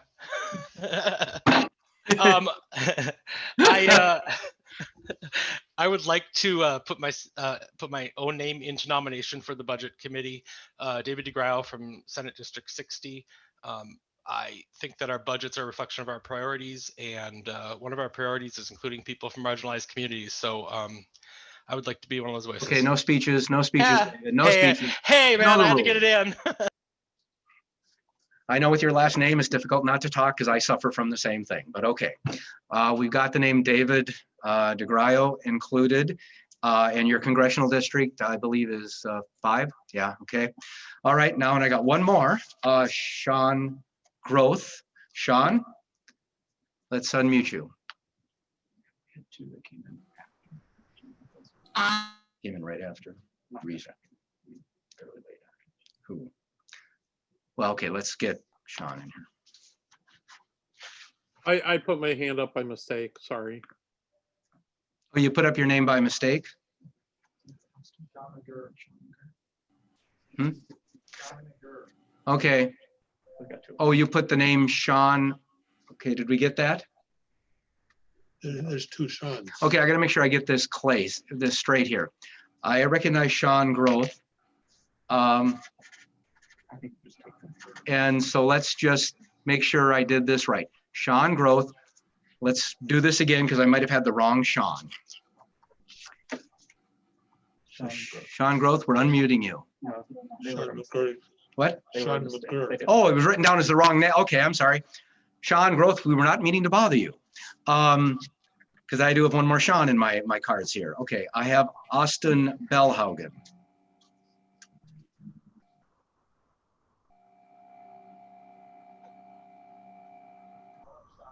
Yes, I'd like to nominate Sue Rasmussen. What was the first name? Sue Rasmussen. We have spellings on that? Okay. I submitted it to the chat with spelling. I think we have it in our system. Okay, thank you. And now Sean McGurr. We'll unmute you. Thanks, JP. This is Sean McGurr from CD5. I nominate Cheryl Scott from CD5. Okay, Cheryl Scott. Yep, SCTT. Okay. Okay, that's everything we had in the queue. So we will now close nominations. We're going to have our people prepare a ballot with these names. And we will get to, once that's done, we will put it out. Just to remind you of the process, there will be a 10-minute period in which you can vote for up to 8 on the budget committee. I'm going to read the reminder again. As you vote today, remember that the DFL is committed to electing members of underrepresented communities to positions both within the DFL party and in public office. And when let me know they're ready, we will launch the 10 minutes for that balloting. And we'll also find out when we will have, probably after that is when we'll have the results of the previous election. I'll let you know when it's ready to launch and we start our 10 minutes.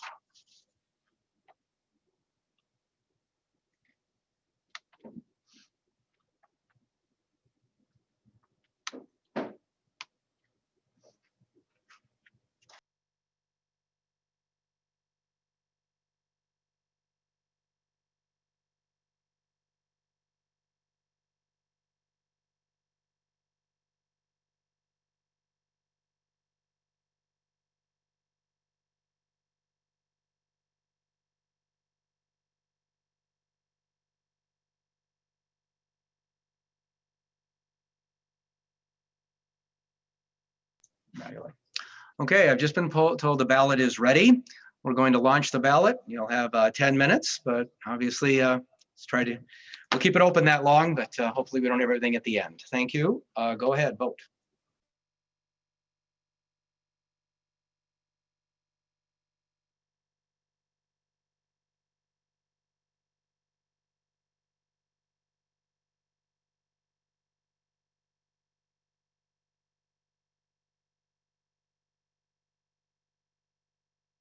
Minute for the poll to come up.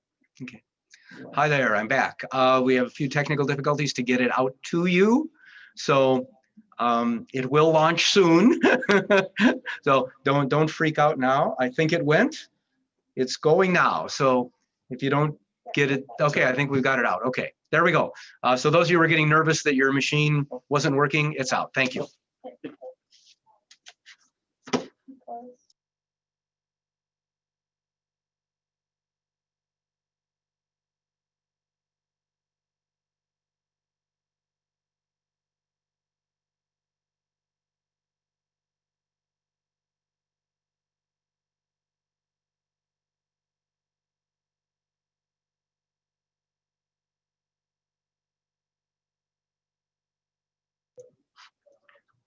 Hi there, I'm back.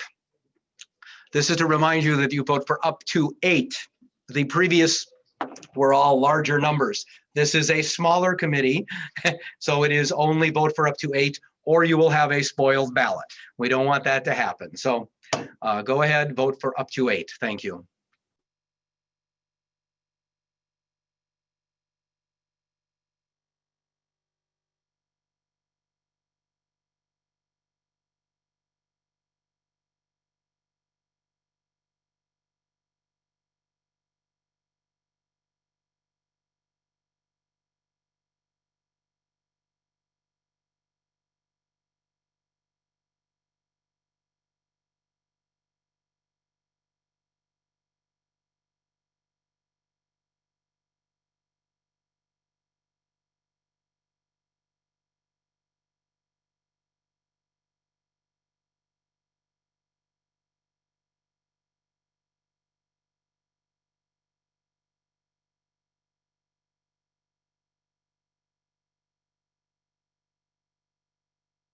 Kitch. Hi there. Your ballot is totally valid. You can vote for up to 8. Apparently on one of the pages, the name of the committee didn't get changed to Budget Committee from the previous committee. That is simply a typographical error that does not impact what you're voting on. So number 1, it is Budget Committee. Number 2, it is up to 8 people, and that is how it will be tallied. We're not going to send it out again correcting the title on that page. Thank you very much. Bye.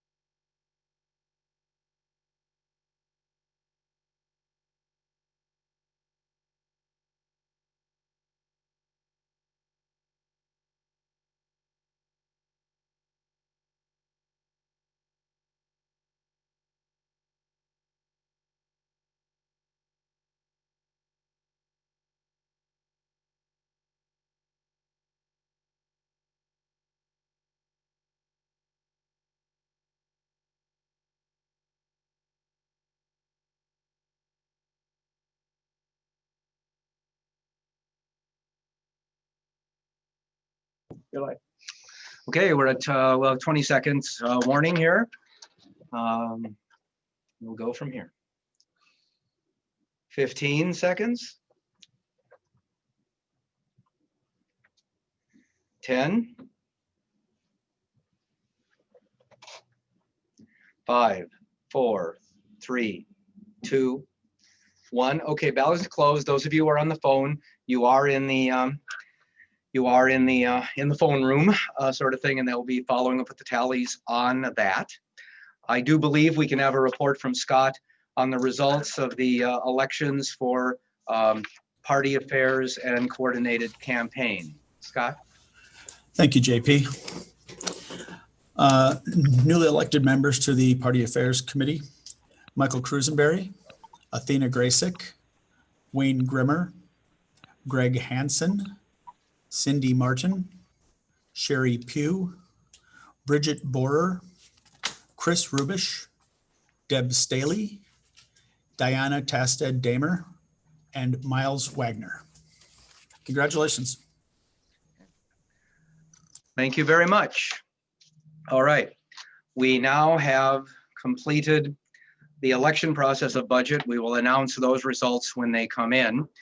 I was going to go on to the next agenda item, but before we do anything dealing with Constitution, I have 3 calls that came in, so we will see what they are.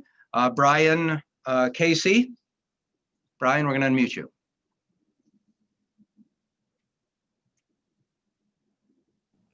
That must have been an accident. Sorry about that. Okay, thank you, Brian. Dottie Gilkison. Dottie?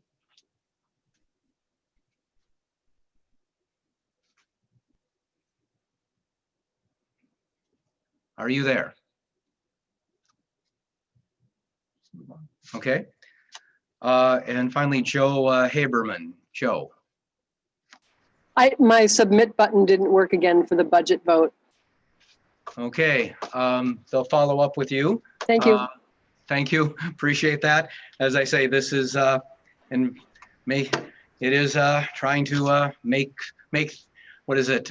Build a nuclear reactor with a rock and a piece of wire. So we'll make this all work. Thank you so much.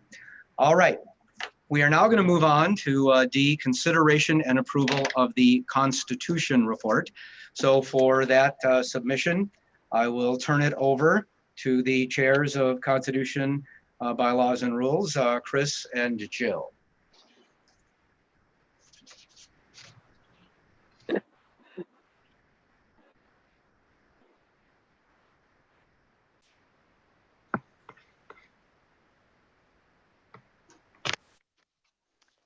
Hey, thanks, GP. My name's Chris Thorpe. I'm one of the co-chairs of Constitution. Jill? And I'm Jill Garcia. I'm the other co-chair. Before we start into our report, we've got a bit of a brief introduction on kind of the process and background. Just wanted to give folks an overview of how we get to having your report before us today. The Constitution, Bylaws, and Rules Committee works on a 2-year cycle. We have members representing all 8 congressional districts, the Executive Committee, and the State Central Committee, the folks that were elected earlier today. So thank you to all the folks that have served on the committee the past 2 years. They have put in countless hours of hard work to get this report together. Many of them are returning, but to those that aren't, thank you for your time and service on the committee. We really appreciate it and couldn't do it without everybody's input. Our committee typically meets every other month for several hours per meeting to make sure our rules and proposed changes will work throughout the whole state. As I mentioned, we have representatives from all 8 congressional districts. We receive feedback from all over the state on what works and what doesn't. And typically for the first half of our 2-year cycle, we work on putting together our proposal for the official call that'll typically be taken up towards the tail end of the odd numbered year. And then after that, we move on to working on our state convention report. As we have done for the past several cycles, we've asked for feedback on drafts of our convention report from the State Central Committee meeting towards the tail end of the odd numbered year again. So it would have been, I think it was a December meeting that we had that presentation last year. I know with COVID, it sure seems like it was 2 or 3 years ago at this point, but we had that training, and then over the past few weeks leading up to this meeting, we've had trainings On our final report with each of the 8 congressional districts, we had a lot of great discussions with folks from all over the state about what they did or didn't like in our report. And due to COVID, this work is being taken up by the State Central Committee today per the State Executive Committee's emergency changes earlier this year in response to the COVID emergency. The upcoming cycle is redistricting, which will take up a lot of our committee time. So be patient with us if we're looking for changes. We do plan to have listening sessions around the state as we get input on changes to our process going forward, but also know we do have a lot of work to put in on getting our party adjusted for redistricting as well. We're hoping to get feedback on the endorsement process in this coming cycle, and we'll do what we can. But again, as I mentioned, we have a lot of redistricting work to do as well. As you have feedback, we generally ask for folks to pass that feedback through their CD delegates to the Constitution Committee on what works and what doesn't, both now and after the election. I know this was kind of a funny cycle. Hopefully we don't have to have all this COVID remote stuff in the future, and we can get this under control. But definitely, even on the COVID stuff, please let us know what is and isn't working in case we have to draft more longer term rules related to this. For those that have been to the state convention where we consider the Constitution Committee report, we provide an overview of the changes organized by change number. Each of the changes is presented as a freestanding change. That means that they can be adopted individually. The text, therefore, in the report that's posted on the State Central Committee webpage and was emailed out to the State Central Committee listserv several weeks ago, has the changes shown independently. So if there's 2 changes proposed for a single section, those changes will only be shown in their respective change numbers. So don't be confused if you see a change that's proposed in one place and then don't see that language in a different change number. What we typically do at the state convention and what we're planning to do today will be to present our full list of substantive items. And then we will ask for folks if they have items that they wish to pull aside for debate. And then we will vote on, with a voice vote, approval of the items that were not pulled for debate, and then proceed to debate and individual up and down votes on the items that were set aside. The committee report also includes a non-substantive changes section at the back. Those, instead of being numbered, have letters for the changes along with descriptions of those changes. Those are typically cleanup material, resolving kind of ambiguities that we've had received questions on over the past couple of years, and want to get those cleaned up, but they're not changes to the process per se. Scott, if you have our slides, could you start sharing those for us?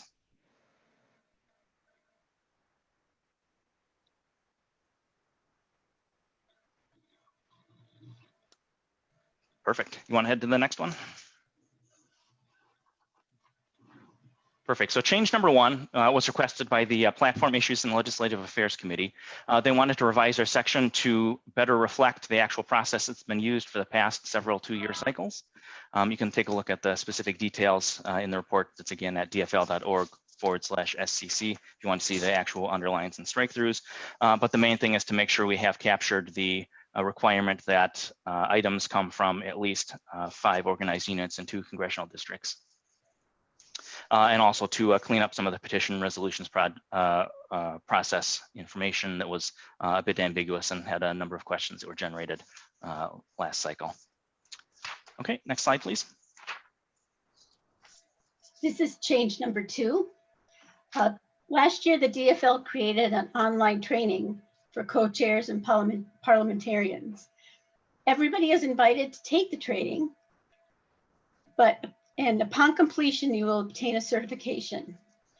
This provides having this training in one place and a certification provides transparency and fairness to assure that everybody learns and is aware of the same content when they co-chair a meeting. Next slide.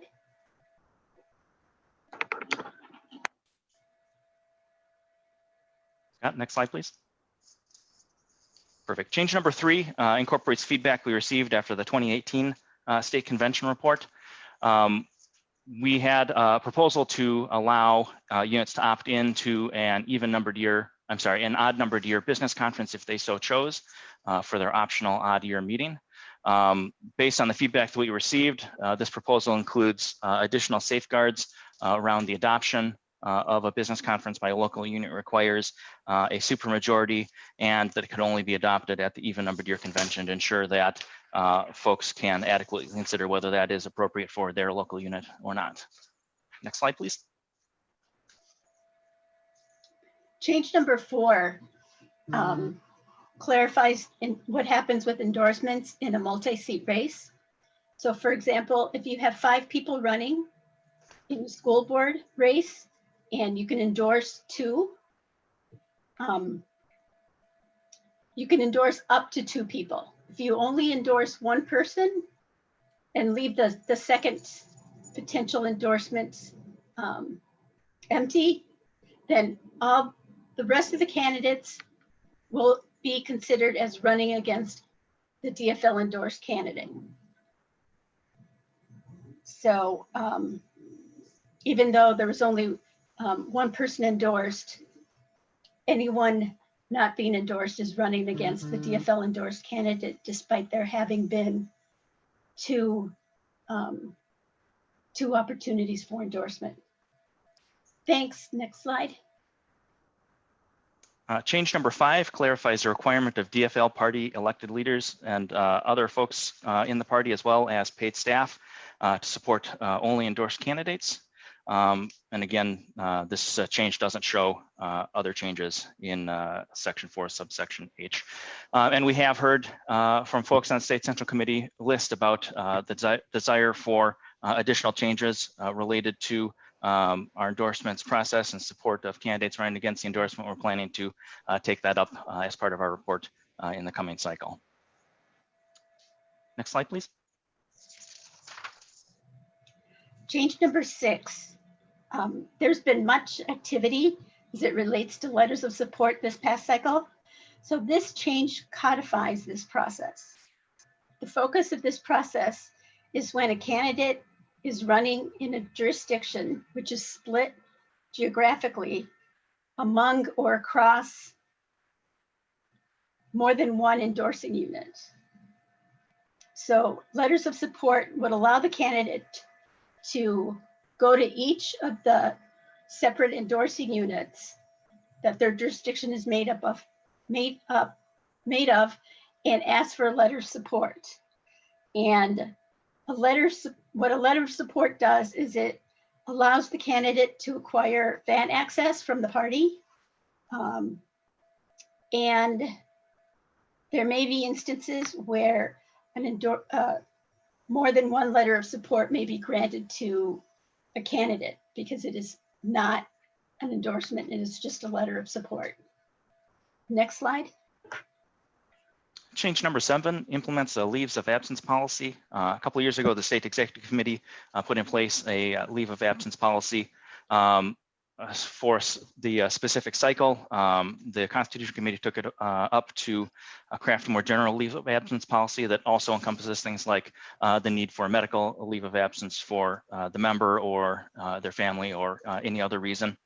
It includes protections for our party units in that they must state the reason for the leave of absence, as well as having it approved by the executive committee of the unit or units that elected them to their office. So if a unit feels that the leave of absence would leave their unit in a bad place, they can deny the leave of absence if they so choose. But if they feel that it would be best to grant the leave and continue operations without that person for the duration of the leave, it's in their power to grant the leave and allow them to return to their position after the leave is over. Next slide, please. This change clarifies the ability of the next highest ranking officer to call a central committee meeting to fill a vacancy of a chair or other higher ranking office. So if a chair is MIA, they resign, what have you, the unit is not stymied by an inability to call a central committee meeting. The next highest ranking officer can do that. And this change also clarifies how equal division is applied when filling vacancies. Next slide. Change number 9 I believe it was 2 years ago, we added the position of deputy treasurer. This expands that to also allow the designation of a deputy outreach officer and a deputy secretary by units if they choose to do so. Next slide. This change will allow local units to adopt the respective default provisions in the state constitution and bylaws that pertain to their constitution. As you know, units need to share their approved constitution at the beginning of each cycle with DFL headquarters.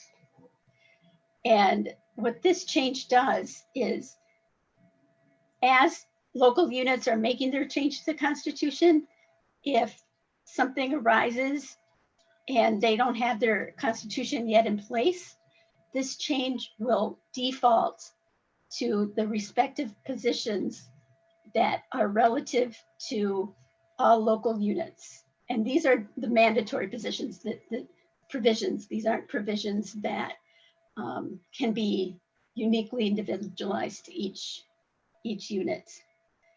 And really the goal is to try to make things easier for local units to maintain a smaller and more simplified document. Next slide, please. Change number 11 clarifies the reasons for which an individual may be subject to discipline or removal. It also clarifies that an officer can be removed for any of the reasons listed in the Constitution. This also includes a clarification that community outreach organization or community caucuses may remove members in addition to removing officers for any of the reasons listed in the Constitution. Next slide, please, Scott. This change allows the chair and vice chair of each Senate district to be automatic delegates to their respective Senate and House district conventions. So this allows these individuals to be accessible and to troubleshoot and support precinct caucuses as needed, wherever needed, without having to worry about getting back to their own precinct caucus to be elected delegate to their own respective House and Senate district. Next slide, please, Scott. I feel like I should have one of those old-fashioned slide clickers. I don't know if anybody still remembers those. As a party, we've conducted the election for the 50 at-large state central committee members through this body. We've received feedback over the past several cycles from many individuals throughout the state that this is a challenging election to hold. It's both a large number of offices to vote for on a single ballot, as well as a large number of speeches if we want to be able to hear from the individuals that we will be voting for. To try to make that work more smoothly, change number 13 moves these to the congressional district level, where it would be a smaller number of individuals to hear from and vote and tally for. Next slide, please. I feel like I'm channeling JP because those old-fashioned slide clickers are pretty newfangled to me. But this change 14, it moves similarly to the last one. It moves the election of the 50 at-large state central committee delegates to the congressional districts to correspond again to the previous change. In the past several cycles, some of these 50 positions were elected at the state central committee. This change ties these positions, by moving them all to the congressional district, it ties these positions to a given constituency, which is the CD.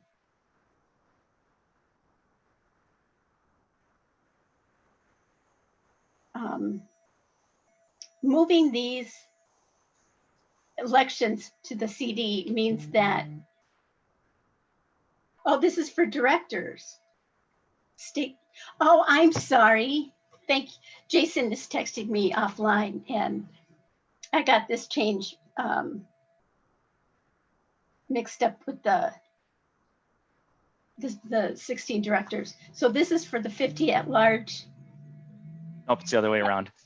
Jill, this one's for the 16 directors. So this is for the 16 directors. Yes, it is. Elected by the congressional district. So there's a smaller pool. It's easier to tie the 16 back to their corresponding constituency congressional districts. And being a smaller pool, these candidates should be much better known within their CD. So we don't have what happened today of people not knowing who different people are. Thank you. Sorry about that. And next slide, please. We can go to 15, I think. Perfect. This change clarifies what happens to community caucus endorsements following a DFL endorsement by the body having jurisdiction. There have been a number of questions from units and candidates about campaigns that have received a community caucus endorsement, and then a different candidate is endorsed by, say, a Senate district. What happens to that community caucus endorsement? We wanted to get that clarified so it's very clear for everybody that that community caucus endorsement ends when that candidate does not win the endorsing unit's endorsement. That's the word endorsement too many times in one sentence, but hopefully folks are following. Next slide, please. This change has to do with an entry to the rule book called endorsement direction to the Central Committee. And this changes the default to through the primary election instead of through the general election, since the winner of the primary may not have been the original DFL endorsed candidate. So in other words, instead of having the direction be that the endorsement is through the general, the endorsement is through the primary. And the Central Committee may therefore determine after the primary what endorsements, if any, they wish to take for the general.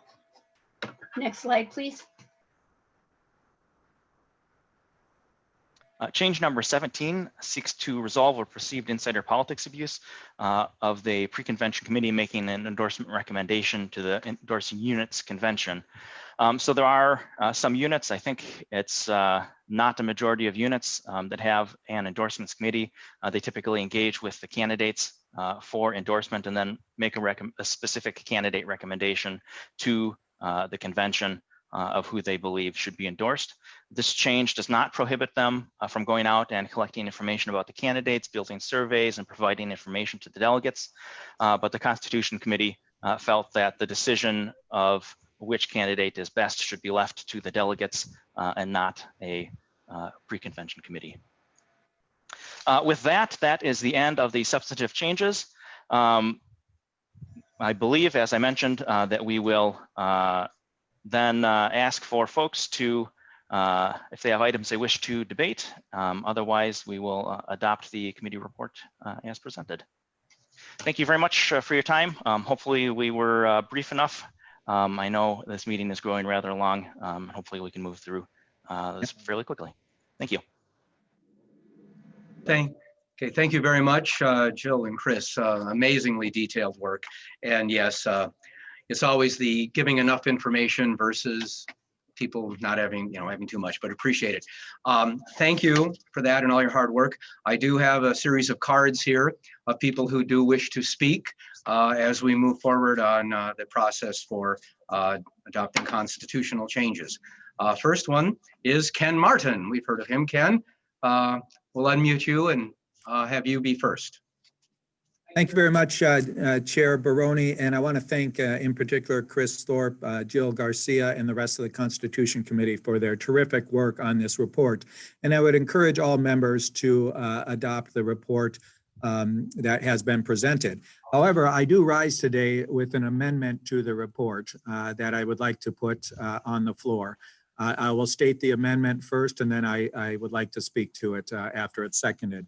So I'm going to have Scott Graham share the screen, and then Sally Miller will put a copy of the amendment in the chat there so all of you can see the proposal. So it is in the chat bar now. So one of the things that many of you know, I serve also as a DNC vice chair and the president of the Association of State Parties and State Chairs. one of the things that I've seen over the last several years is that as it relates to the structure of party officers in many other states, they have afforded an opportunity to add vice chairs to their officer positions to ensure that there is diversity within their officer ranks. And while we certainly have great diversity in our state party officers at this present time, the reality is there's no guarantee in February if any of the state party officers leave or are defeated, that there would in fact be a diversity in our officer corps. And so what I'm suggesting is that we model that we add a new vice chair position. The new vice chair would be the second vice chair, and it would be the second vice chair shall not be of the same race as the chair. And that the first vice chair shall not be of the same gender identity as the chair. Again, this is modeled after many states. In fact, a number of our states, including our National Democratic National Committee, who add vice chair positions to ensure diversity. And that's what I'm suggesting we do here, is that we add an officer position to our officer corps. This would be the first vice chair and the second vice chair, the second vice chair being of the opposite of a different race than the chair.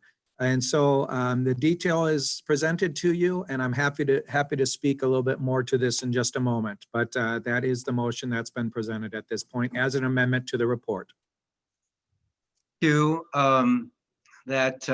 seemed to include part of the speech along with the motion. I do believe it has been seconded. Just as a reminder, per Rule B4, this requires a 10% second. Was that? Per Rule B4, this requires a 10% second. Okay. It takes, I didn't quite hear that. What was that? It requires 10%, which in this case would be 36. Okay. So is there a way? We can just ask folks to push the yes button, and Scott will get a number on his screen. If you get 36 people or so to push the yes button, we can go forward on this. We got way over. Okay. All right. Yeah, thank you very much, Chrissy. That's why we need Chris and Jill. No problem. Just want to make sure we got to it. Okay. It is now properly before the body to consider this amendment. Chair Martin, you did some of your speech already. I do think there's a little time left in your speech in favor, if you wish to do that.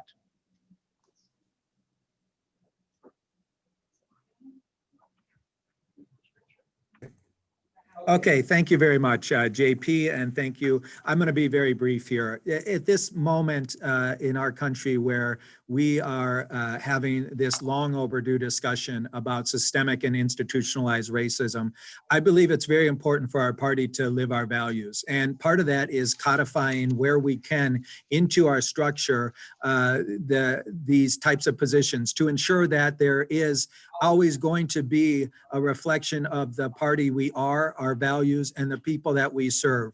And again, while there's certainly no bad intention by any of the previous party officers, I will tell you in my time in the party over these last 30 years, more often than not, our party officers have not reflected our party's great diversity. I'm proud of the fact that over the last 9.5 years I've been chair, that our party leadership has been much more inclusive, much more reflective of who we are as a party, but there's no guarantee that that continues into the future. And so I would strongly encourage folks to pass this amendment to the Constitution report, adding a new vice chair position. Thank you for the time.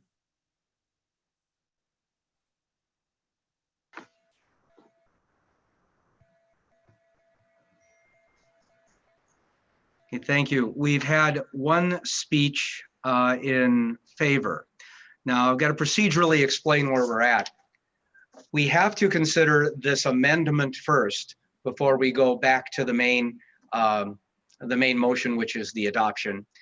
Therefore, we're going to have up to 2 more speakers in favor and up to 3 more speakers against this motion to make this amendment to the Constitution regarding adding an additional vice chair for diversity purposes.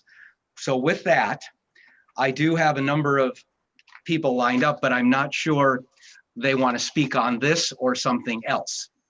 I see no way to resolve that until I find out whether they want to speak on this or they want to stay in the queue for some other issue. Ask them to message me directly. Okay, what I'm going to do to make sure I don't keep having people come in, if you could message Tyler directly that you wish to speak in favor of or against just this amendment, we will take care of that. And I will then go back to the cards that are for other people, because Tyler's offered to do that for me, and it will make it go more efficient. Remember, on all of these speech rules, it is up to 3 speakers in favor and up to 3 against. We do not have to have all of them used up, so don't feel free, you have to fill it in. And it is up to 2 minutes a person. We don't have to use the full 2 minutes. Can you go to Michael Barefoot? Point of clarification. Okay, I've got a point of clarification request, Michael Barefoot. Michael, we're going to unmute you. Hi, yeah, thanks. I can't see the language anymore, so I'll just try to go from memory. But the amendment laid out specific provisions for the first vice chair, salary, job description, stuff like that, but it didn't lay out anything for the second vice chair. And I'm wondering if that was an omission on purpose. It kind of makes it seem like it's a separate but equal kind of deal. Thanks. Okay. I will let the maker of the motion answer that as a question, because I'm taking that as an inquiry. If there is an answer at this point, there may not be, because we're just starting a new process and following other states. Is there any response from anyone? What I would say, Mr. Chair, is that the executive committee can decide, as they have with the chair and vice chair positions previously, whether or not they are going to provide any sort of salary or compensation to other officer positions. Yeah, thank you. Okay, and that is a long history of it changing back and forth of paid and unpaid chairs and vice chairs at the state level. So that is always a fluid process, I think, is what the point is. Okay. Not that I was arguing in favor or against, but pointing out the history. With that, is there anyone else who wishes to speak on this motion? There's a lot. Do our points of information preference over speeches? Or? Point of information, yes, point of information.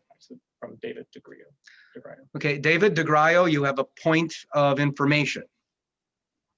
Yeah, in here it talks about identifying folks by race, and I have literally sat at DFL conventions and had delegates argue over someone's gender identity. So I think there needs to be clarification on self-identification of race.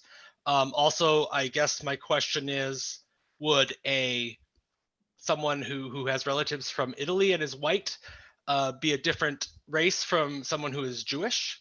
I think that there's a little bit of ambiguity that's going to lead to some problems, and I think we could resolve it quickly. But so I'm curious how that's defined. Ken, I guess, is my information request. Okay, so your point of information is there further guidelines, or is it just the self-identification tradition? Well, yeah, but if it's a self-identification tradition, that needs to be codified in the language. Okay, I'll let the maker of the motion respond. Mr. Chair, I'd be happy to, if there's stronger language that clears up any ambiguity there. I would greatly appreciate it and accept that as a friendly amendment. Okay, David, you identified a problem, but I don't believe you identified language that would be a solution. If you want to go to some of the other speakers, absolutely, I will provide something back in the next less than 5 minutes or less than 3 minutes. What I will do is I will go to any other points of information, and then I'll come back to you on that, okay? Yep. Okay. Another question from Mark Lebo. Okay. Now we got Mark Lebo, another point of information or question. Thank you.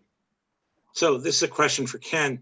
I don't think it's unreasonable for this person to be a member of the Democratic National Committee, the first vice chair, but is that something we can decide for ourselves, or is it something the DNC has to decide?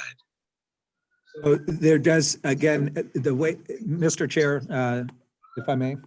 Yes. Thank you. Thank you, Mark. And the DNC will only recognize a chair and a vice chair from each state party. Many states have multiple vice chairs, but they have to designate who the first vice chair is, because that person will be the individual who's recognized by the DNC as the vice chair to serve on the Democratic National Committee. And so that designation is important. So the first vice chair as it stands right now is Marge Hoffa, because she's designated by the DNC as our vice chair. As we move forward, the first vice chair would be the one that serves on the DNC. Correct. Okay, thanks. That clarifies it. Thank you. Thank you. That's the only points of inquiry we had. We'd have some people who wish to debate for or against this. So I could wait for David to do his amendment language, but what I'm going to do, because I'm going to assume that people wish to speak on a broader issue than the definition of the word, I'm going to go forth and recognize the speakers in the order. More clarification. Is there anybody who has a question? Okay, we did get another question, so we'll go to that first. Drew Campbell. Drew, we're going to unmute you. Hi, I'm Drew Campbell from Senate District 23 down here. 19. Excuse me, 19. It was 23 down in CD1. Well, I'm just kind of curious because I just know that whenever we want to make any kind of changes too, according to the state DFL Constitution, there has to be a mailer in the notice which has the language changes or additions. And I don't believe anything's been mailed out with that in there. And so technically we can't act on this at this meeting. Okay. I believe that the Constitution, am I back? Okay. I believe that the committee, the Constitution Rules and Bylaws Committee, would have pointed out if this was out of order. I believe under the procedure for the annual changes, that this is in order unless Chris or Jill were to tell me there's some provision that wouldn't allow it for this annual event. So I appreciate your inquiry, but I'm going to refer that to the experts that are and my parliamentarian. That's right in the Constitution. Amendment to the report, and the report was printed. It's done. Gotcha. It's an amendment to the report, not an amendment to the Constitution. Therefore, because the report was printed, it is technically allowed to be considered here. Whether that notice provision or whatever are issues on how you vote, that's up to you. But that's the distinction. Okay. Thank you very much. So this doesn't change the Constitution right now then? Well, when the report is voted on, whatever is in the report at that time, which may include changes, that would be approved at that point. But it's the biennial process of the approval. That circumvents then the Constitution. So I think it's something that I would just consider before we act on it, that the language needs to be sent out to all the membership. Okay. And so I'm just really want to caution it with it. It's going to go through this process. You have pointed out why there should be caution because of where you think it should have been, but we've got that under consideration now. So thank you. What do I have next for an inquiry? Questions? Okay. Bonnie Bina.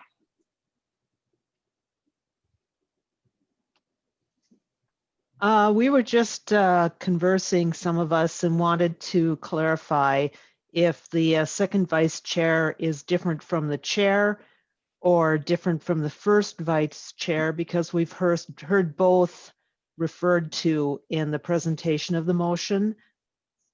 Okay, if there was a misstatement, it is different than the chair is what I have read and seen. Unless somebody tells me it's different than that, I'll just answer it.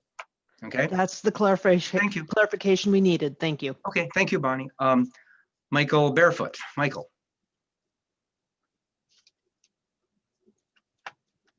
Hi, thanks. Yeah, I didn't actually have my question answered, so that's why I came back again. Thanks for that. My question wasn't so much on whether or not we give the second vice chair anything. That is, like you said, Ken, up to the state executive party. But my question is, if we only specify in the bylaws that the first vice chair can get any of this stuff, if something isn't in the bylaws, it doesn't exist. So if the second vice chair isn't in the bylaws, can we even give the second vice chair anything? Do they even exist? That's kind of what I'm asking. Thank you. Okay, I'll turn it over to the maker of the motion regarding the chair. Would it be structurally possible to have a paid aspect to the vice chair position? The question is that isn't structurally possible. My question is, if the second vice chair isn't in the bylaws, do they exist? Because the bylaw specifies like the first vice chair shall perform such duties. It doesn't say the second vice chair shall perform such duties. The first vice chair may be considered volunteer. The second vice chair, so I'm saying is if it's not specified, the second vice chair in any of these things, do they have duties? Do they have responsibilities? Do they have, like there's nothing about the second vice chair except for the creation of the second vice chair. That's my question. Thank you. Okay, so I hope I didn't mess it up there. It's not just amending the Constitution, it's the amending the bylaws for the additional recognition. Okay, with that, I will turn it to the maker of the motion to answer. Mr. Chair, thank you. And thank you for the question, Michael. What I would presume is that if this passes into the Constitution report, that the CBRC in their due diligence would adopt any conforming changes in additional bylaws or other parts of the Constitution that need to reflect the creation of this additional vice chair position. Thank you. Next, a question or point of information from Larry Etkin.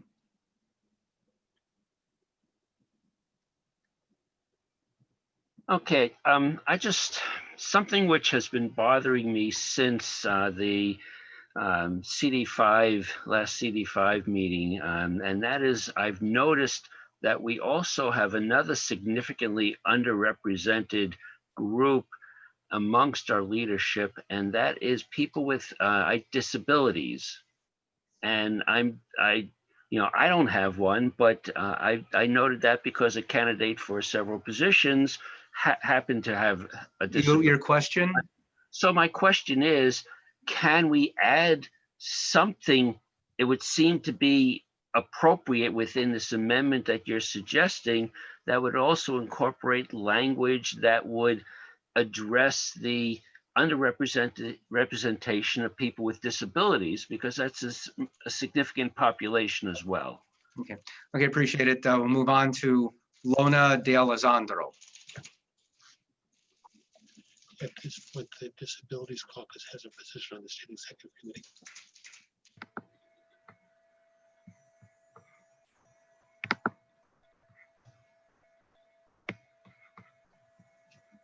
Lona?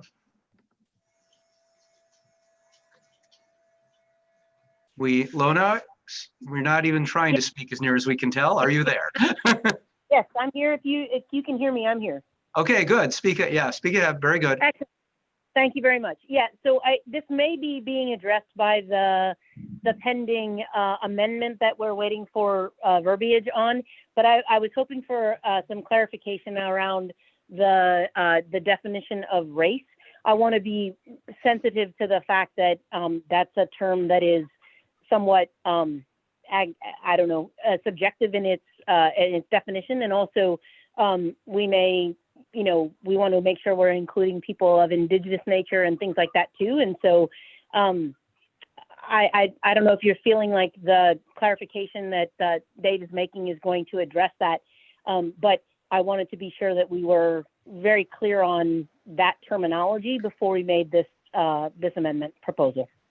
Thank you, Lona. And now that was the end of the inquiries for question. Last one is Tyler Morales. Is what? Tyler Morales. He wants the inquiry? Okay, I guess I do one more question, but then we will be ready to go back to David to see if what language he may be proposing as what could be a friendly amendment. With that, I will recognize Tyler Morales. Hey everyone. Yeah, I'm just curious of the definition of race, like Lona said, was quite unclear because, there could be white Hispanics, Afro-Latinos. And so if it's a white person and a white Hispanic, are they the same race? They're different ethnicities, but not necessarily the same race. I don't know. So I'm just confused on what the definition is, because, you know, by the census definition, you know, you could be the same race, but a different ethnicity. And going down that rabbit hole, it could be, you know, confusing as well. So I just want more clarity when it comes to race before. Thank you, Tyler. And that is a transition to back to David, because that will be that'll be the issue of we'll recognize him to see if he has some language to deal with clarification on this. Okay, I do. I have to preface this by saying it feels really odd as a white appearing person who has a grandma that comes from indigenous culture to be proposing this language. So I will, let's see if anybody else has feedback, but I would say something like inserting the last sentence, and I'll send this in the chat. After the language of the finance chair shall also be a state party officer. Just a sentence of clarification that says, for the purposes of this bylaw, race shall be determined based on an individual's self-identification as a person of color or member of an indigenous culture, something like that. Okay. I totally support doing this, Ken, but maybe we need to pull back and just work out the language and straighten this out at the next central committee meeting. Because gender identity is clearly interpreted as one's identification of their own gender. But I don't want to leave this open to what I've seen around that. Somebody'd have to debate their blackness or their nativeness or their Hispanicness or their Latinaness or something. I mean, that's just dehumanizing. Okay. David, you proposed some language and then said you weren't really comfortable with it. It sounds like, because I understand the challenges. This is what I would propose if we're going to adopt this today. Okay. But okay. Here's procedurally what I believe that is, unless somebody would disagree with me here. Ken asked you to come up with some language. If he accepts it and there is no objection from the body, we will have that be incorporated in his motion. Ken, I'm going to turn it over to you for that, or if you have some massaging you want to work out with David.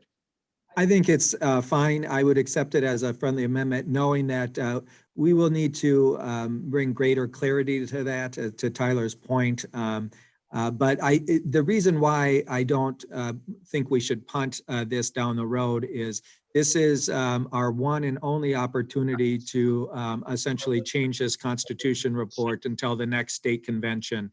We have officers elections on February 6th, and I would hate for this question of adding another officer position to get caught up in the politics of the next round of who's running for office or not. And so I really hope that we just take the friendly amendment in the spirit in which it is intended, as well as the language which I proposed today, and pass this knowing that the CBRC and the State Executive Committee will have time to massage out the real fine details here, which need to be defined. And I think Tyler's point is absolutely correct. So I will accept that as a friendly amendment.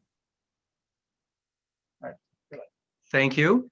Now we're going to get real granular here. If anybody who was noted on our group of the seconders would object, we could not take this as a friendly amendment. I don't believe we have any of the seconders objecting to it that I know of on our list. So that means it is now what is before our body includes David's language. With that, I'm now moving on to the speakers I have listed as for and against the motion, which is as it stands now with David's additional language. We have had a speaker in favor. We will now move to a speaker against, and that is Michelle Bonnet.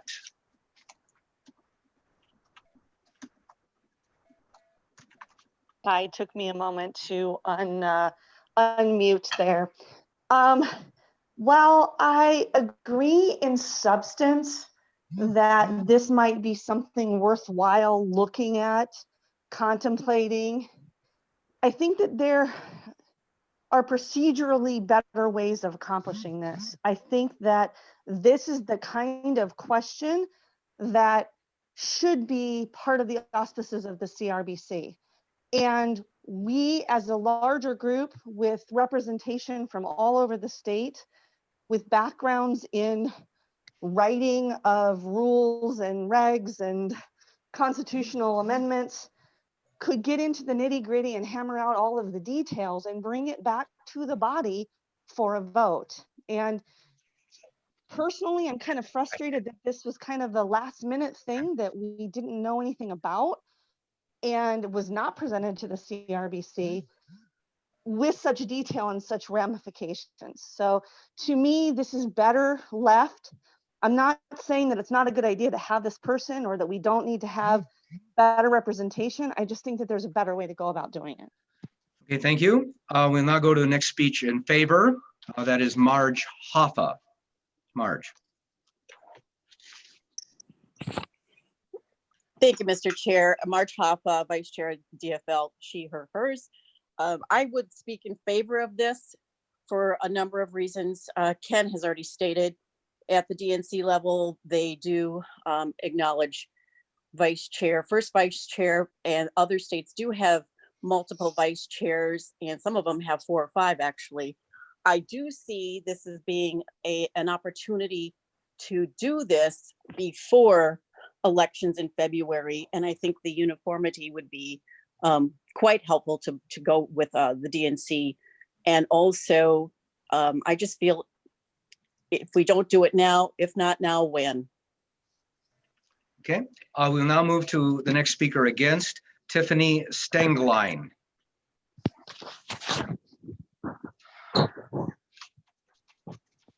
Tiffany Stenglein, Crow Wing County, she, her, hers. I am very concerned about the unintended consequences of this. I really think it needs to go through the full process, be referred to the Constitution, Bylaws, and Rules Committee. For example, if the first vice chair is of a different race or ethnicity, what does that mean for the second vice? I just think there are things that are not fleshed out, and I think this is half-baked, needs to be referred to people who do this more often. I have been asked for a point of information by the maker of the motion. As long as it is limited to a point of information, I will recognize Ken Martin. I just want to let folks know that this has been presented before the CBRC as a concept and an idea before. The CBRC, in their infinite wisdom, chose not to bring this to the state convention or to a state central committee. And so I have decided to bring it forward to this body to decide, just like I would have if we had a state convention in person. Point of personal Point preference. of information. So with that, I will move on to the next speaker in favor, Jaja. Point of personal preference. Excuse me, yes. Okay, point of information. Yes, the committee was specifically called out about this business item. My recollection is that this was never on one of our agendas as an item that the committee took up to discuss. I think there may have been some sidebar discussions at Constitution Committee meetings, but the committee itself has never taken this up. Thank you, and that is a point of information also. Thank you very much, Chair Chris. We are now at speaker 4, that's Jaja, and I keep mispronouncing it, and I am so sorry. It's okay. We'll get there. Yeah, Jaja is the pronunciation. And a lot of things that I want to say have already been said. I think the spirit of this is that we want to avoid having someone who having everyone be white passing. And I'm not sure how comfortable everyone is with that language, but I'd like to suggest something similar to that as a friendly clarity amendment piece to the previously stated friendly amendments. That, you know, for example, my my ancestry is all Middle Eastern, North African, and Scandinavian tribes. The part of me that's white is Sami. So I'm technically not white at all, but I certainly benefit from the privileges thereof. and should not be representing people of color in any case. So, you know, something very specific, which I think will make a lot of people uncomfortable, I think is what would be necessary to really resolve this debate. And I'll let others chime in on that. In favor, there wasn't specific language given, so we don't have any amendment on the floor. I now have a speaker.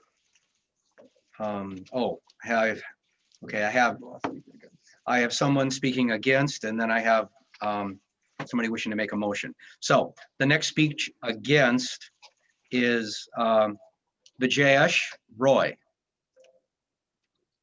We'll unmute you. Hello. Hi. Can you hear me? I'm Vijayesh Roy. I'm from CD2 and SD51, and I do belong to a minority group. So I thought I should give a little bit of perspective that I have about this issue.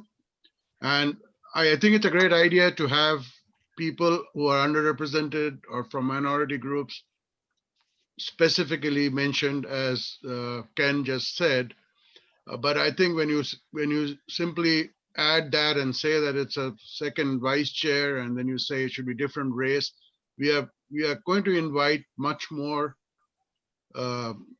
confusion and controversy than which would probably defeat the purpose of this thing. So my suggestion would be that that's a good thing, but like one of the earlier speakers said, it should be in every part of the thing, because we are supposed to, it's not enough to just create one position of a second vice chair and then everything else in our sort of infrastructure, legal documents are silent about it. So it has to have more than that. And then the question of being a different race is a complicated thing, as everyone has been mentioning, and it can create, just like the earlier speaker just said, you know, there are a lot of biracial or multiracial people. There are people who might, you know, are we saying black? Does black include people from the Caribbean? Do they, you know, so there are lots of different types of must be second thing. And I've had experience in the corporate world when they try to do something like that. They'll hire one black person in a particular position, and that person doesn't have any power or doesn't have any real responsibility. So I think when you do this, it's a really good idea, and I applaud our leadership that they're thinking about it. But there has to have more teeth in it for it to be really effective and really useful, and to actually meet the needs of our community and our party. Thank you. I now have I'm going to recognize Cheryl Poling for the purpose of a motion.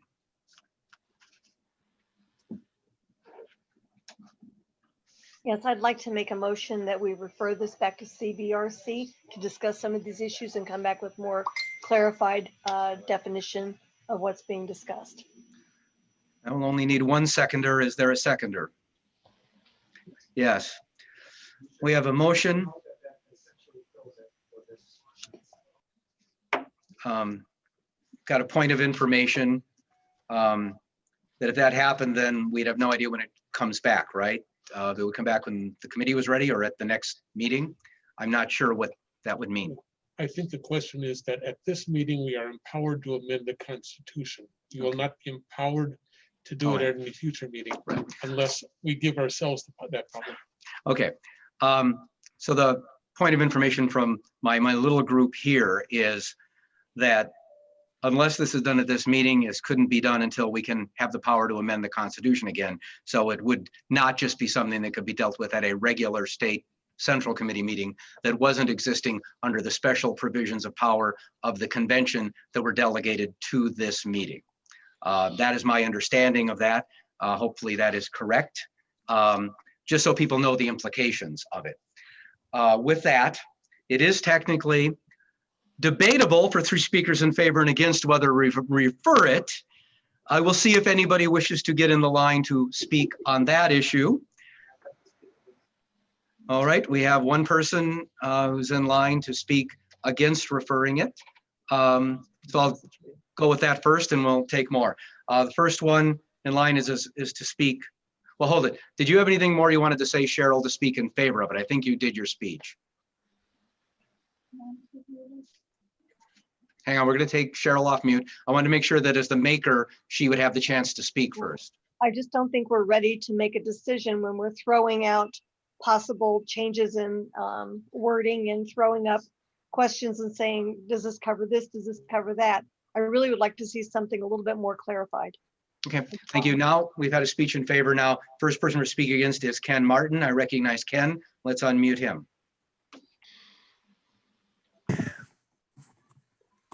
Well, I appreciate the motion that Cheryl has made.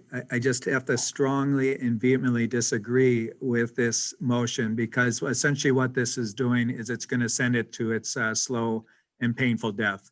The reality is this has been a conversation point in our party for many years now. And there's been resistance within the leadership structure and the powers. And you can see the folks here sort of trying to make sure that this doesn't happen. Let me just say that if I thought Vice Chair Hoffa said it best, if not now, when? When will this happen? If we're not going to live our values, if we're not going to stand up and say this is the right thing to do, then when do we do it? We're not going to be able to amend our Constitution at any other point than today. We will have to wait a full 2 years from this point to amend our Constitution, meaning that the next slate of officers that you consider will no guarantee that there'd be any diversity in our party leadership. And so again, I just want to strongly encourage all of you.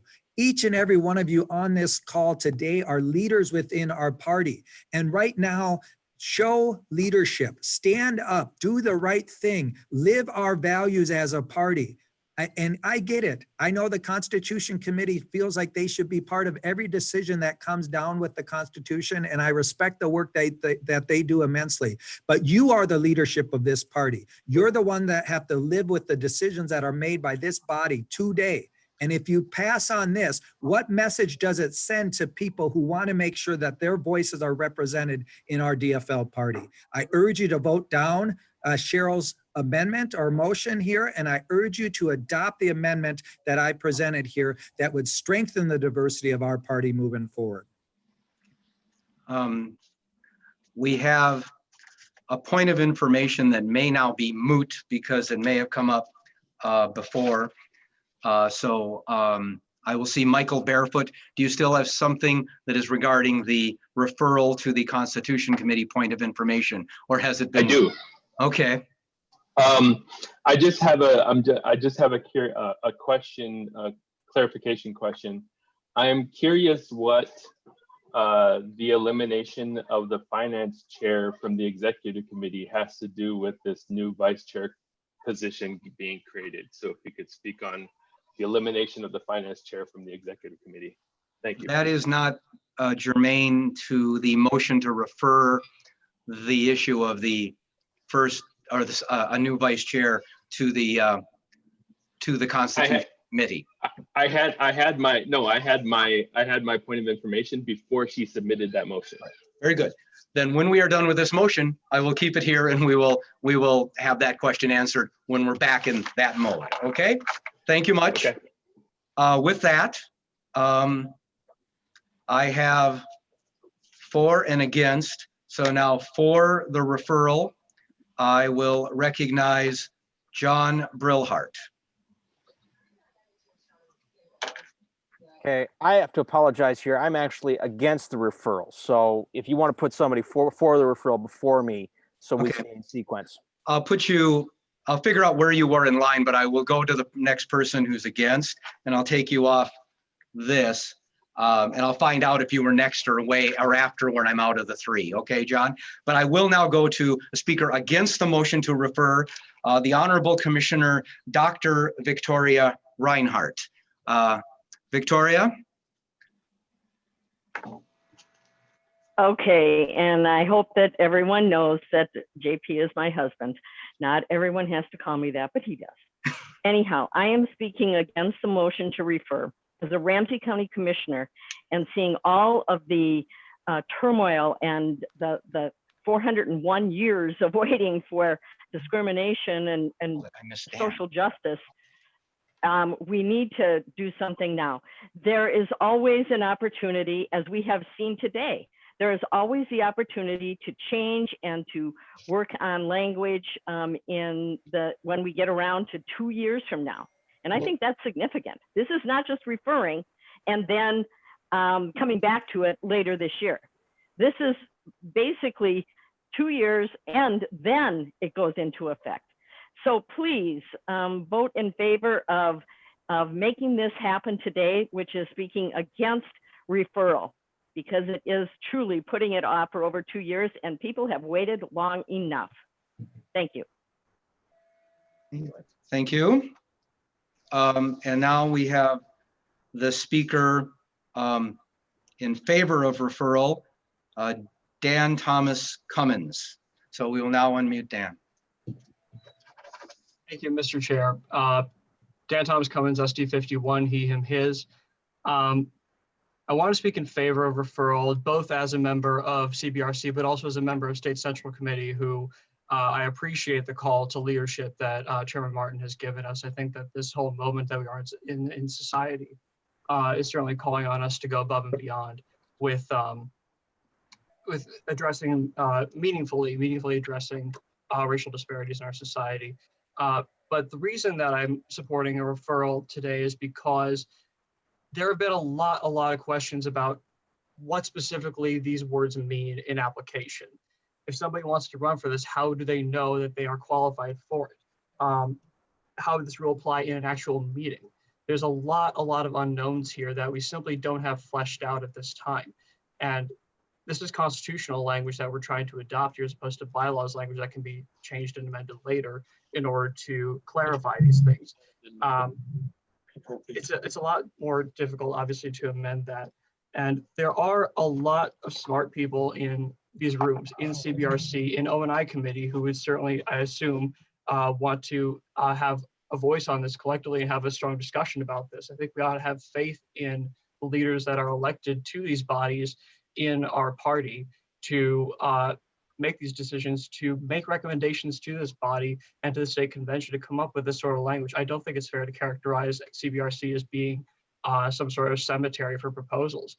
I think that, we spend hours in our meetings carefully considering proposals, going over them in depth with a fine-tooth comb, making sure that we fleshed out every possible meaning of different words, so that we know exactly what we're doing and how it's going to apply to our state party and to our local units, wherever it may be.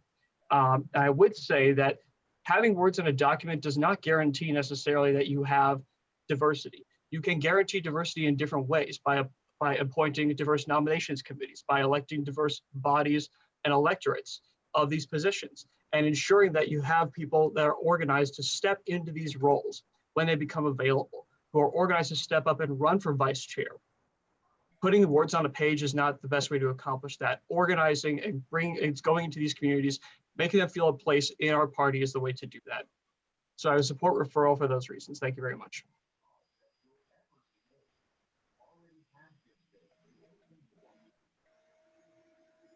Thank you very much.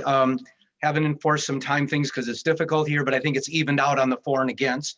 So we have one speaker left under our rules, and that is a speech against, and that is John Brillhart.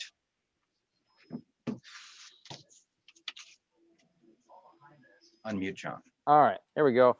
So yeah, no, I would agree that it's, there's a bit of a trade-off here. I think we want things to be completely fleshed out in the language and in how it's executed and applied. But the other thing is the symbolism of what we're doing here. If we choose not to do this because we don't have every single word detailed and I's dotted and T's crossed, I don't think that sends a very good statement. I get the sense that we can probably do both. So let's have that vice chair position. Let's let CB and vote for the vice chair position. By default, CBRC will most likely be looking at this. in the next couple of years. And so when we have our convention in 2022, we'll most likely be modifying this. But, the fear is, I think the sort of the implicit fear is somehow that there will be some sort of chaos if we don't have every piece of language fleshed out. And the reality is, I don't think that's going to happen. I think we all have good intentions here, especially at the officer level of the DFL. And so I think, yes, it's not quite as fleshed out as we want it to be, but I don't think that matters as much as the symbology of what we're doing here. Okay, thank you. Back, am I unmuted? I'm live, okay. We have now exhausted our speakers regarding the motion to refer to the committee. I have one inquiry that is a point of information. So we'll unmute Kevin Anderson, make sure it's a point of information regarding the referral to the committee. Kevin?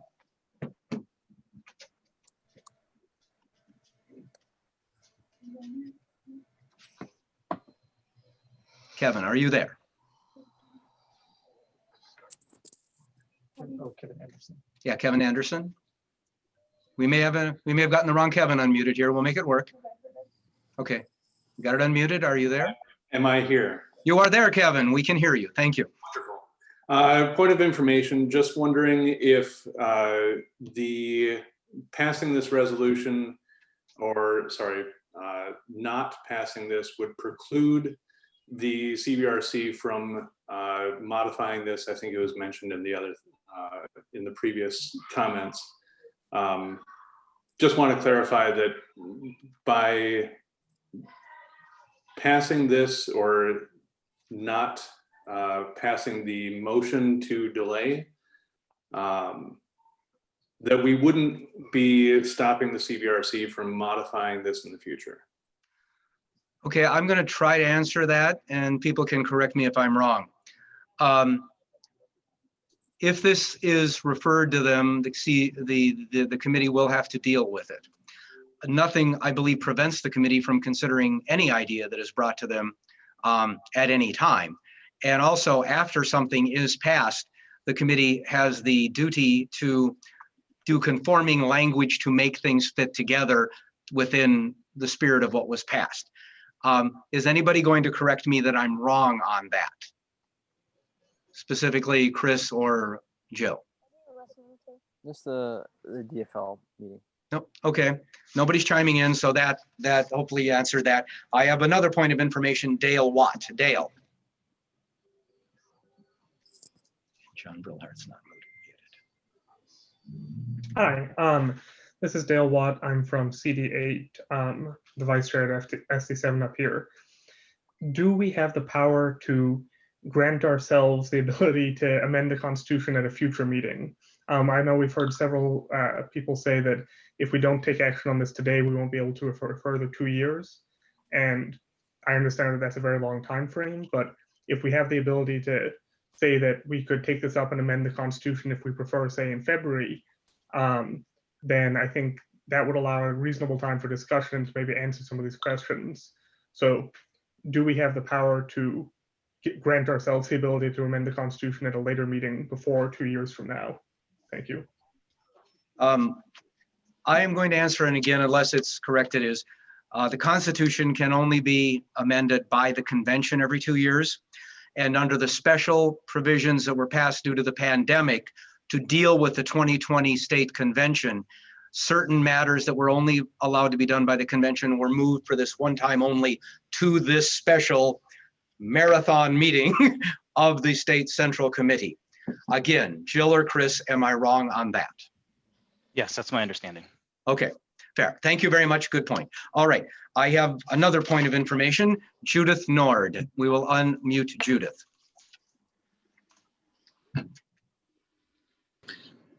Thank you. My question was just answered. Okay, thank you very much. We have now exhausted everybody on the debates on this. We have exhausted the speakers on the underlying motion. What we're going to be doing now is this. We are going to move now to a vote on whether to refer this matter to the committee. Therefore, when you get your ballot, it will be to vote yes is referring it to the committee. No is that we will go on to have the vote, because we've already exhausted our speakers, to have the vote up or down on the language, on the amendment. So with that understanding, I'll refer to the committee is a yes vote. A no vote is that we will move on to vote right now on the amendment. With that understanding, I'll give you some time to vote. This is not 10 minutes for this one because it's only yes or no. So I'm sure we can get it done in a reasonable period of time. We'll get a ballot, or we got it up there, go vote.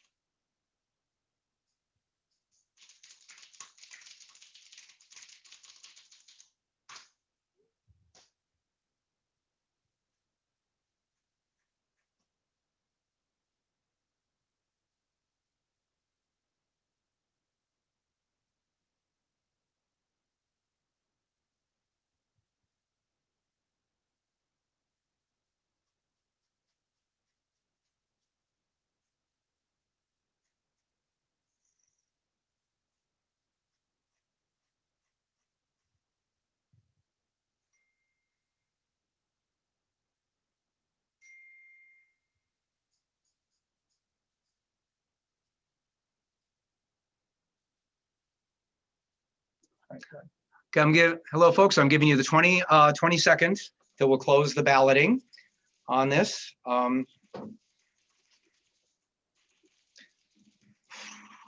15, 10, 5, 4, 3, 2, 1. Okay, balloting is closed. There are a few people in the phone room. I'm going to see if the tally is a large enough gap that the phone room couldn't make a difference and have them announce the results. And if they can't, we'll wait till the phone room line goes through. If that's okay, Scott, it's up to you. Yes, there's no question. The vote is 64 yes to 192 no.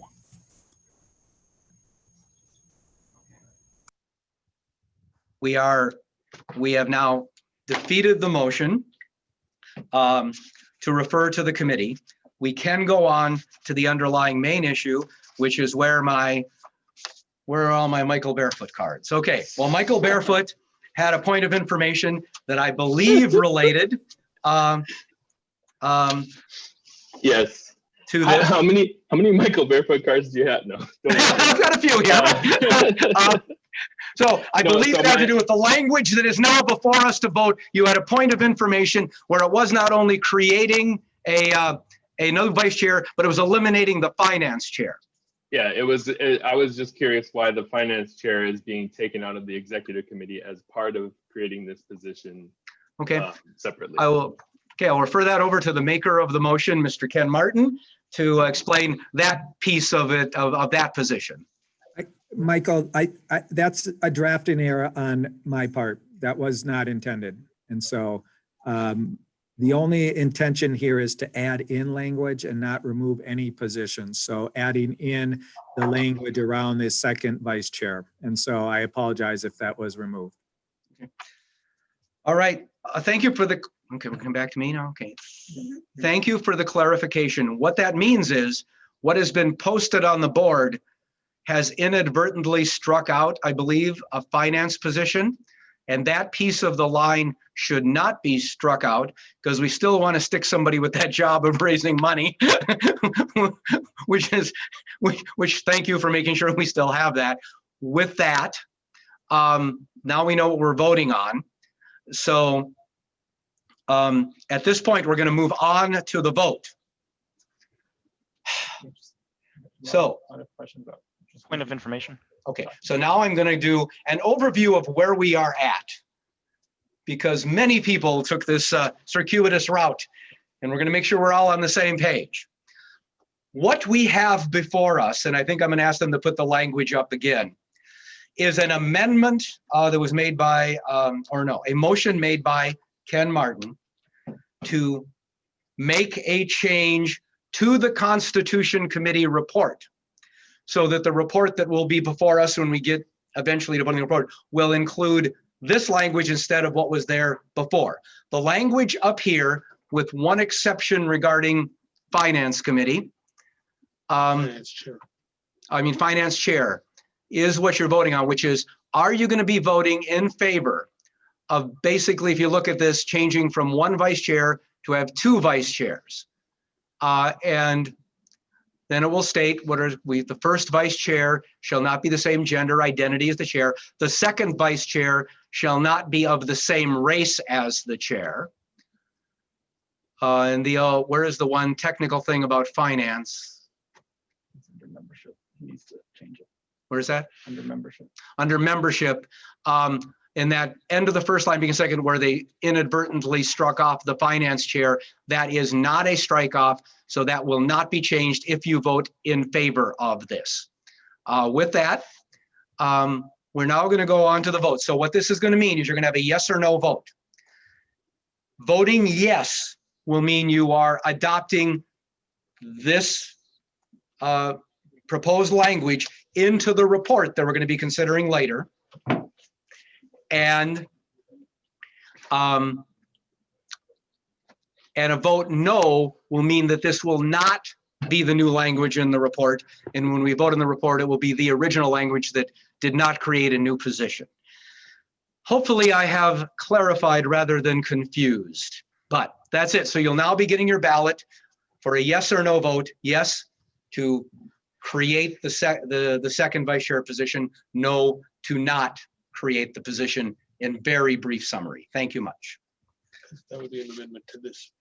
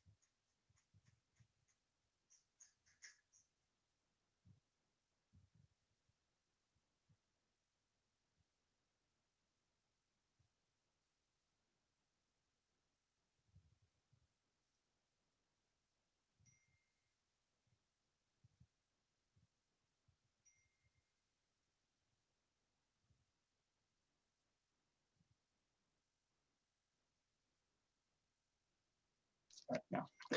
Okay. All right, we're going to do 20 seconds to the ending of the balloting. 15, 10,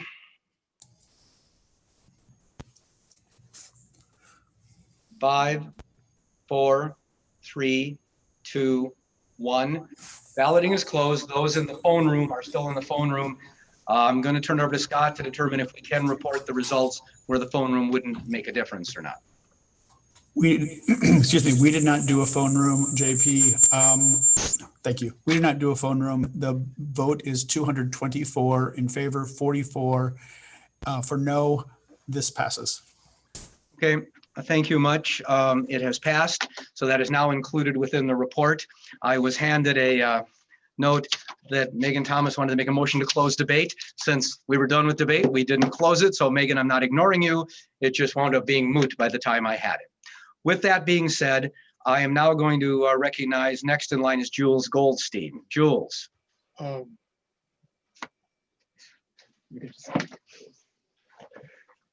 Okay.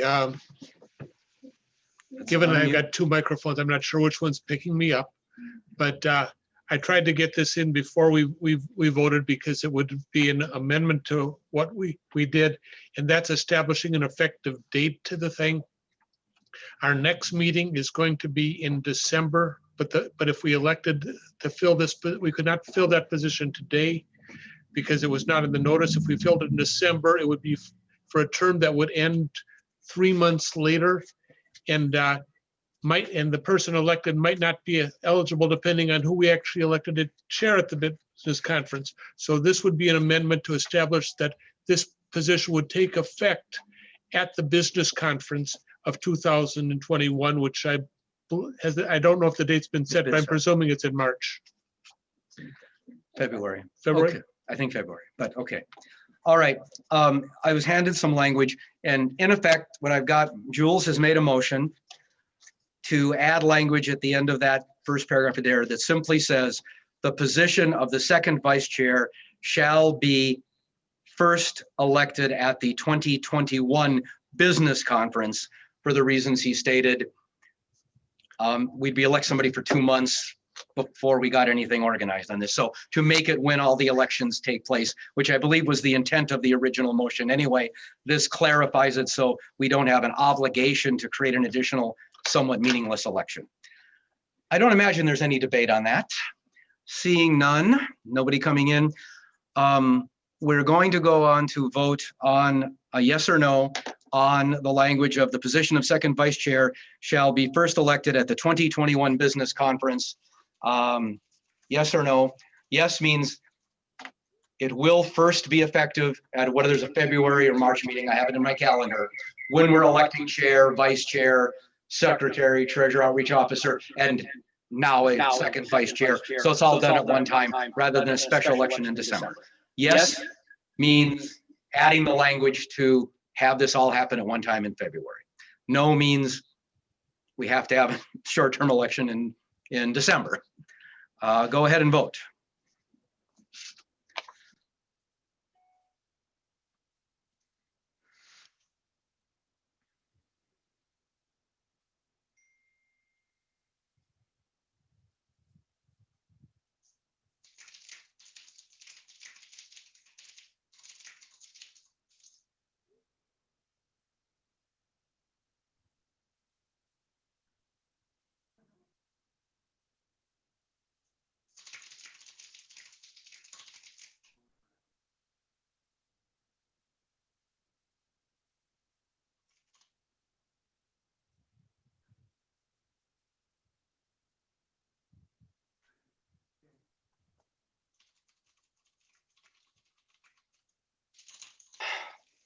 Okay, 20 seconds.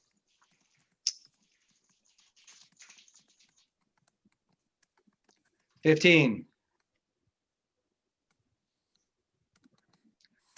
10, 5, 4, 3, 2, 1. Okay, while they're tallying that, Dan Thomas Cummins, point of order. So Dan, we'll unmute you. Thank you, Mr. Chair. Just a point of order that I'm noticing that there are at times dozens of raised hands in the participants tab that are then cleared in order to make way for a vote to be taken.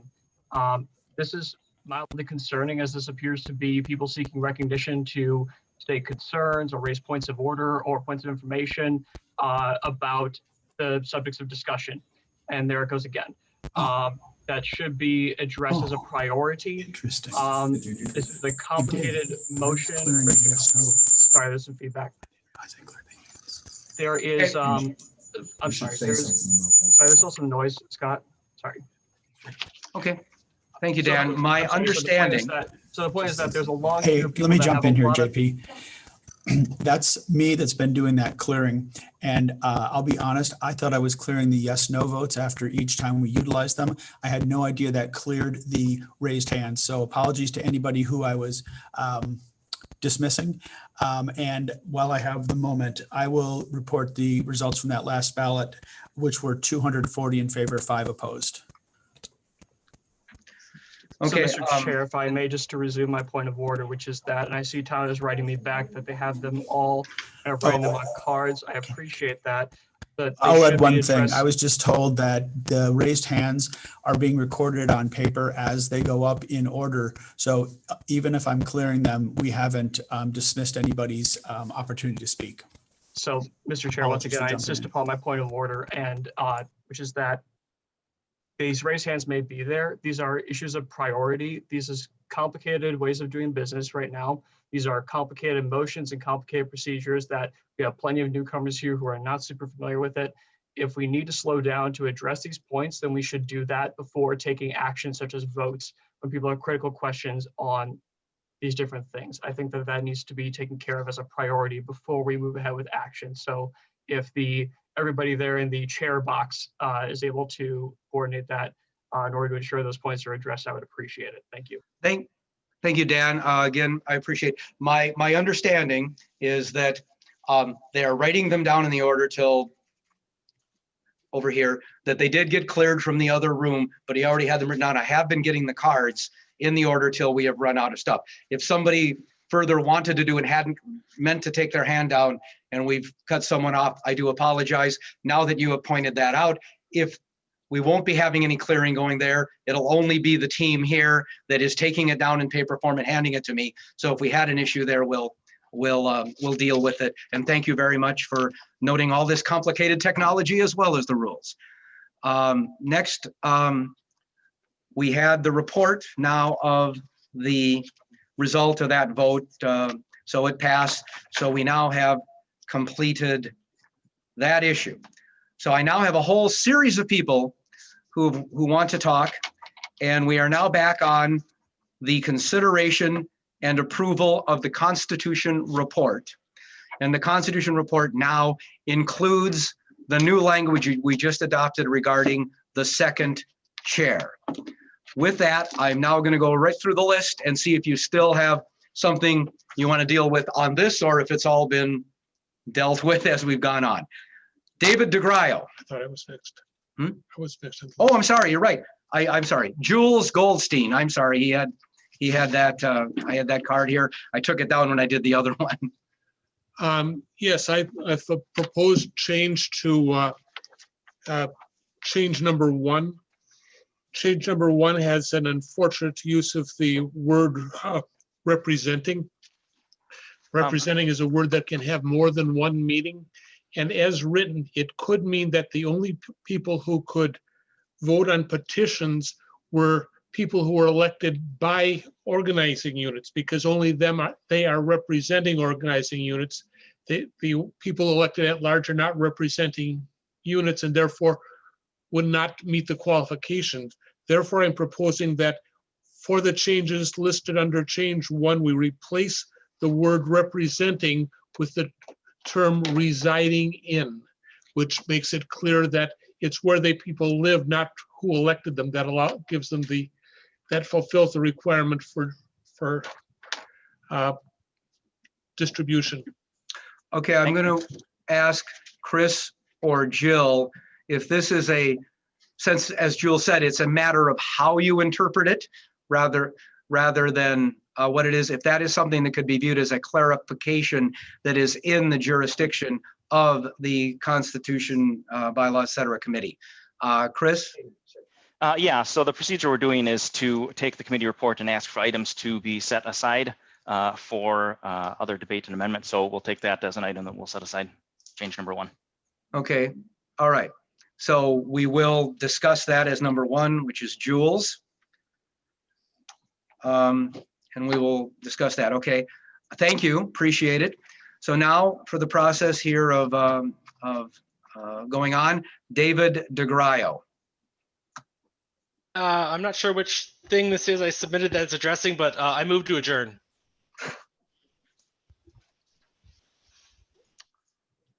Okay, we will go through what is the process for adjournment. In terms of seconding, in terms of debatable, and in terms of that. It must be seconded. It's not debatable and requires majority vote. That's what I thought. That's what I thought. Motion to adjourn is in order and majority vote will determine it. Okay. All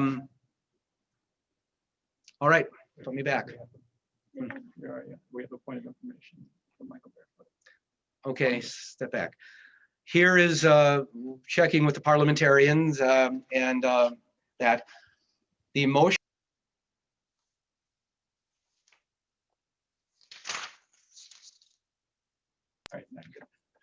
Okay, gone through this with the parliamentarians and reviewed the documents. A motion to adjourn is in order. It needs a second. It is not debatable. We would move immediately on to a vote. And a majority vote, it would pass, and that would be the end of that. That is my understanding of the process of where we are at. With that, I believe I had a point of information. I assume it is regarding this. I may or may not have answered it, but I will do it, and that is Michael Barefoot. Michael? Hi, yeah, I just want to clarify, if we were to adjourn, we would not be able to modify our constitution and we would not be able to adopt the platform for this year or for the next 2 years. Those are two separate questions. So what I'm going to do here is I'm going to attempt to answer the first one and then ask Chris and Jill. And that is regarding the Constitution. If we were to adjourn today, since this is the only meeting at which we are authorized to make any amendments to the Constitution, there would be no changes. I also don't know if that means there'd be no Constitution, but I assume it means there would be no changes. And that's it. But I want Chris and Jill to state clearly what the implications are. So I gave them a little time to analyze that. We will then come back to the platform issue after they have talked, okay? Yes, after, if we adjourn at this time, we would then no longer be authorized to consider the constitutional changes at future meetings. Some of the changes we're proposing are bylaw in nature or could be written in the form of a bylaw without conflicting with the Constitution, could potentially come back to a future state central committee meeting. But it would be a truncated list of the things that we have in our report. I can also speak to the platform one, unless someone from platform wishes. Please do. So the platform is an ongoing document. It continues from year to year.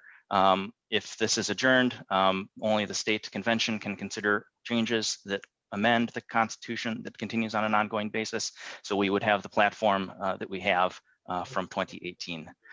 Action agenda items, I believe, can be proposed through a process to be taken up by the State Central Committee, although I believe if we adjourn this meeting, that those would need to be taken up anew. That's my understanding, but again, I'm not quite as much of an expert on the platform portion of things. Okay, thank you, Chris, for stating the Constitution and making an analysis of the platform issue. I have one other person I'd like to call on, our parliamentarian, regarding the platform issue. So Jules. Yes, the platform is a little bit different because the platform resolutions were approved by the convention. The state executive committee add an additional requirement that they be verified by this meeting. That verification, since it came from the executive committee rather than from the state convention, can be extended to the next meeting by the executive committee. So with the approval of the executive committee, we could take that up at the next meeting. It's a very good point, Jules. Thank you. Okay, so thank you. So all you folks out there who this is your first meeting, this is not the way it usually is. And anything, because this is a special pandemic meeting. I hope you are not getting frustrated by the detail, but the bottom line summary appears to be that if we vote to adjourn, we will not be able to amend the Constitution for 2 years. There's a few bylaws that might be able to be adjusted. The platform could come up in other ways. Is that the Reader's Digest version of what both Chris and Jules have said? And just remind, that includes the vice chair changes. Right. I mean, nothing. Yeah. So, yeah, I mean, people want to know that that means we would not have made any change to the vice chair because that is now just within the document we are considering. That wouldn't be final until a Constitution report was accepted. So we have done nothing even by changing what the report is because we will not have adopted the report. And I think people from the questions I'm getting wanted to know that. So unless I've misstated something, we're going to go on now to a vote on whether to adjourn. So if you vote yes, we will adjourn.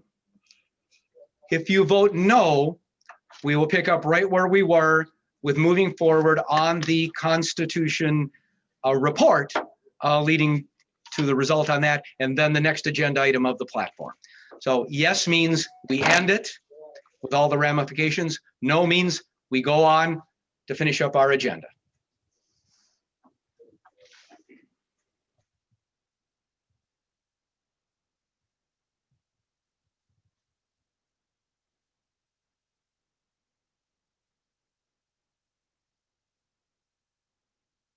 And then, are you 7 hours? Okay, we're ready? Okay, I'll do the 20 seconds.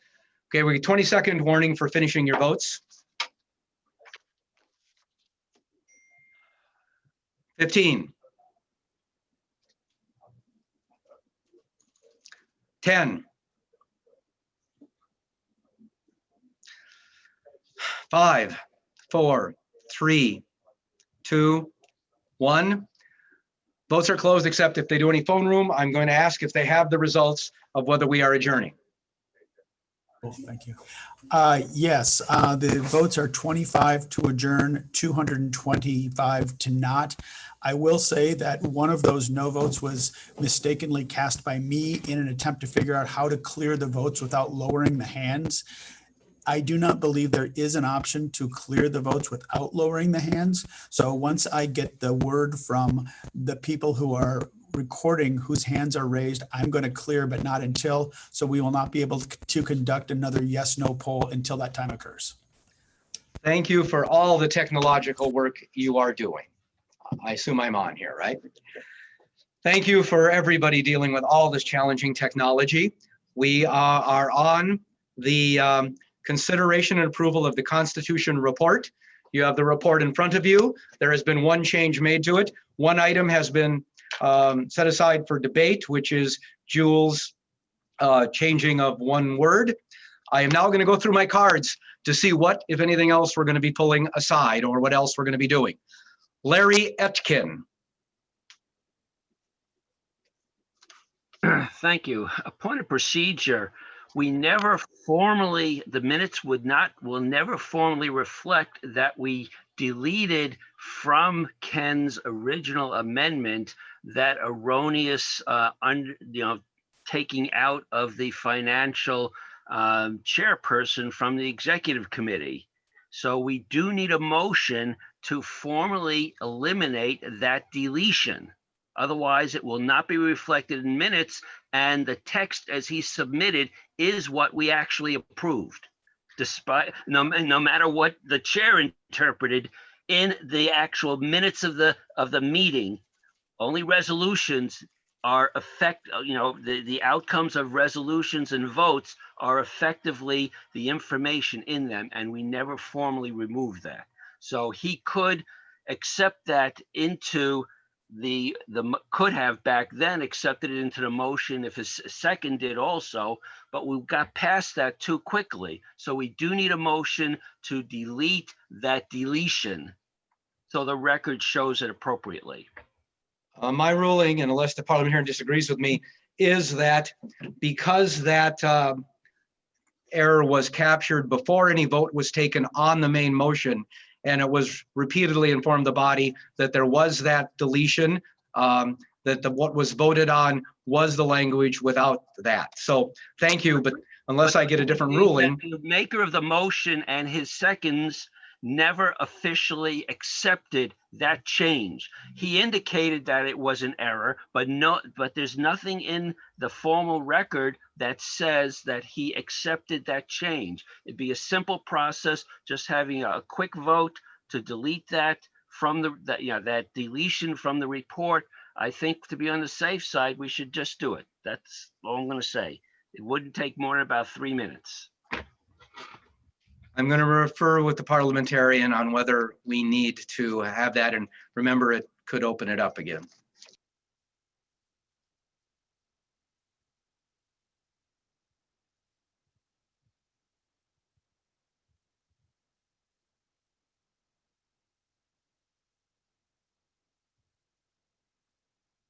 Okay, get me up. Okay, for clarity purpose, we're going to do a vote right now to make sure that everybody understood what they voted on. Yes or no to vote on the removal of the reference or the striking out of finance chair on the one line of the Constitution. Yes means That the words are retained. no. No. Yes would mean that we are striking that out because that's what was in the original thing. No would mean that we're going to approve the typographical error. So yes means we are making clear that it was a typographical error and we're getting rid of the strikeout of the word finance chair. Hopefully that's clear, that yes will clean up a procedural question, no will make it messy. Okay? We're up to a double negative. We don't want to make it a I triple know. negative. Is good. All right, I'm going to give the 20 seconds because apparently everybody wants to just clean up the mess. So 20 seconds. 15. 10. 5, 4, 3, 2, 1. What's our vote? 216 yes, 6 no. All right, thank you very much. We've got that clarified. We're going to move on now to Dell Jenkins. Hi, Dell. I've had these cards a while. They're getting stale, but I'm sure you're still there. Yes, can you hear me okay? Yes, Dell. I don't normally speak. Yeah, I know. would like to figure out a way to call the question and end debate entirely on these constitutional amendments. We've been here a long time. It's been a long day. We've all seen the changes for a month. Let's just vote on them all up or down and by ending debate right now. Okay. So that's my motion. Okay, I'm going to check with the parliamentarian regarding seconds and debatability, et cetera, but it is to have us move immediately on to a vote on the report that is in front of you. Just so you remember, that report does include the change regarding the addition of the vice chair. And then everything else was as the original report was, does not include the one issue that was hanging here regarding a word or any others that may have come up. That's my understanding. What is the rule? Well, it would leave hanging my resolutions, but I agree with you. It's in order. Okay. Sorry, Jules. My parliamentarian agrees that we can cut off his ability to do something because it is in order. And he might even be in favor of doing it because of what it is, one word. But to that end, procedurally, and I'm not trying to argue in favor against anything, I'm just talking procedurally. It is in order. It has been seconded. What this would do then is it a majority or 2/3? Well, whatever. Well, we'll find out. But a vote yes will mean we're immediately then going to vote to a vote on the report that's in front of you regarding the Constitution. A no vote will mean I can go through my list of people here for more potential pulling matters for debate or amendments or changes or whatever the special considerations would be of that. Unless Chris or Jill say I've said that inaccurately, that is the effect of the motion to move move forward. Yes, I believe that's correct. I do have a quick point of information to request from the chair. Would it be possible to get recognized if this motion passes and the report is adopted as a whole to come back after that to take up Jules's cleanup? I would say no. Thank you. Because I already believe you said that's something you can do without having to do a motion. But regardless, the motion as it is to immediately move on, not move on after we've dealt with the one that's on the floor. Therefore, procedurally, Chris, I think we have to go to the ultimate result of that motion. With that being said, Hold on, they changed we're the going to be date. checking to make sure what the process is. Previous question must be seconded, not debatable, not amendable, it requires 2/3. Okay, not debatable, not amendable. It has been seconded, requires 2/3 vote. So again, to vote yes will mean we immediately move on to a vote on the Constitution report. A vote no is we can continue discussing it.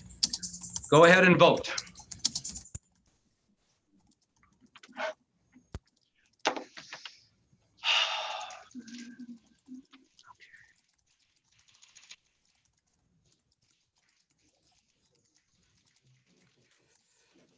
People are really hung up on this hand up, hand down voting thing.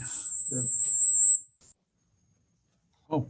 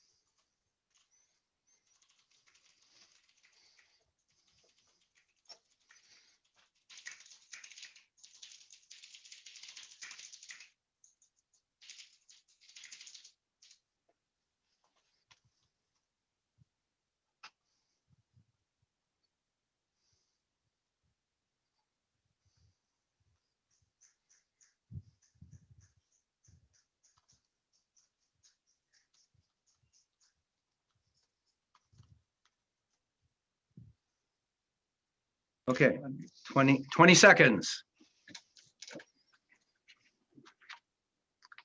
15.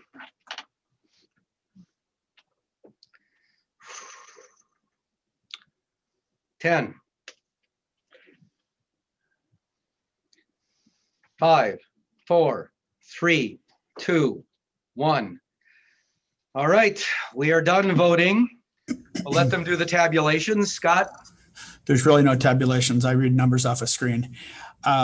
It's 207 yes, 36 no. Okay, Yes. that passes.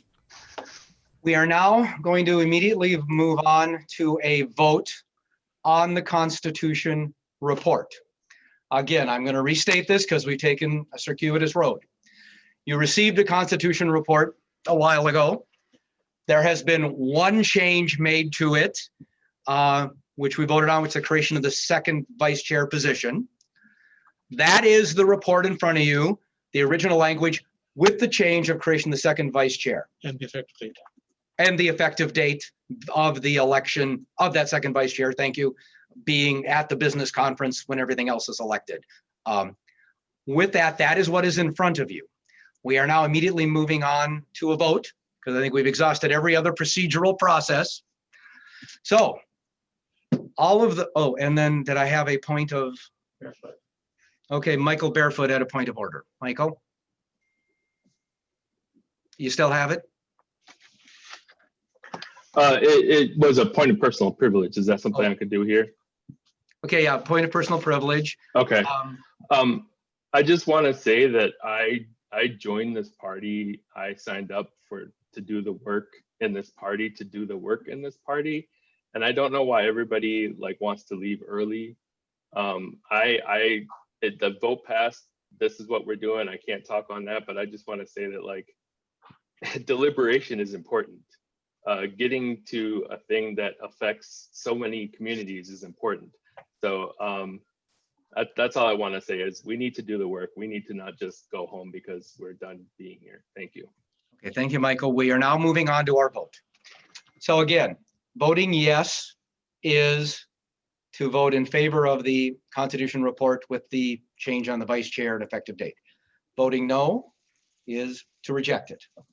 Let's move on. You're getting your ballots. Vote yes or no.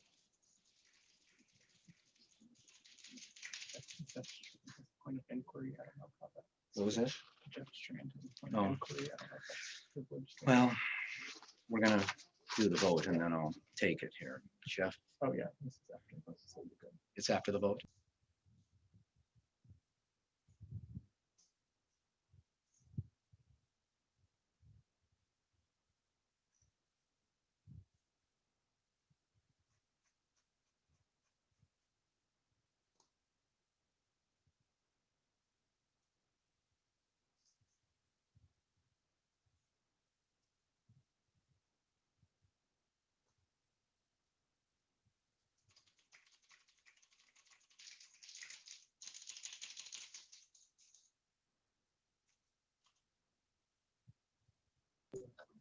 Okay, 20 seconds.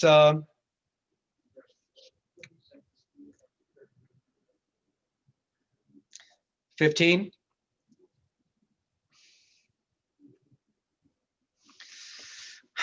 10.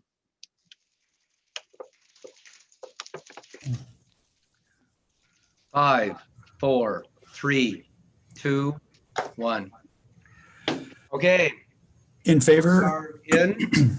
We will see if they can tabulate votes for and against adoption of the Constitution report. Scott. The yes votes are 231, the no votes are 20. Okay, 231 to 20. It did pass. I want to thank Constitution Committee, 2 years of work that they present once, usually at a convention. And it had to be done this way, so challenging after all of the blood, sweat, and tears. I want to thank Chris and Jill and everybody who's been involved. This is truly, I mean, the Central Committee is a tough procedural thing. That is truly above and beyond. So thank them very much. We have now a Constitution report approved. All right. Chris or Jill, did you have any final comments? Yes, thank you for recognizing us. JP, thanks to the State Central Committee for carefully considering our report and approving it today. Thanks for attending the trainings and providing lots of great feedback as well. Look forward to working with everybody over the next 2-year cycle. Jill, did you have anything to add? I think Jill might be on mute.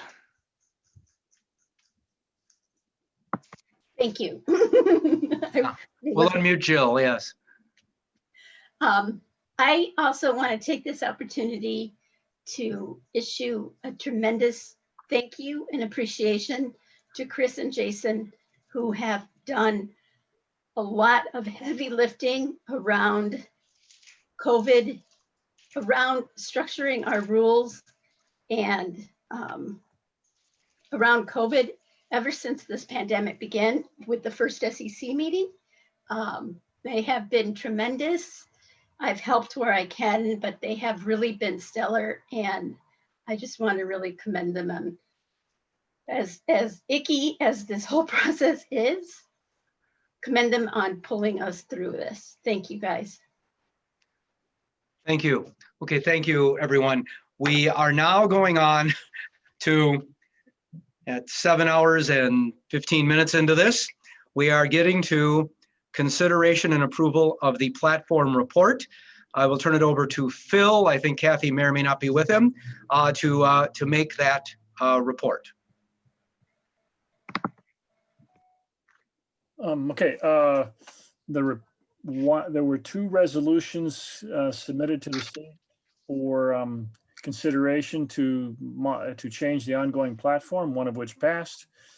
There were 85 resolutions to be considered for the action agenda of 62, which passed.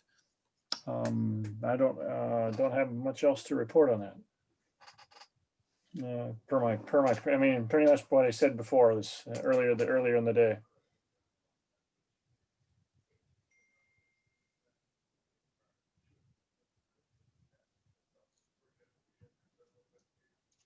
Is he done? Okay, thank you. I just realized that I went on and I ignored my cards. I've had people patiently waiting. So Phil, appreciate what you said, but I'm going to go through my cards to see if there was any issues before we get to platform. And if it did regard platform, I will keep them in this order, okay? I'm sorry about that. I got a few things going at this point. So let me go through and see if there is something still relevant out of all these people who have been patiently waiting. But if it has to do with platform, I will simply keep you in the list once Phil is done with the report and things are fully presented. David Tilson, we're opening up unmuting David. Well, I wanted to talk about the Constitution, which we went past here. I wanted to take number 4 out for separate discussion and speak against that one. I understand. I'm assuming some of these cards were that, and then we had the superior motion take over. Yeah. So, but Peter that, Hill. you know, I just think that it's a mistake. And I guess we'll have to try to fix it in the future. But Okay, thank you very much. Peter Hill is next. I guess I can't speak to it.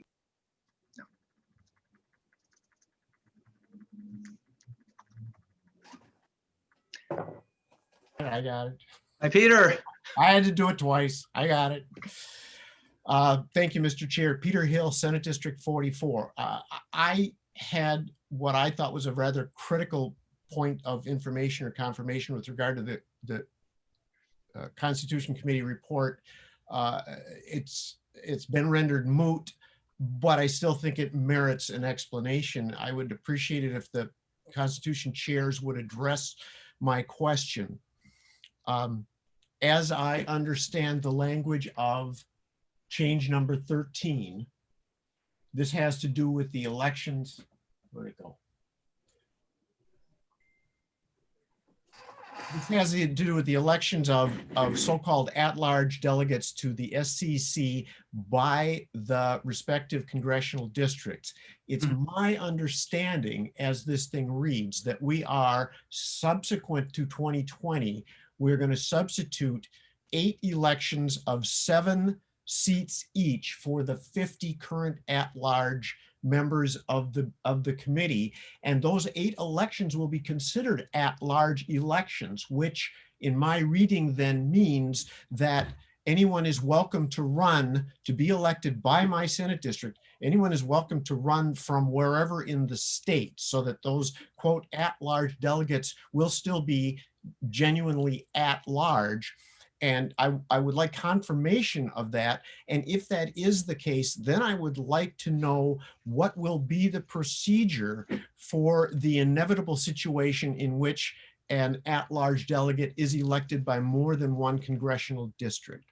And if the answer to that is a working down of congressional district lists, then which congressional districts takes precedence in that event?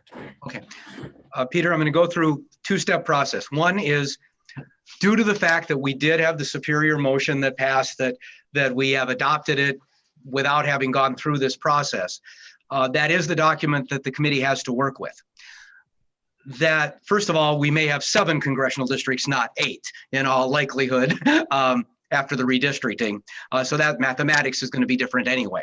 But how that will be applied is in that process the committee is going to have to deal with now. And really, because we do not have any action we can still take as a central committee at this meeting regarding that, I'm going to say that it's out of order, not because you or your concern are out of order, but because it's the type of inquiry that, now that it's a done item, needs to be taken offline for a direct inquiry from you as an activist and others who might be interested to get information from the committee regarding that issue. So I know it sounds like I'm obfuscating, but that is procedurally where we are at now. And there's going to be a lot of issues, because obviously you raise legitimate practical issues that they may or may not have considered. But it is no longer proper to take up the time of this meeting because we don't have an action item we can do on it. So with that, I'm sure you and Chris and Jill will be in regular contact, and they may be spending out information to all the districts regarding that inquiry. No offense, Peter, but that's procedurally where we're at. Thank you. I believe next I have Rich Howie.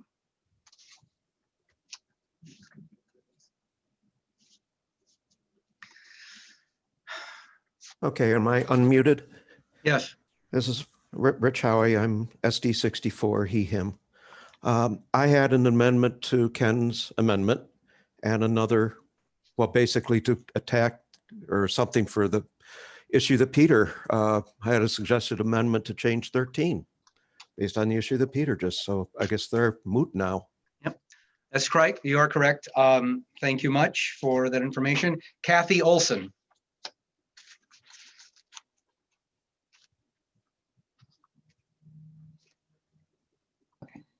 Hi there. You can skip me. Mine was Constitution. Thanks. Okay, we got it done. Okay, John Brillhart.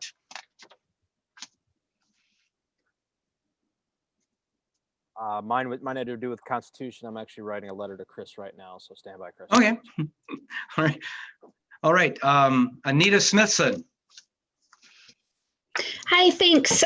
I've been trying to ask this for a while. I have a hard time hearing, and I've been asking for the questions that are yes, no votes to be put in the chat or on the screen. I've sent that message to multiple people with the party. Nobody has responded, and I've been raising my hand for well over an hour. So I'm asking that we make this meeting more accessible. I can't hear when there's feedback, and I've been unable to participate in several votes because I have not been able to understand. Thank you. I appreciate that, Anita. I do usually wear hearing aids, but my mask keeps pulling them off. I understand. I will refer it to our technical people because there should have been a way to deal with that. And if it got lost in the process, I'm going to make sure they will make sure that they contact you directly, Anita, to find out what went wrong, because that is something in the procedures that were set up that should have been able to be dealt with. Next is Vijayesh Roy. So, Mr. Chairman, I had tried to get this question in a long time back, so I'll just modify it now that you've approved everything. I had a question, maybe it's, you can call it a point of information or whatever technical term you want to call it, but you know, we were talking about the constitutional team doesn't meet, so now we have adopted this thing about the second vice chair. Is it possible for this body to give directions to the constitutional committee to come up with some sort of a draft for the next, you know, so that it's a time-bound kind of instructions that they need to do something about this and not just, there was a concern expressed by several people that if it goes to a committee, then nothing is going to be done. But can't this body tell specifically, pass a motion to do that? Well, again, I'm going to just describe where we're at is. That is now the information that's there. The Constitution, Bylaws, et cetera, committee, always on an ongoing basis, deals with defining, clarifying things.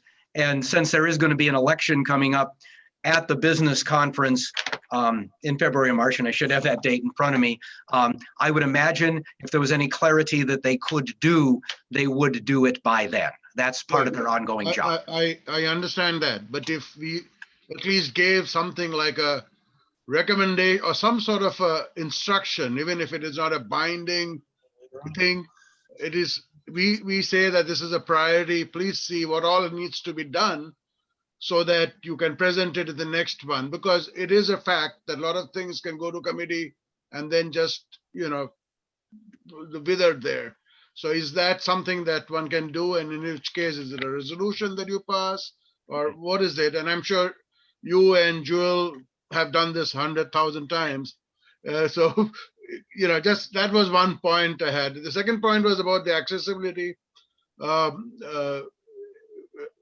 There were times because so many people were trying to put in messages that so maybe the answer to that is to have some kind of a, you know, a few more Tyler assistants or something so that that thing goes to you faster. And that's just a suggestion for our future meetings. We are doing a lot of Zoom meetings, both at our Senate district level as well as in other things.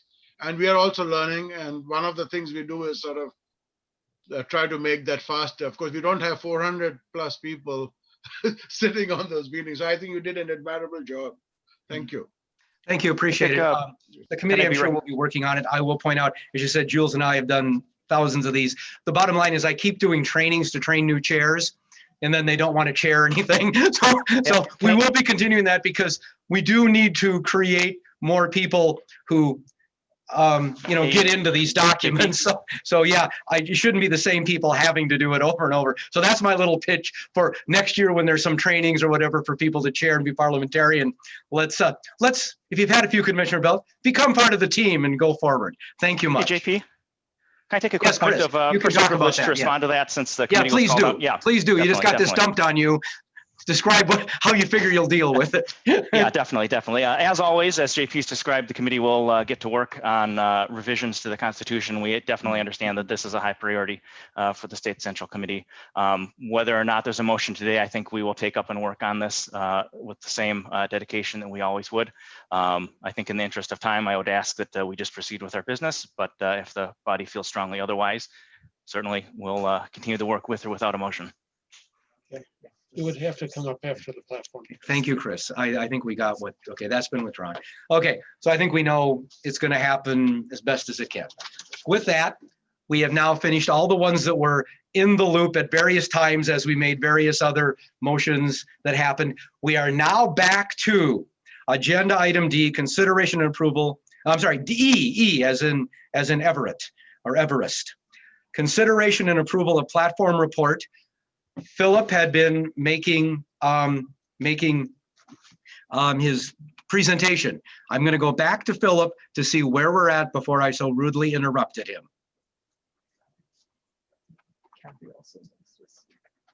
Oh yes, and Kathy.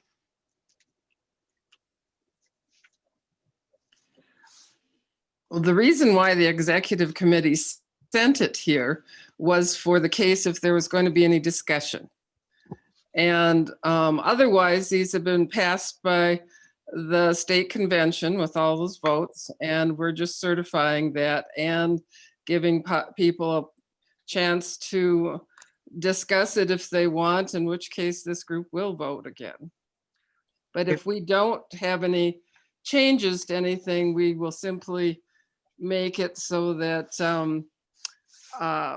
they're confirmed that they're passed. Okay, thank you, Kathy. It's the co-chairs, Philip and Kathy have made a report. Now, I got to understand procedurally before I start calling on people here, what we have, and I'm going to be having the parliamentarian right at my side on this.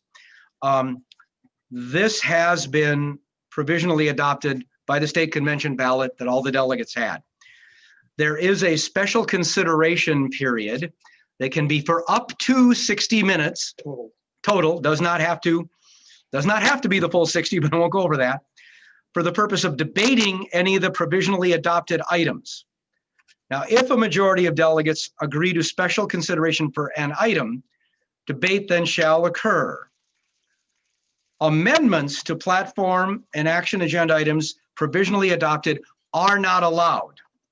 This is within the purview of what the delegates got to decide, not us as a committee. That was not one of the things under the pandemic rules that was pulled out. Following the debate of each item that is pulled aside, the Central Committee shall vote whether to ratify that specific item, and then ratification of any other items, well, that all requires 60% vote.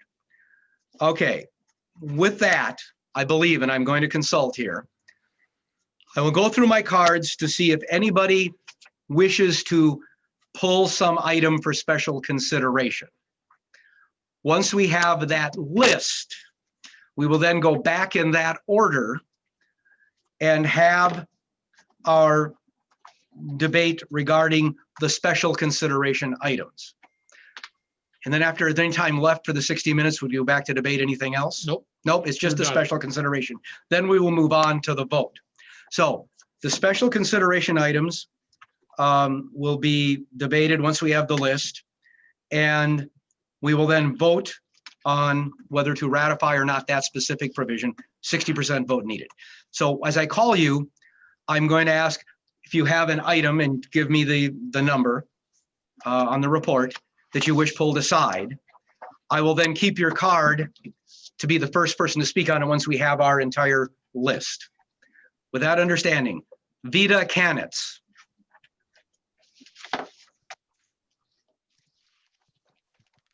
Thank you, Mr. Chair and members of the State Central Committee. I am Vita Konitz, she, her, hers, Chair of the DFL Environmental Caucus, member of the State Executive Committee, member of the State Platform Committee, and also Scott 20 DFL Chair.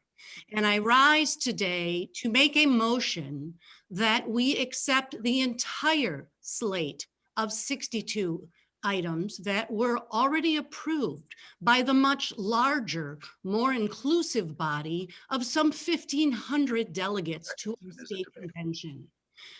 If this requires suspending the rules, then so be it. But I think that we have a responsibility to accept these resolutions that have been approved by 60+% of the delegates as an. Okay.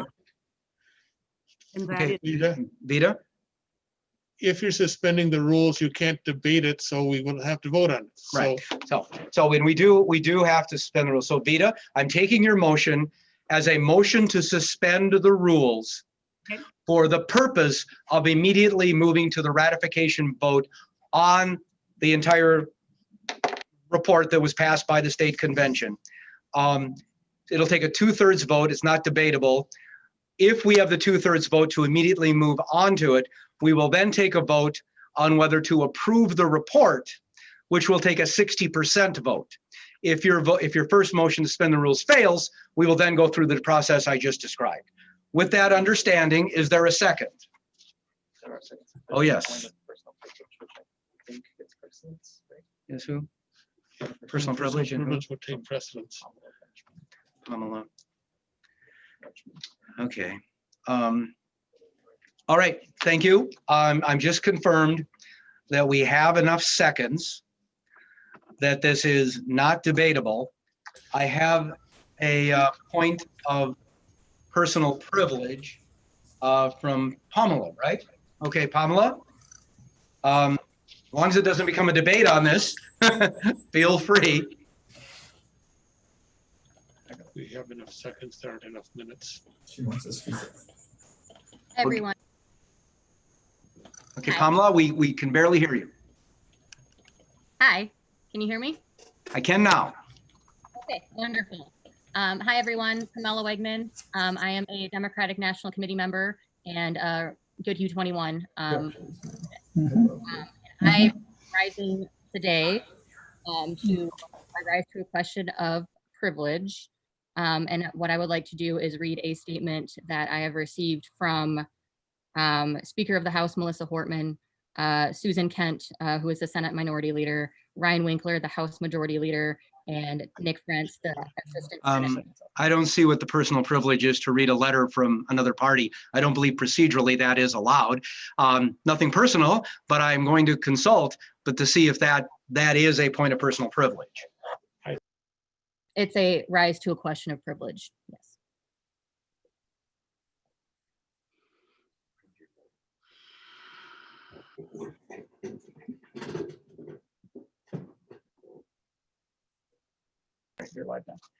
My instincts were right, which is unusual when it comes to procedure. In effect, that doesn't seem to fall anywhere within point of personal privilege. It does seem like it would be a debate on something, and this is not a debatable motion. If this motion fails, we will have a lot of debatable opportunities for various things. So I'm going to have to. Because I'm rising to a question of privilege, I'm going to make a motion. Just a second, Pamela. I've got parliamentarian talking here and you there. So I'm going to listen to this first, then I'm going to get you, okay? It sounds like it's an announcement, and the announcements will be after we do with the rest. Right. Okay, back to you, Pamela. That was just a comment that if it was something that would be in the nature of an announcement, we do have an announcements place later on the agenda. If it is related to the platform issues, then clearly it would be debate rather than a point of personal privilege and not allowed. So it's not allowed now. It may be if this fails, and if it's an announcement, it will definitely be when we get to announcements. It includes a motion, yes. Sorry?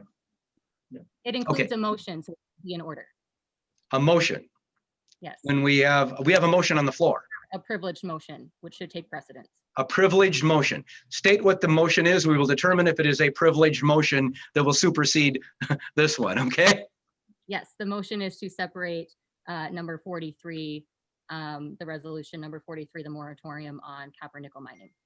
Okay, so you wish to find out if a motion to take out 43 and have that still be special consideration would be in order when we have a motion on the floor to suspend the rules for the purpose of voting on the entire item. Right. I will consult to find out if it fits within that category. And I will say it is, I believe it is a privileged motion because I am making it on behalf of Representative Hansen, who is one of our distinguished party leaders, who was not able to stay this late on the call. Thank you.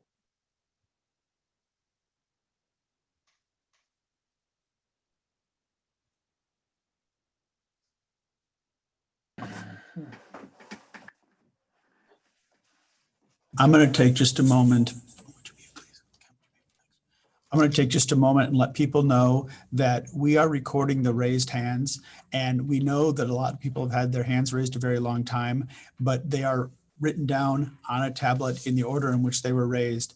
And the reason I mention this is because at a certain point, we will need to clear the yes, no buttons, and that necessitates clearing the raised hands. And we don't want anybody to think we're dismissing their right or opportunity to speak.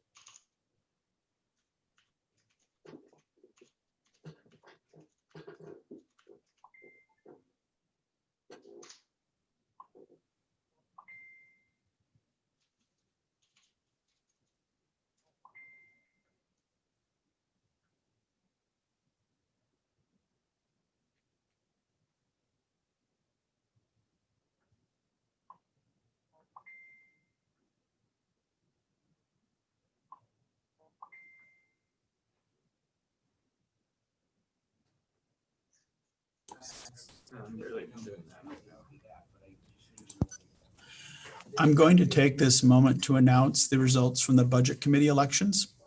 Sorry to jump in the middle of a platform discussion, but I figure I'll take advantage of this moment. These are the people who were elected to the Budget Committee: Cheryl Carter, Glenn Jackson, Janet Nelson, Alan Parrish, Lori Selner, Shanti Shah, Janice Wadkins, and Sue Rasmussen. Congratulations to the 8 of you.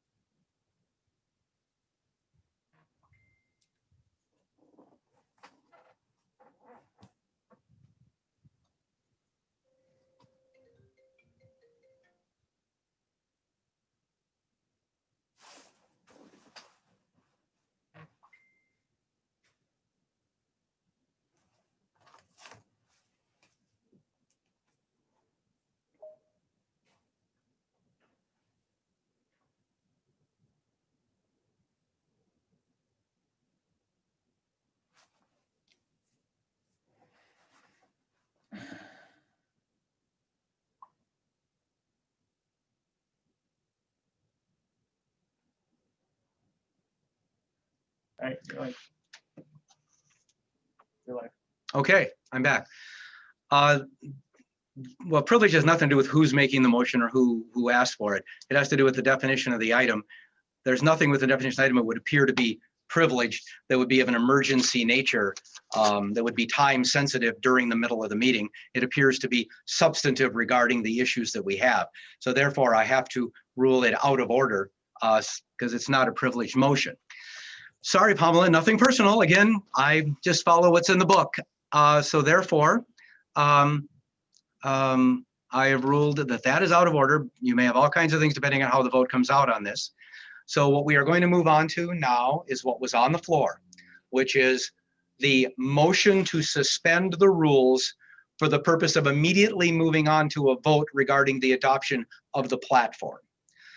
So all of you who wish to have us move immediately on to a vote on the platform without any discussion of special consideration or other items, vote yes. Those who do not think we should move on to that and we should have special consideration of certain items, vote no. We're opening it up for balloting right now. So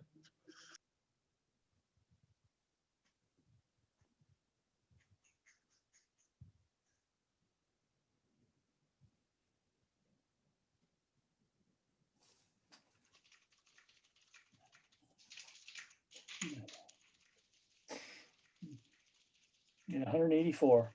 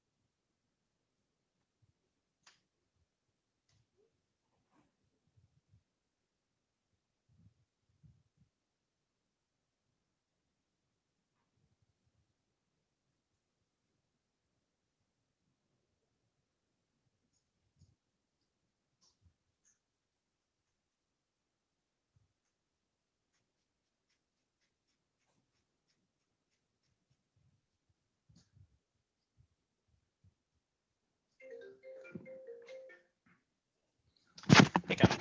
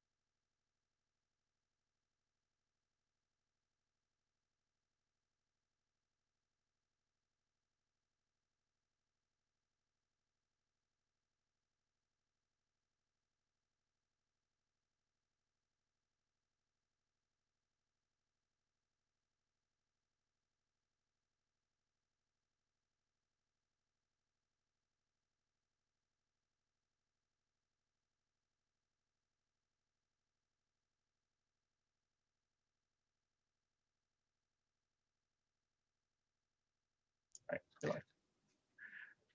Hello, folks. I am back. We are going to take 2 more minutes to make sure every one of you who wants to vote by phone can get through. Those have been our technical issues. Looks like all the other ones are in, but I'm not going to close and do the 20 seconds till after I've given you 2 more minutes to make sure that people who want to do a phone backup or whatever are in. I don't want something to be unclear. So you're going to get about 2 more minutes, and I will come back then in with a 20-second warning. Understand at that point, as long as you're in the queue in the phone room, we will still take your votes after that, but you need to be on that phone, and we've had some losses of phone communication. That's it. Be back in less than 2 minutes.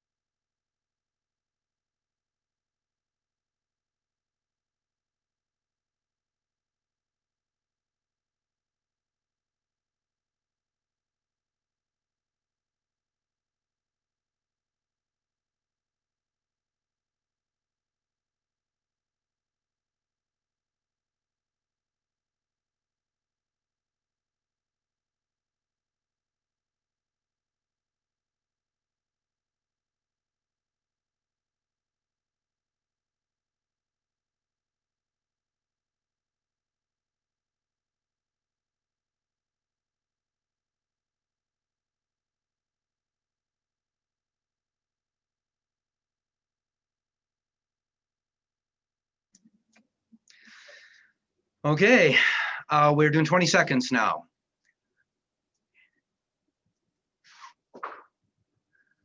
15. And remember, if you're in the queue in the chat room for the phone, we'll still take that. I think we went past 10. Yeah, we're now at 5, 4, 3, 2, 1. Okay, we are now closed for voting. Because they'll have to figure out the ones in the chat room, we will get our report of the exact number, which will include the number of what it would take to get to the 2/3 vote for the purpose of suspending the rules. So since we don't know what the result is yet, just going to remind you what this will mean. If this were to pass, we will immediately go on to a vote up or down on the entire platform report. If it fails, we are going to continue where we are in the process, which is to me go through each of the cards, and many of you have been waiting a long, long time to see if you have a number you wish to pull out for special consideration. We will pull those out. I will then keep your card as the first one to speak on it. And if you just said you want to speak on something else, we'll put your card back in that order. As far as number, I suggest using the Okay. order number. All right, order number. Okay, we'll do that if it becomes an issue. So while I'm waiting for them to do the final tally, I'm just going to sit here and make sure we get accurate numbers. So I have no more way to entertain you than that. So thank you.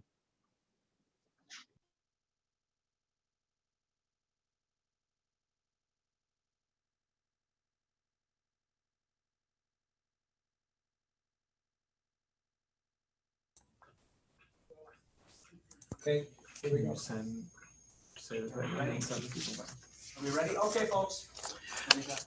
We have vote totals, including your yes, no votes and the phone votes. The total is 144 in favor, 92 opposed. That fails to meet the 2/3 threshold. Thank you very much, Scott. Okay, what that means now, we are going to move on to the process we had with all of you patient people here. We're going to begin the 60 minutes now because of this being technical issues and not actual procedural issues. That wouldn't be fair to take it away. With that, the next up I have Kristen Larson. Oh, no, right. I'm sorry. I had Pamela up. I can't go to Kristen till I go back to Pamela. Thank you. Okay, Pamela. Hi. So my motion is to pull out resolution number 43. I'm not really able to hear you. Can you get closer to your microphone?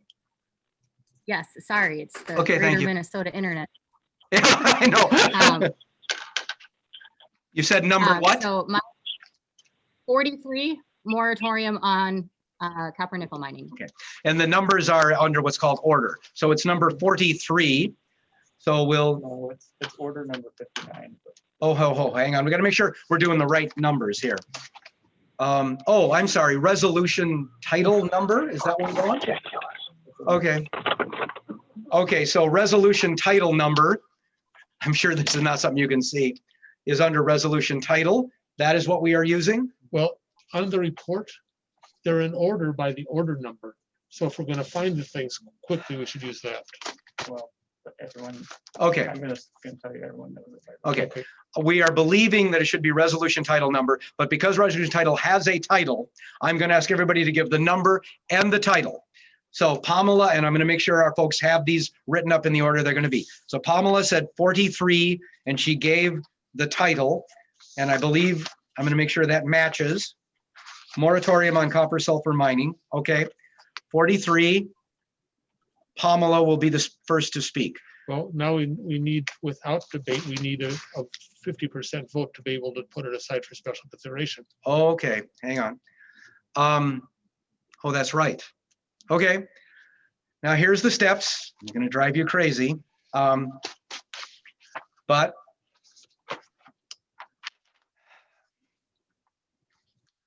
we now have before us a request to pull number 43 for special consideration.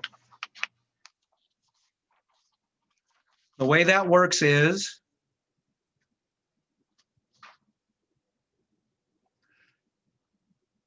where does it say that?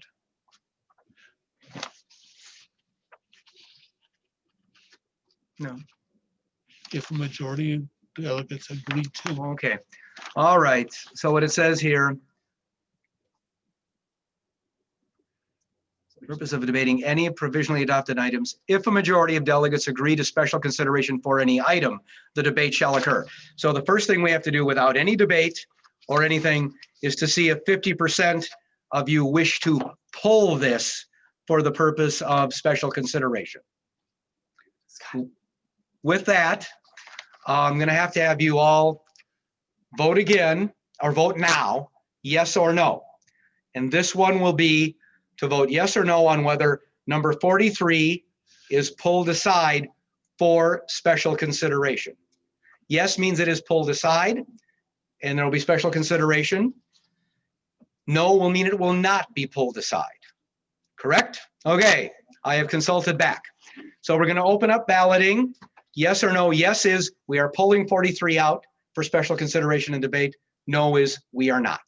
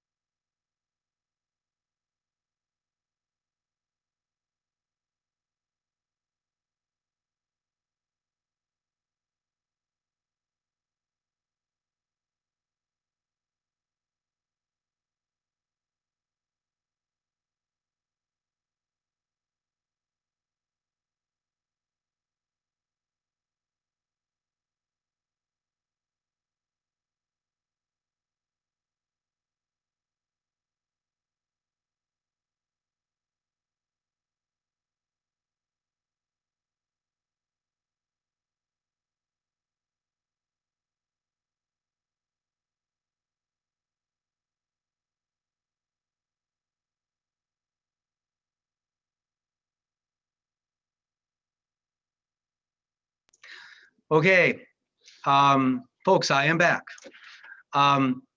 Again, we've had the phone issues we're dealing with. This is, appears that it's going to be a tight vote. To deal with the technical issues, I'm going to treat this as if it were at a convention where we were going to do a holding up or a written ballot in effect, to make sure we get activated and everybody gets involved, because I think we may have had it. So we're going to switch this over to what I believe is a better technology to do this by a poll.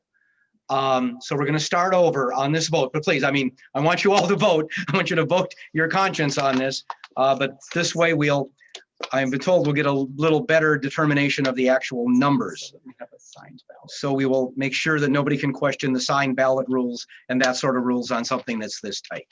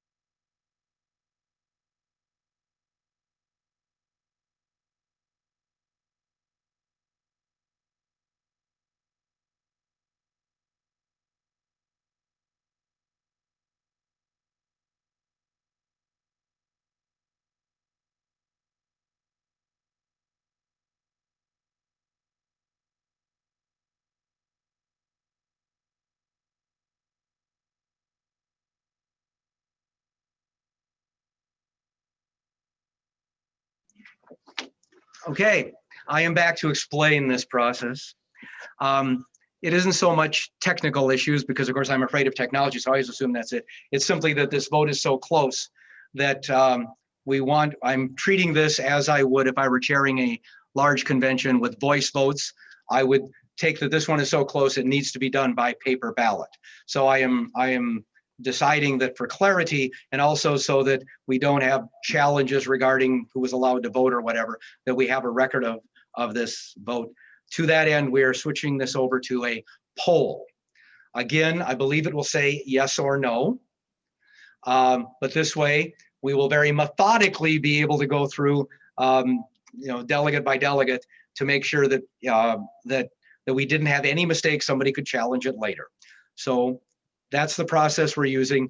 If anything else had been really, really close, we would have done that at that point. It didn't come up till now of being that close. So with that explanation for what it's worth, start over. None of your votes counted. I want you all to vote. You're now going to be given a new ballot, which will be a poll, so we have a record of a tight vote. Thank you very much. And I want to remind everybody, sorry about the feedback. I want to remind everybody, and I'll put this up on the screen as soon as we launch the poll and send the phone people into your phone room. The question is, shall resolution number 43 be pulled for consideration? Yes, pull it for consideration. No, do not pull it for consideration, or abstain. Okay, I'm launching the poll and I'm opening the phone rooms. Goodbye.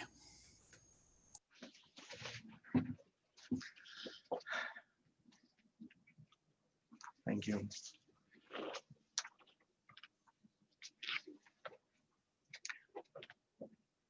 This is the thing everybody's been waiting for.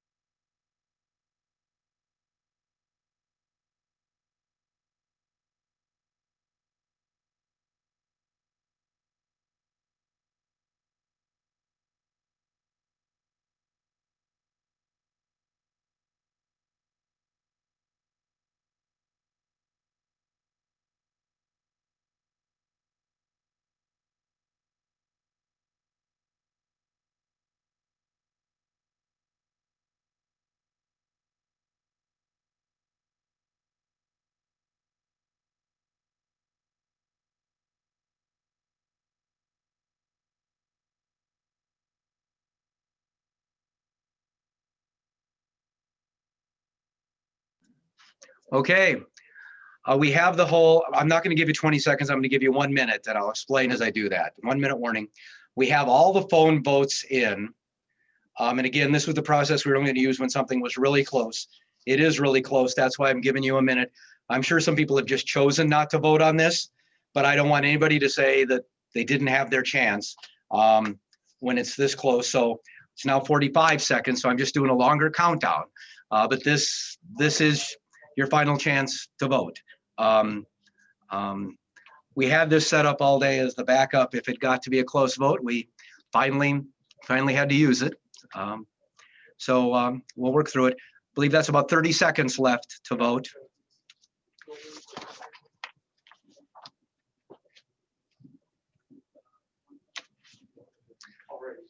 $20 seconds. 15. 10. 5, 4, 3, 2, 1. Okay, we've got the votes in. They're going to do the tally and do the announcement. Remember, yes would mean that it is pulled for special consideration. No means it was not pulled. So when they're ready, we will go over to Scott.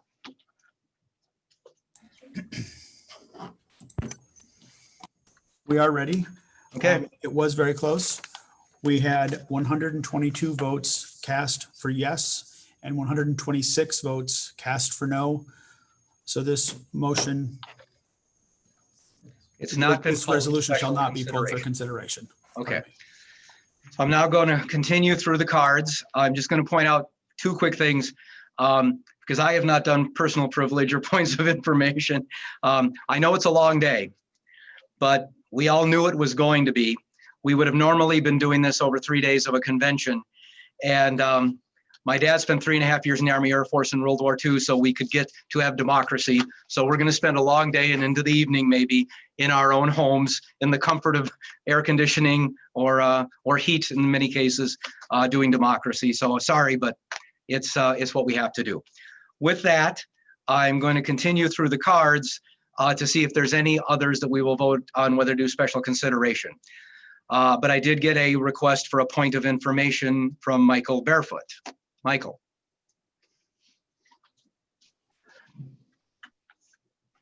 Hi.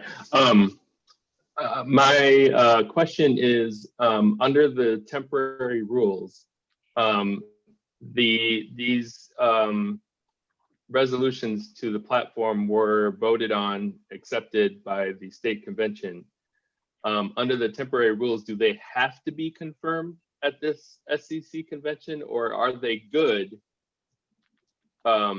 if they're not? Like, do we have to confirm them, I guess is what I'm asking. Or right, if there was no ultimate vote. Yeah, okay. I'm going to refer that to Philip and Kathy to answer, and we'll go from there.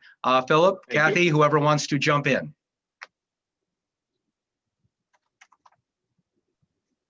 I was actually going to ask for the Constitution to jump in on that one. I suppose. You're right. That is probably more a constitutional question because I'm going to now go to Chris and Jill just pointing out the issue would be, would this go into effect if we took no action, or would we have no platform passed this year? Like another political party did at the national level recently if we don't take action. So Chris or Jill, I'd like you to chime in. No, in that I would say we passed it at the state convention. This was only deferred by the COVID rules to allow for the possibility of considering removing platform resolutions. So again, we've got Jill and Chris talk. I'm going to return it to Chris and Jill if they're still on, but it does say the Central Committee is under the special pandemic rules. Central Committee will consider ratification of the platform and action items which were provisionally adopted by the state convention ballot. Whether it stays whether provisional means it isn't final until this ratification happens. That's what I'm going to ask Chris or Jill to chime in on. Thank you very much. How are we in our hour? 20 minutes. Okay, I would put an extra 3 minutes back in the clock for this. Okay. Are you there, can you hear me Chris? now? Are you there, Jill? There we go. Okay, we're having trouble. I know. Sorry You about thought that. you were done and we keep dragging you back in. I am sorry. No worries, no worries. But we've never done this before and hopefully we'll never do this again. If we can be so lucky. So what the executive committee approved in April this year was to provisionally approve any resolution which received 60% of the vote on the state convention ballot, with official ratification threshold of 60% to occur at the first state central meeting after the state convention. Since it's the executive committee that passed that, they could probably change which meeting the ratification occurs at, since this is something they adopted. As I mentioned earlier, the platform is an ongoing thing, so the thing we would lose on the platform would be any amendments, and then on the action agenda, that's new every 2 years. So that's potentially what's in limbo there. So Chris, I just want to clarify, if we do nothing here, we're operating on the 2018 platform with none of the stuff that people became delegates to vote for at the state convention. Correct. I believe there's only one platform amendment, Philip, is that correct? Ongoing platform, correct. Okay. Thank you. It is the whole. With that, action let me, agenda. Kathy, now it's your turn, Kathy, as the co-chair. This is the whole action agenda. That's correct. So the ongoing platform goes on forever. There was one change to it, which totally flipped one issue, and that did pass. But without this, there will be no action agenda for the next 2 years. Okay. So the bottom line, okay, so I'm going to go in with the bottom line is, since action agenda items only exist for a 2-year period, because as Michael pointed out, people come to talk about issues that are of current concern. That would be the impact. We do have to vote, is my interpretation, Chris, because we set up special rules that the 60% vote wouldn't happen till here. So what happened at the state convention that the delegates were at, moved it to this, but Yes. does not move it all the way until this happens by 60% vote. Is that correct, Chris? Yes, that's correct. Okay, and Jules? To add upon that, we still have to do something called the legislative priorities. And the legislative priorities are taken from the action agenda, and therefore we wouldn't have any legislative priorities for the next 2 years Right. either. And elements of and a parliamentarian reminded me, parts of the action agenda are legislative priorities. They means things that we want to be considered this year at the legislature. That therefore, if we don't take this action, we would have no things the DFL is standing in favor of at the legislature through this process. Is that correct, Chris? Yep, that's correct. All right, so now we got our point, the point taken care of. I'm now going to go through the list to see if there's anyone else out of all these people who've been waiting so patiently who wants to pull an item for special consideration. So Joe Haberman.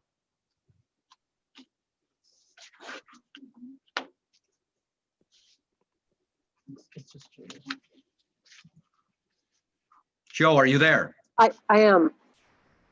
Can you hear me? Yes. Do you have a I number and a move- name of one for special consideration or something else?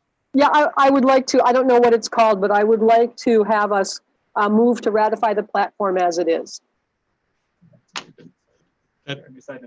That was already. That's already been voted on, and she's using up her 60 minutes. Okay. The parliamentarians have ruled that because we already took the motion for suspension of the rules for that purpose, that it's out of order at this point. Thank you. When earlier I said Pamela was out of order, she's not out of order as a human being. It was simply what was a privileged motion not being accepted. So I want to know, none of you are out of order as people. Thank you, Joe. Greg Layden.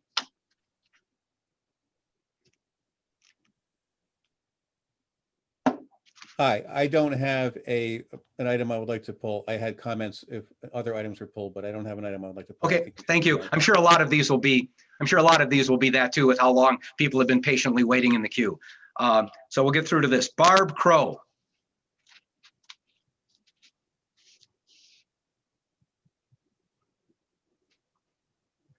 This is Barb. I was just waiting a long time. I do not have an item I would like to pull. Okay, thank you. Cliff Toby.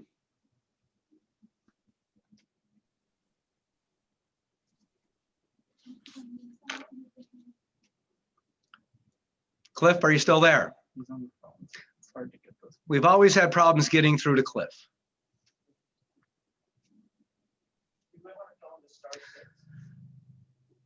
Cliff, I'm going to ask for phone connection. That Just dial *6. dial *6. Just go to the next one if we get him.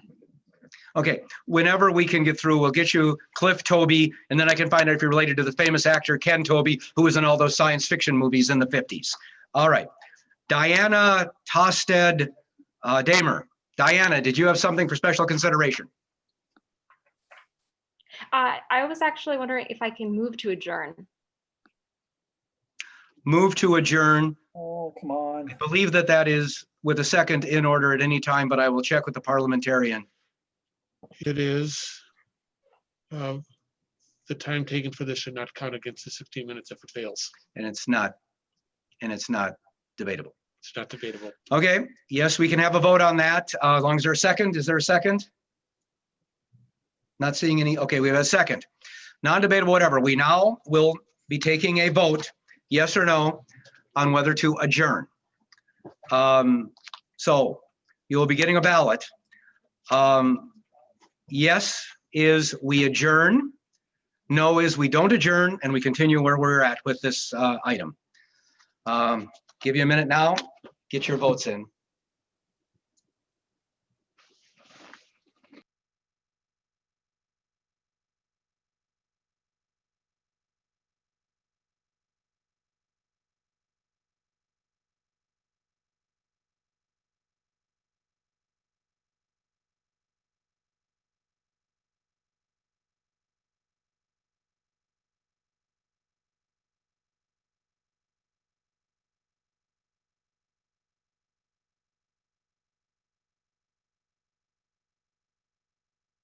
That's 20 seconds. Okay, let's do unmute. Okay, 20 seconds. People are voting fast now.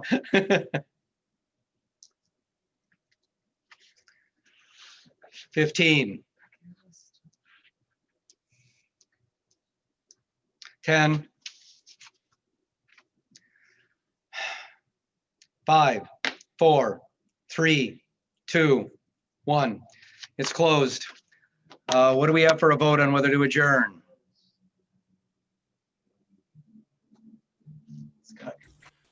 Scott? I was just waiting for another machine to get muted so we didn't have feedback. The results are 55 yes, 162 no. The motion fails. Okay, thank you. Philonice Pitchford. Philonice Pitchford, we'll unmute you. Did you have a item for special consideration? Yes, my idea was, do we have the right to make a section 2 of this meeting and continue this meeting tomorrow? That is not a motion. Well, that's not a motion. My motion is and- that we continue this meeting tomorrow. So in effect, it That would be a motion to recess. Yes. With and a definite continue time of tomorrow. reconvening at a certain time tomorrow. I don't Correct. see if that is even in order under our rules. But let's just say in 39 years of central committees, it hasn't happened. And I was at the convention in '84 when we were on the floor for 36 consecutive hours from Saturday morning to Sunday evening without ever taking a recess or sleeping or eating after the first 10 hours. So, so it hasn't really come up. So we will see if it's in. Are you making that motion or are we just making a suggestion? I am making that motion. I think what's happening here is that people are just voting to rush things through, and we need to give consideration. Michael Barefoot had it right when he said we need to do the work, but people are no longer doing the work. They're doing the escape route. Okay, the bottom line is, assuming this is in order, it would have to be to recess to a specific time tomorrow. And understand, only those who'd have time tomorrow to check in would be voting. So the group that would be voting in would be those who don't have other items for that day. I mean, that just is a practical aspect. I guess I don't want to sound like I'm debating the motion one way or another, but I want to understand. So what time tomorrow do you want us to all come back together? You said 10 o'clock? 10 o'clock will work or 2 o'clock will work. I'm sorry, you're making a motion and I don't mean to argue with your feelings. Okay, but I will- let's go for 10 I'm o'clock taking- I'm- tomorrow morning. 10 o'clock tomorrow morning. Okay, so your motion is a motion to recess, reconvene at 10 o'clock tomorrow morning to pick up with where we are on this item. Exactly. And the others that are to come behind it. Okay, well, the item is the item, yeah, the platform and then just announcements and adjournment. Okay. With that, we have the motion, we have the second, it's not debatable. Majority vote. We're going to move on to that vote.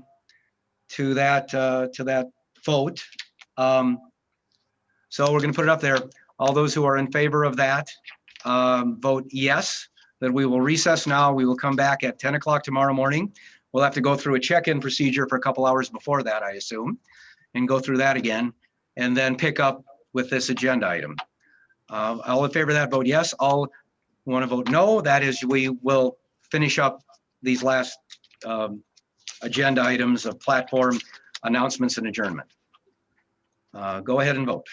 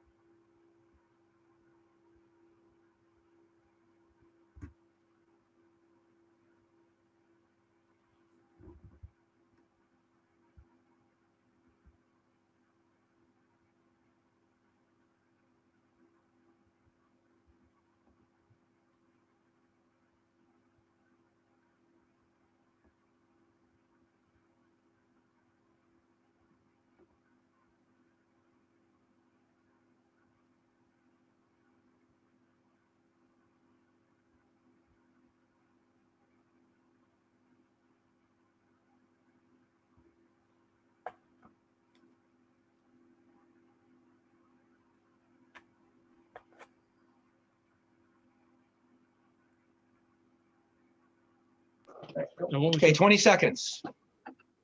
What was your question in precedence? No, I forgot.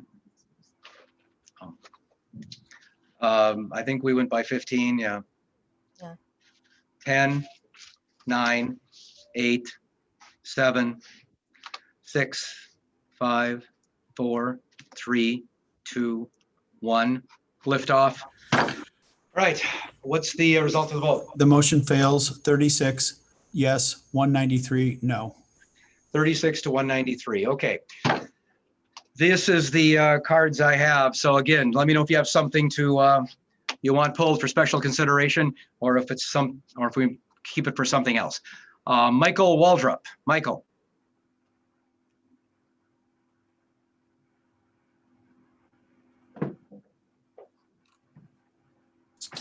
We've unmuted you, Michael Waldrop. Hi, yes. Can you hear me? I can now. Go ahead. Hi, yes. I had a parliamentary question. There was a previous motion that was brought up to that was about suspending the rules to go ahead and vote on the resolutions that were previously passed by the delegates at the state convention. Can't there be a motion to reconsider a previous motion? If you have a certain motion to make, you can make it.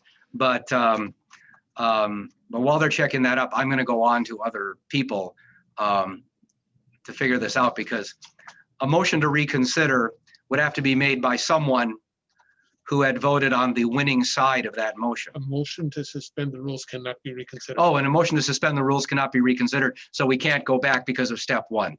Thank you. Appreciate it, Michael. Jacob Griffin. Jacob.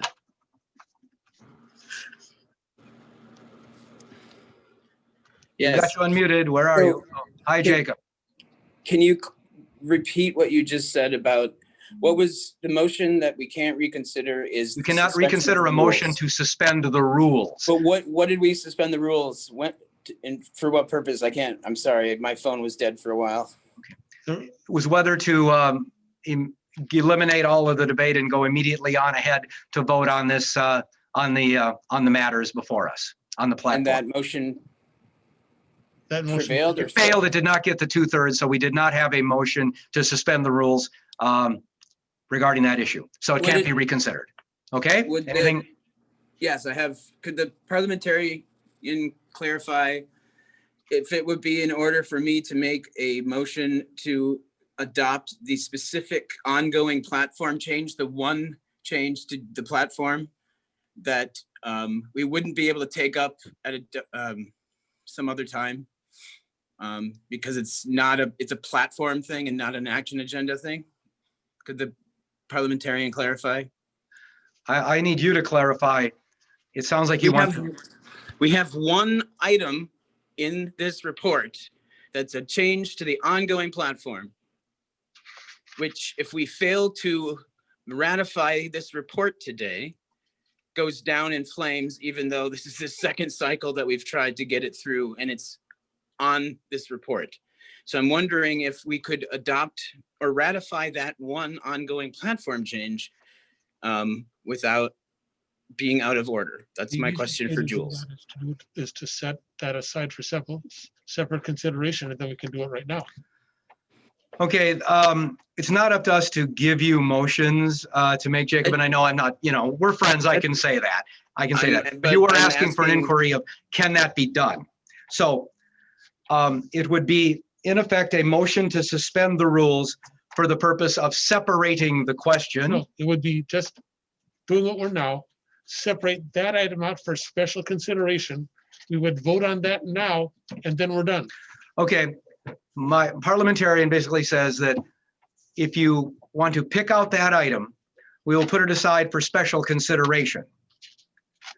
I think you would need to suspend the rules for us to jump ahead and do it now. It would be in the same order as all the others. That's the closest we can come. But he has the floor, so he can request that item for special consideration. Yeah, so do you wish to pull that item for special consideration? Yes. Okay, what is it? What's the number in the title? The title, sorry, I'm doing this on my phone. Yeah. The title is 2, change to the ongoing platform, remove mandatory sentencing. It's order number 61. Okay, so the only thing pulled aside for special consideration that you have here is item 61. Have we found that? Everybody knows where that is? Does it match? It's on the last page. It's on the last page and it matches the title. All right. We can now move on to a vote to see if 50% of you wish to pull item number 61 for special consideration. All of you who wish to pull it aside for special consideration, vote yes. All that do not, vote no.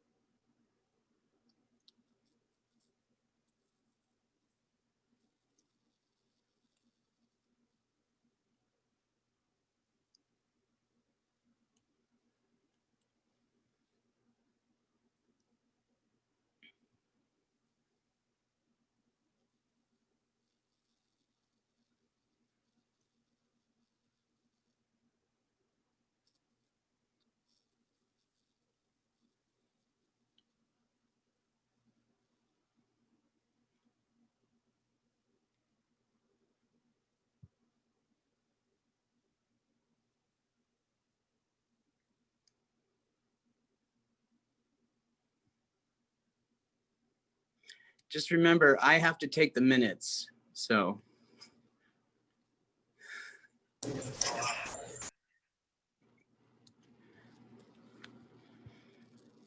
I get to listen to this whole meeting all over again because I haven't been able to take minutes, right?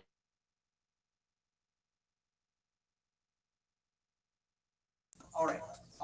That being said, 2/3, right? Doc, we're coming really close, right?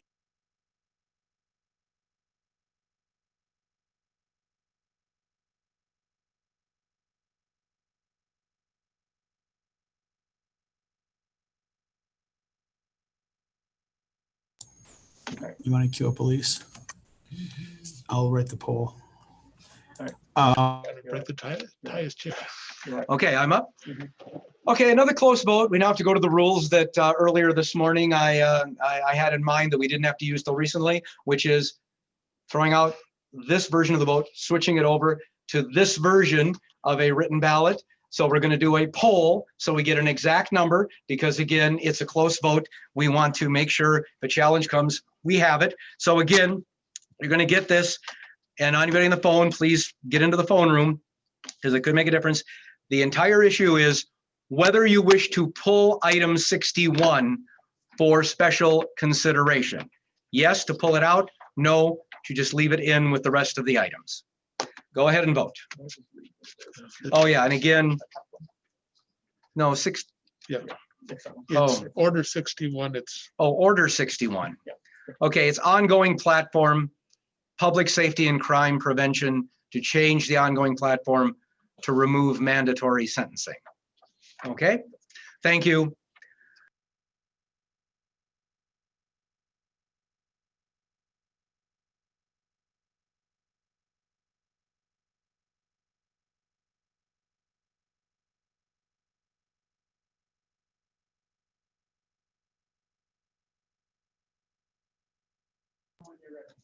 All right, the poll is ready to go out again. You'll be voting on whether to pull that item for special consideration regarding mandatory sentences. If you are in favor of pulling the item for special consideration, vote yes. If you do not wish to pull it and let it remain with the others, vote no. Or abstain. I was off by then. Okay.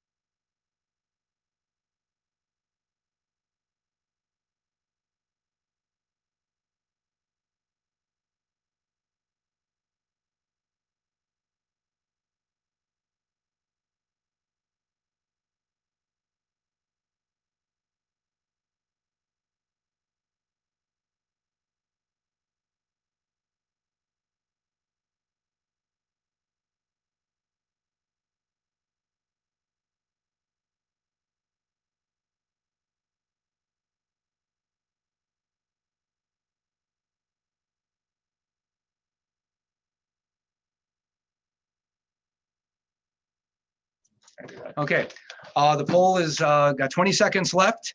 Sorry about that delay. Again, we're making sure everything's covered, belt and suspenders approach. 15 seconds. 10.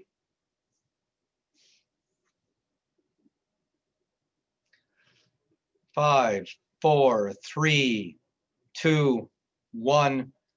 It's done. The phone things are done. We'll turn it over to Scott to let us know whether it got pulled for consideration.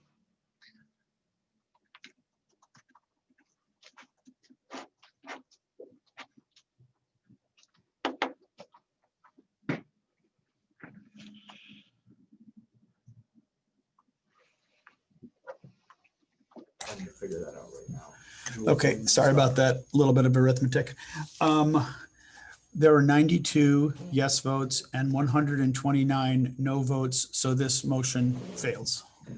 So it was not pulled. All right, I do have a point of order that I was told what it is from Diana. And just to let you know, it said regarding quorum, we have been keeping track of quorum, and under the DFL rules, we still have quorum. So just to answer that question. Mark Robbie.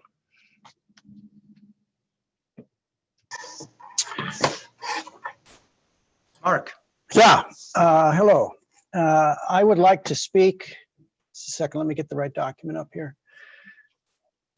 Sorry. Speak to one of the items here very briefly. It's on the top of page 3.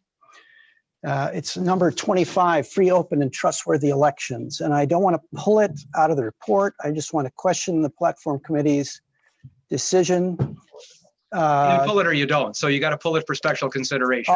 All right. Well, let's pull it. What I want to do, though, is request that this be a platform item, not an action agenda item. Okay. Well, the bottom line is to do any actions regarding it, it has to go through the process of special consideration. So I will take, do we have the number and the title? Make sure we got the number and the title again. Can you repeat that, Mark? Yes, it's number 25, free, open, and trustworthy elections. Free, open, and trustworthy elections. You have that marked? Okay. We will now move on to the vote. So here it is again. If 50% of you want to pull this, we will have it for special consideration. Well, it wasn't clear if he's asking to amend it. By moving would be an amendment, and then of course not an order. Hang on, it's the only thing we have, just so you understand, is to pull it for special consideration. Things cannot be amended. They just are discussed and up or down. So that's what will happen when it's pulled. But you've asked for it to be pulled for special consideration. So we will take that vote. Just understand that's all. If it does get pulled. So I'm not able to speak to anything yet. No. So let's do the vote first. All those who are in favor of pulling 25 about open and fair elections, I believe, you'll be getting the ballot to vote yes or no. If you want it pulled for special consideration, yes. If you want it to just remain within the body of the document as it is, vote no. Thank you.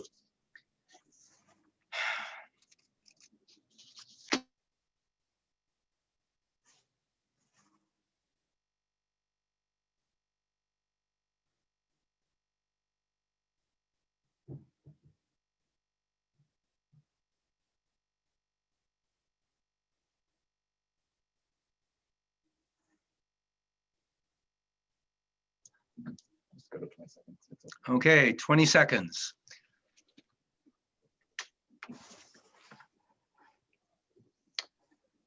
$15, 10,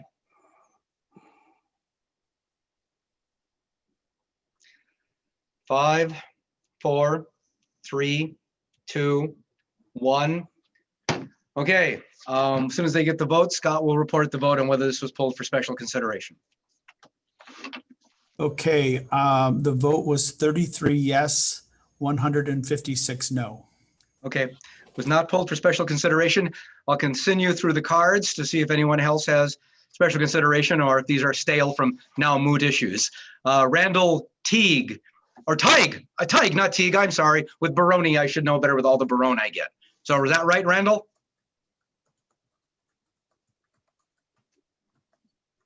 That's correct. I have nothing to pull, and my motion has already been rejected.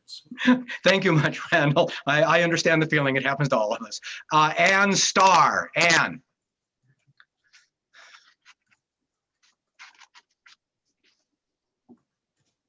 I have to tell you, this was a point of order.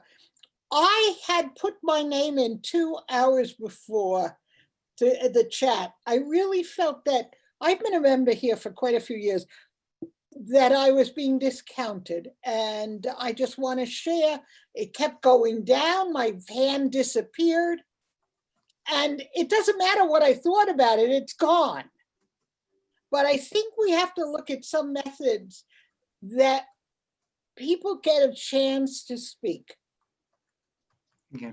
Thank you, Ann. I appreciate it. Again, this is like the shakeout cruise of the new ship. The bolts aren't tightened. There are leaks. We've got to learn to fix it. So thank you very much for the comment. The team is working. Next, we have Andrew. Andrew Zink.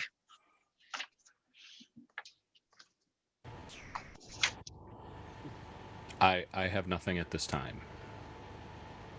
I have nothing. Nothing. Got you, Andrew. Got. I don't know. Okay, Demi Miller. Demi.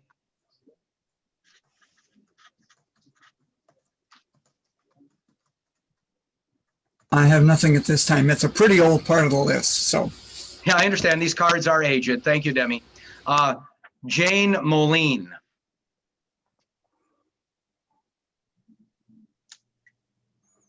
Okay. Hi. I'm just concerned that, again, my hand was up for about the last 3 hours and I never got contacted. And I really do think you guys are doing a good job, but I think it needs to be reemphasized that we went through a procedure where this has already been voted on. So for us to try to override the prior choice is basically discarding what happened at the convention. And we should be aware of that every time we try to make a change. Thank you, Jane. I understand the frustration. Jonathan Heinrichs.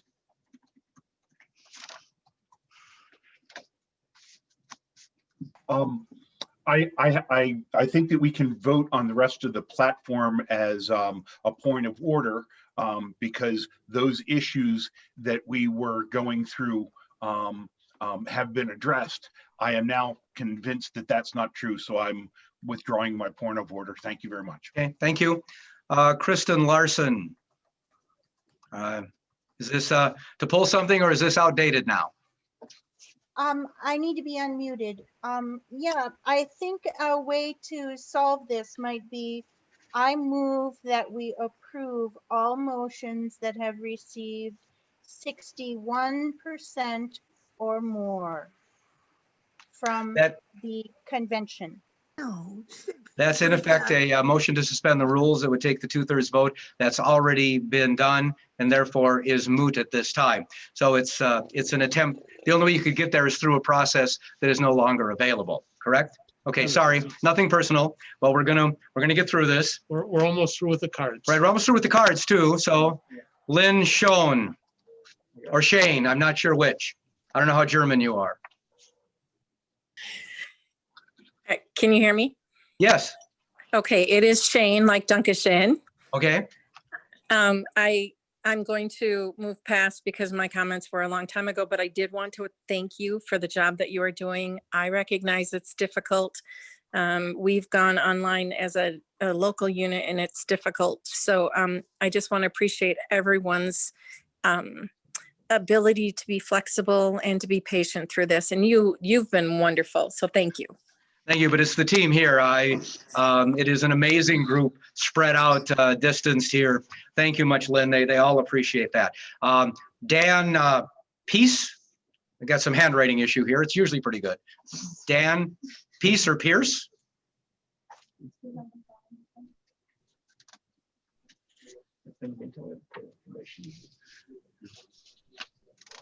We can't get to you, Dan. Okay, we'll go on. Well, if there's a phone way you can do it. Cliff, Toby, we've been dealing with phone issues with you. Do we have a way to communicate with you yet? Okay, Cliff said that he's not going to continue with this process. Okay, I mean, not this process, but I mean, we don't have anything before us properly now. Point of information take priority? Okay, I have a point of information, so it's going to take priority. Mike Mayu, M-A-Y-O-U. Yep, that's me. Okay, Mike. Yeah, I'd just like to ask for a point of order, how much time's left on the clock for special considerations, and if we can put that up on the screen at all. I don't know if we can put it on the screen, but I believe we've used up the clear majority of the 60. They're keeping track of it here. So yeah, when we do finally get to this debate, it will be somewhat limited. Thank you, Mike. Bill Toninato. I like that. Good name. Toninato. How much time left? Guillermo or Bill. Yeah, it's I. I had a point of information. Were the resolutions debated in the state convention? No. They weren't. Okay, thank you. And the second point is the 60 minutes. Is that counting while we're deciding which items to pull?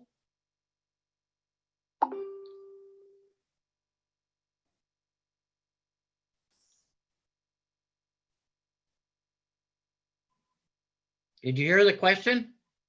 Trying to unmute me here. We are subtracting time that was spent on motions other than the pulling, but it does include the time of pulling it out because it's a 60-minute period for all aspects of special consideration. Thank you, Bill. All right. Dan again. Ronald Salazar.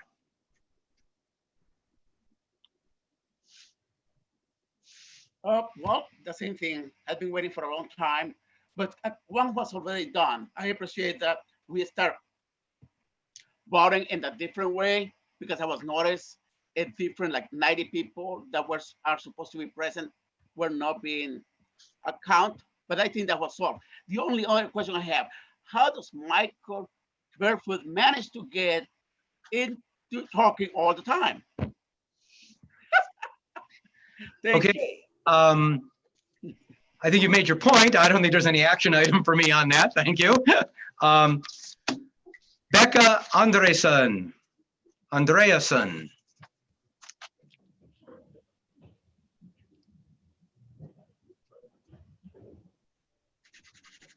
Becca, are you still there?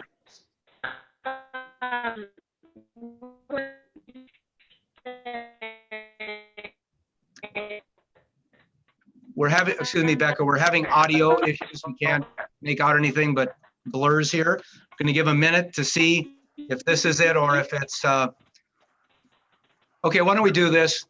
Becca, do you have something you wish to pull?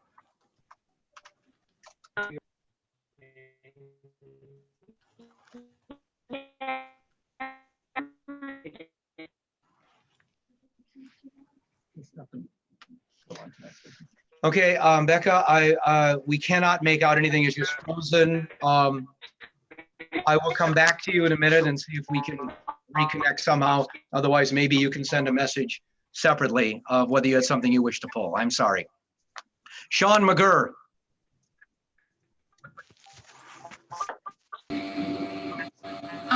Thank you, Mr. Chair. I would like to get a credentials report on quorum right now. I know we still have quorum. We get the numbers of what is needed here to keep going. We'll have them. We'll get that for you here.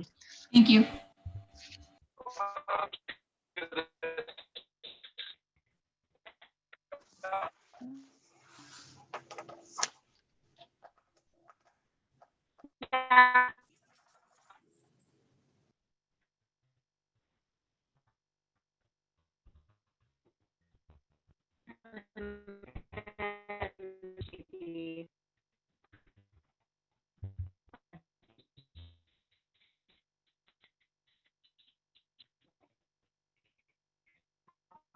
Scott will address the quorum. Okay, The highest number of people participating was 415 individuals. We have taken into account the fact that many people were participating on multiple devices, and this is actually a measure of how many individuals were participating in the meeting. So therefore, half of 415 would mean we would have to drop to 207 to lose quorum. Currently, we have 262 devices participating, but we've taken a measure of the number of people on multiple devices, and it amounts to fewer than 10 people. So we are well within quorum. Thank you very much. Well.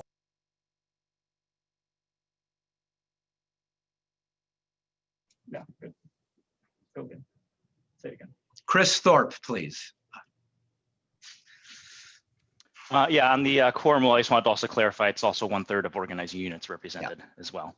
I did have a point of order as well about Rule B1. As much as it pains me to say, the rule provides that the time deciding whether an item will have special consideration also does not count towards the 60 minutes. Okay, so there will be a lot of the 60 minutes left. Yes, unfortunately. Okay. Or fortunately. Again, we haven't pulled anything yet, so there may not be anything to do, but yes, that is the And we issue. only have 3 cards left. Yeah. So Diana Longery. Diana. Okay, can you hear me? Yes, I can, Diana.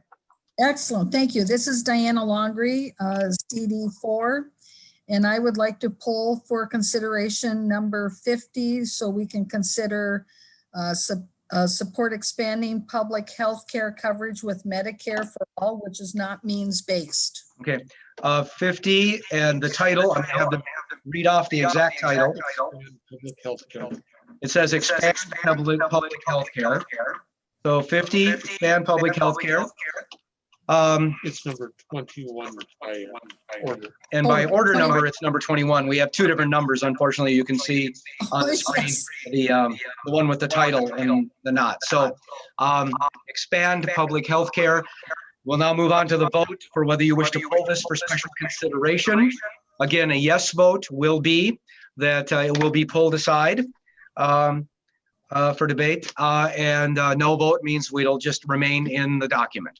Go ahead and vote. Did we get any luck in finding out what Becca wanted?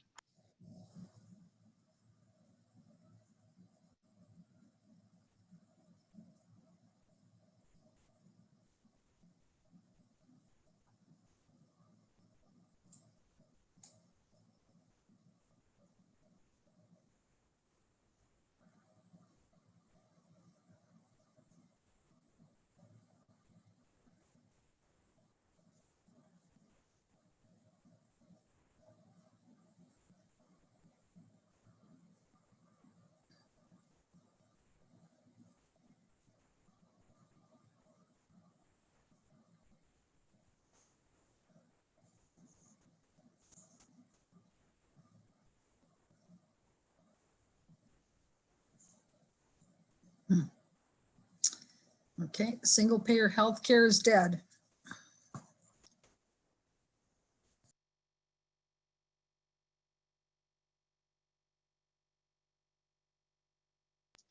All right. Okay, we'll get 20-second warning. Again, this is the vote on whether to pull it aside for special consideration. 15 seconds.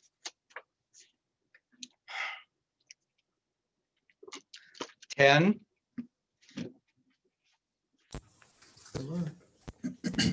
5, 4, 3, 2, 1, 0. Okay.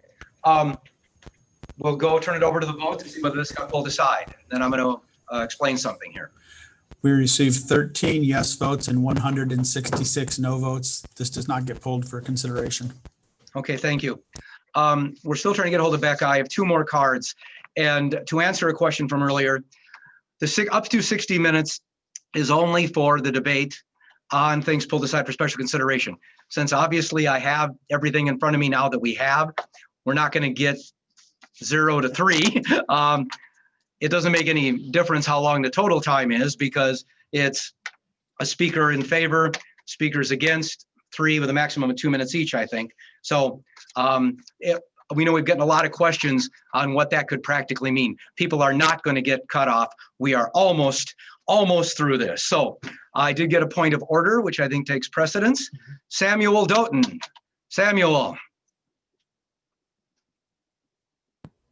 Thank you, Mr. Chairman. Yeah, I rise to a point of order or inquiry because I don't believe it was mentioned. So how much time is left on the clock for us in special consideration? And for us to elapse that time, do we need to pull resolutions and debate them in order to count against that clock? And if so, how many resolutions would we need to pull minimum for us to get this done so we can actually vote on our platform and get out of here? Okay, I'm going to try to answer this and then I will consult here. It is up to a total of 60 minutes for all special consideration. It's up to the maximum of 60 minutes.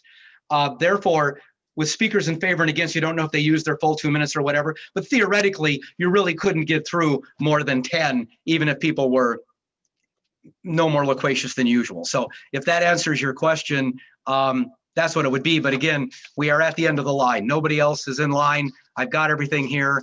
We're almost done with this opportunity. So I think it will be a moot issue soon.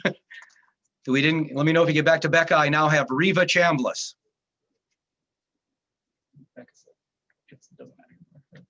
Reva's done? No. Oh. Okay, you just answered my question. I wanted to know what happened when the time runs out.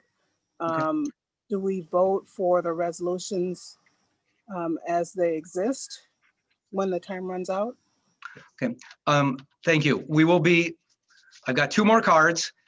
Assuming nothing gets pulled for resolution or for special consideration, we will then immediately move on to the vote on the document.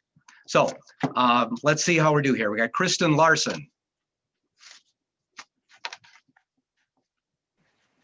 I pass. Okay, finally, I have the last one, Greg Layden.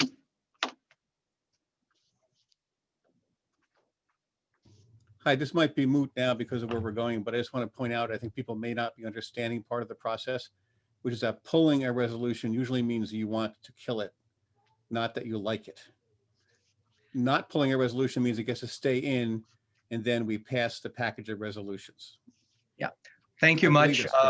Again, that's a strategy thing, but yeah, if you've been through it, you know that it is usually a negative, but people can do it for whatever reason structurally under the rules.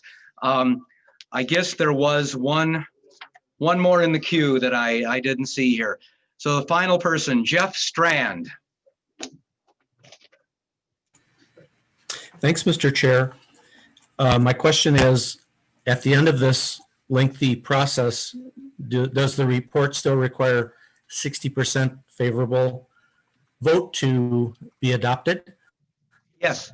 And second question is, so that's a yes. So then a second question is it proper to lay this over on the table to the December meeting so that we have something for the 2021 legislature?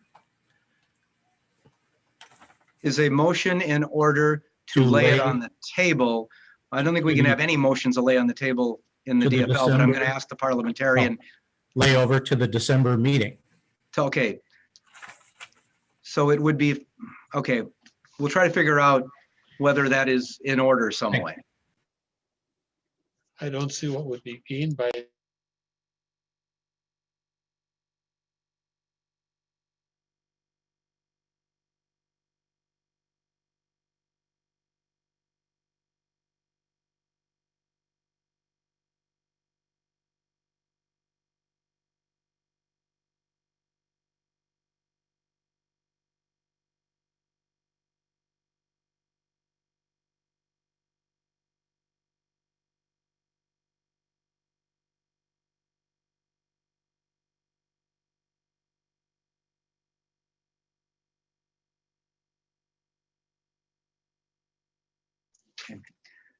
Jeff, you are the last speaker. We're going to now vote in favor or against it. And what you want to do is make a motion that we don't vote now, that we vote on all of this in December rather than now, when we are at the point procedurally where nobody has any speaking privileges yet, but whoever shows up at that meeting votes instead of us. Is that a motion you're really going to make or not? And I'm not trying to be arguing with you, Jeff. We know each other. I'm just trying to understand this. Based on the chair's description, no, I will not make that motion at this point. Okay. I just want to know if there's unintended consequences there. So thank you, Jeff. We have now exhausted everything. We have gone through the possibility of removing things for special consideration. Nothing has been removed for special consideration to debate. Under the rules, we now move on to a vote on this report. The vote will take 60% to pass. So with that, you've got the report, you've had it for weeks. We're going to go on to the vote. All in favor of the report, vote yes. All opposed, vote no.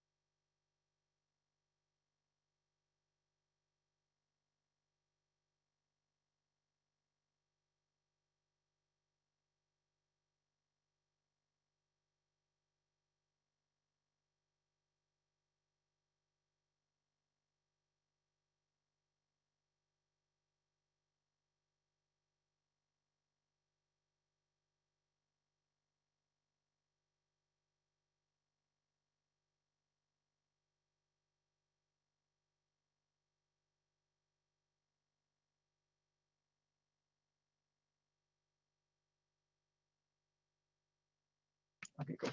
Okay, just I'm going to say it again so there's no lack of understanding. A yes vote will be to pass the platform report. A no vote will be to reject it. Thank you.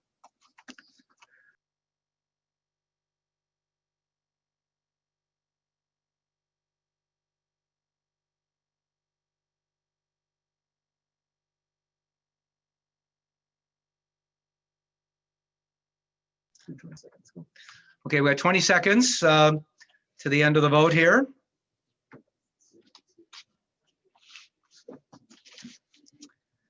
$15, 10, 5, 4, 3, 2, 1. Okay, we are closing the votes. They're tabulating. I will turn it over when Scott is ready. He will announce the result of the vote.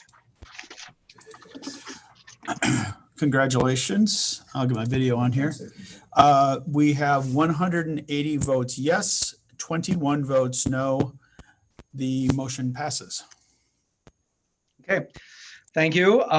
We've now completed the platform issue.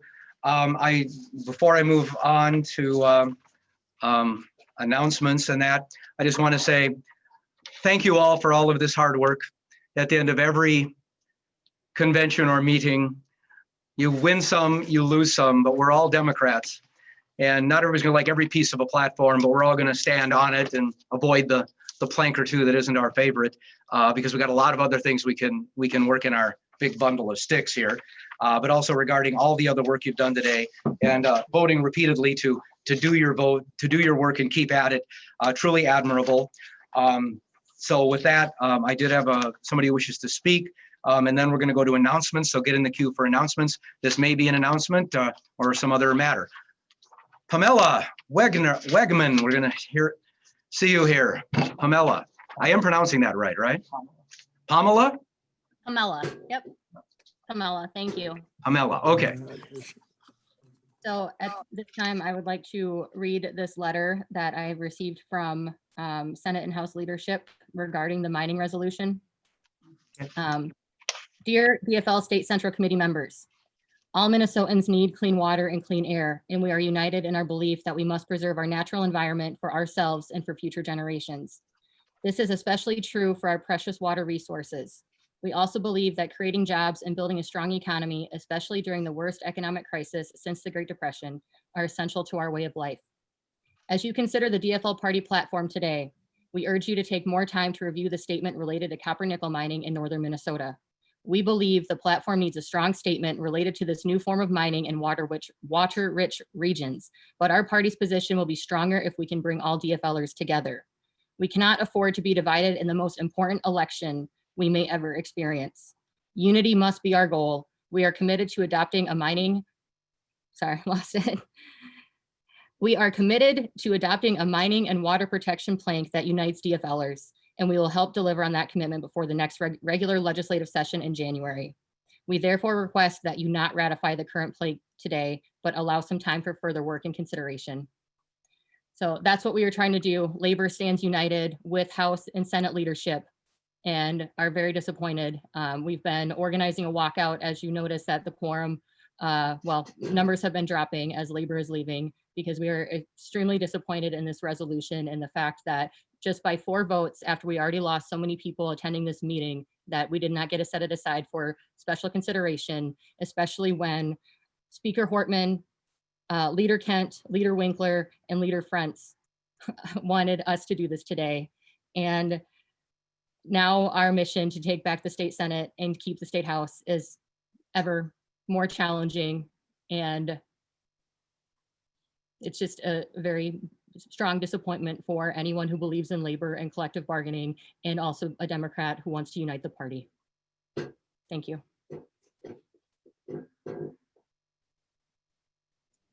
Next, we have announcement list here. Megan Thomas.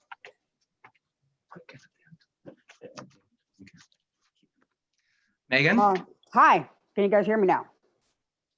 Yep, we got you now. Okay. So I actually have, I think something that's not going to make people mad, which is ironic because if people can see my profile picture. By the way, my name is Megan Thompson, Senate District 65. I have a picture of a button that says, I'm a DFLer, want to fight? That button was produced by Senate District 59 in the late 1970s or early 80s. And I am part of a group that we're called Bucket of Buttons. And what we do is we help people at the front by giving them an opportunity to get rid of all the old buttons and political paraphernalia you have. We will come and take that material or have you deliver it, however it gets to us. And then we will go through it. And if there's anything that needs to go in the archive, we'll do that. But then what we'll do is we'll take items that might be good as fundraising items. So for example, this item is going to be an item in the auction for the CD2 fall fundraiser coming up next month. You will have a chance to bid on that button in a couple weeks. So if you give us your old buttons, we will take them, we will sort them, and anything special we'll offer to any Senate District unit to use as a silent auction fundraiser. And then everything after that, we put them all into buckets, and we will bring those buttons out, or we will make selections of those for online auctions. But we will bring all the buckets of about 2,000 or 3,000 buttons we have now, and we'll bring them to your event, and people can buy them for $1, and then all the proceeds go to the hosting event. So we don't make any profit from this. The only thing we ask is that you give us a free ticket so we don't have to pay to do this. But basically, if you have stuff you need to get rid of, we will take it for you. And then we will turn it around and turn it into a fundraising opportunity for your local DFL unit. I hope that's good news for people here.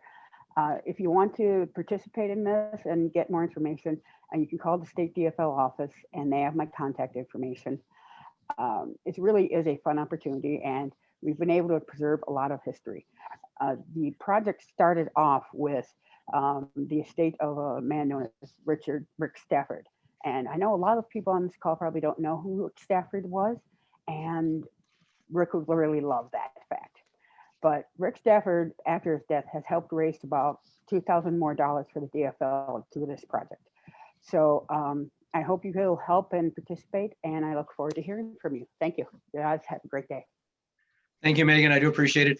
Half the world wants to get rid of their buttons. The other half keeps collecting them. And if my wife heard that, she's going to want all those boxes I have in the basement for me to go through, and all the signs stacked in the corner. And I will now do my point of personal, pointing out that I took a Ken Martin sign that said Martin because my grandchildren named their dog Martin after Martin Luther King Jr. And it is now, his official campaign sign is in the top of my grandchildren's dog's kennel. With that imagery, I will move on to the next announcement. Michael Barefoot. Hi, yeah, I just have a request for people, if you have an activist that speaks to you, please let me know. I've heard, not just recently, but over the last 4 years since I've been involved in the party, I've heard activists used in a derogatory way. And I'm gonna be putting out a weekly column or whatever on different activists and what they brought us. Like, I'm gonna start with women's right to vote and the weekend. So if you have an activist or an activist issue that you like, please let me know and I can add it to the queue to be talked about. Thanks. Thank you, Michael. Elise Smith Dewey. Elise, we'll unmute you. Perfect. I don't have an announcement. I'm just wondering what happened to the vote on the 50 SEC delegates. I think I blinked or something. It was declared passed. Oh, The 50 passed. They've been elected. Thank you. perfect. Thank you. Yeah. Okay. Next is Dan Thomas Cummins. Thank you, Mr. Chair. As no business is pending, I wanted to bring forward a potential compromise proposal that may satisfy the different folks who are interested in the conversation around the amendments to the Constitution that were brought forward today. And I would move that the power to amend the Constitution and bylaws be extended to the next regular meeting of the State Central Committee in order that the Constitution, Bylaws, and Rules Committee be permitted to report revisions to the amendments adopted today. I know this was considered not in order before, and I have comments on that and a way to potentially get around that, because there were folks who expressed approval of those provisions with the proviso that they could be revised at a later date and perfected. And I think we should afford ourselves that opportunity. That is not a motion that is in order. You guessed correctly on that. And I would appeal the ruling of the chair on that. Okay, you're going to appeal the ruling so that we will follow the process then, because you've appealed the ruling. I believe that means we'll have to have a vote on whether to allow your motion to be considered. Yes, and I believe that is the appeal is debatable as well, and so I can explain my reasons. Well, we will check, since you're appealing the ruling that it's out of order. We will check to see if that needs a second and whether it's debatable. And I did only have 2 names left on here. Why don't you go on with those announcements? Okay, while we are considering that, I'll go on to one of, I guess I have this, I'll go on Vida. Vida, why don't you take your announcement while we're considering the process on the appealing the ruling of the chair. Thank you. I would like to take a moment of privilege, if I may, since it was allowed of Pamela. I just would like to make the point that this issue has been with the party a long time, and we have seen a shift in public opinion. We too, environmentalists, want to see our DFLers elected up and down the ticket. And we have spoken to many candidates across all corners of our state, and they are with us on this issue. Many, many of them. The vast majority. Also, Minnesota voters are with us. There was a recent poll in February published in the Star Tribune that showed it was 80% of Democrats polled opposed mining anywhere near the Boundary Waters. And when asked, you know, what's more important when it comes to mining, protecting the environment or jobs, 66% of all voters chose protecting the environment and 85% of DFLers. So we are with the rank and file of our party. And it's really important to me that we stand together on this, unified. That's what we need for unity. And as I told Pamela, I'd love to speak with her more after this. And so we can work together. Okay, thank you. We are looking at the issues of whether the appealing of the ruling of the chair is debatable. And so while we're looking that up, I'm going to take my 1 moment of announcement, which is thanking everybody for all the work. I did this a little bit earlier. Thank you all for hanging in there. And the other thing is, this is the first beard I've ever grown in 64 years on the planet. It was part of the pandemic of being locked up. I will not take a poll on whether I should keep it or not. My family is casting their ballots. But if you want to let my wife know whether it's a good or bad thing that I now look like Colonel Harlan Sanders and people keep asking me for extra crispy, you can send that to our house, not to the state DFL, as your comment on that. That's called eating up enough time for the parliamentarian to look up the issue.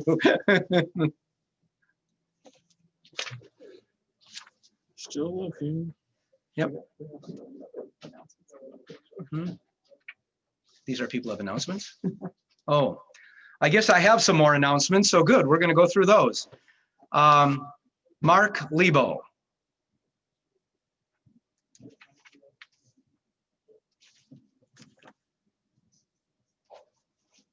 Mark, we've unmuted you. Okay. Hi. So I'm Mark Lebo, Senate District 26 DFL. So I just wanted to announce that we are planning a virtual FDR Day dinner to be held on Sunday, October 18th well, obviously it's in Rochester, but it's not in because it's virtual. We're still working on speakers and format, and we'll get the news out to you. But if you're interested in helping out in some of the key races in the Senate, which include Senate District 25 and 26, consider coming to our FDR Day dinner. We'll try to get some good speakers, and we should have some interesting auction items. Thank you. Thank you, Mark. Renata Hunt. Renata, we're going to unmute you.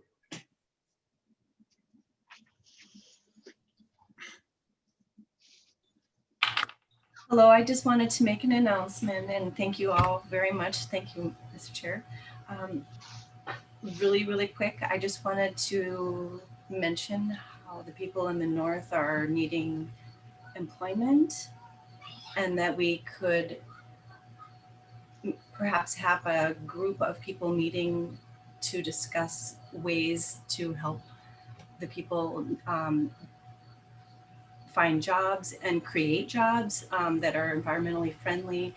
And also the other point is that I would be interested in helping residents of cities and of the country to mix a little better so that we can have more perspective on what people are experiencing, because maybe some people don't actually know what the other groups are experiencing. So just to put it out there that we need some groups maybe on chat on outside of the meeting and the minutes and that we could talk, like if we were in a regular in person, we would be meeting in the halls and maybe making up some groups, and also to encourage victory gardens for everyone. It helps people get through the wars, and I think that it would really help people get through this time with the pandemic to focus on victory gardens. And so that's just one thing that I wanted to bring up. And thank you very much for your time, and just wanted to mention those things if you wanted to. That's all.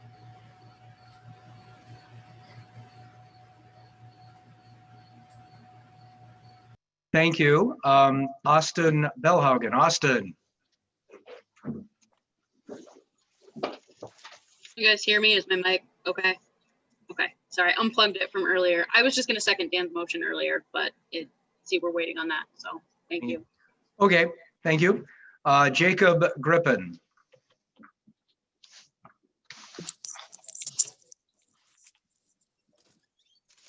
Hello. Can you hear me? I have my headphones in, so I'm not sure. Just wanted to say that Winona, if any of you are following the drama with our old, almost former landlord, we're going to be holding a virtual open house for a new office, probably around September 18th when absentee balloting starts. Beautiful item. It is. And so keep an eye out on the list for that. And also just want to, point of personal privilege, thank everyone for passing the Constitution report and for finally changing our platform to talk about how we don't support mandatory minimums. Thanks everybody for all your hard work and you're sticking in there. Always good to see your faces, even though I don't really get to see. And JP, I love your beard.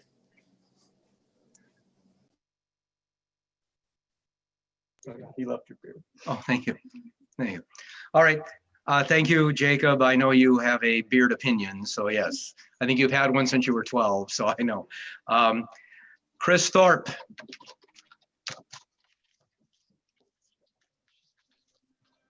I was seeking recognition to speak on the debate. To speak on? Debate of the appeal of the ruling of the chair. Okay, well, good, because we just have the ruling, so I'm going to go to that now. And I will then recognize you. It is debatable.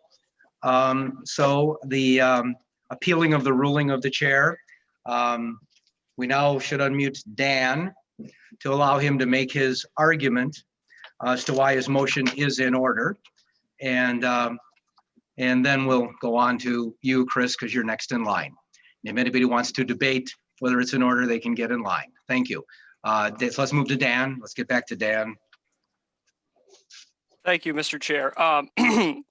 So as I said before, a lot of us were talking about the different amendments that were brought forward today to the Constitution. And a lot of folks were expressing support for it, and clearly the body voted in favor of it. I fully accept that, and I understand exactly where they're coming from. There were definitely folks on there who also said that they were voting for it with the understanding that we could come back to it later to revise and refine the language on that. Personally, I favor doing that sooner rather than later. We talked about, setting it aside maybe, or not setting it aside, but being able to come back to it sooner rather than later and being able to extend the power to amend our Constitution to a later SCC meeting because it was extended out to this one. It was ruled out of order. That idea was ruled out of order because of a state executive committee emergency order that was issued back in March or April to defer convention business to this meeting and this meeting alone. However, if SEC, State Executive Committee, has that power, then so too does SCC. They are a subordinate body of the State Central Committee, and so they are able to, and so we should be able, therefore, to extend that power to ourselves, or we have that power, so we're just simply postponing action on that power to a separate meeting. That's all I'm asking for today. The idea is that we can then come back, we can come together with an agreeable position. I think this idea of a second vice chair is fantastic.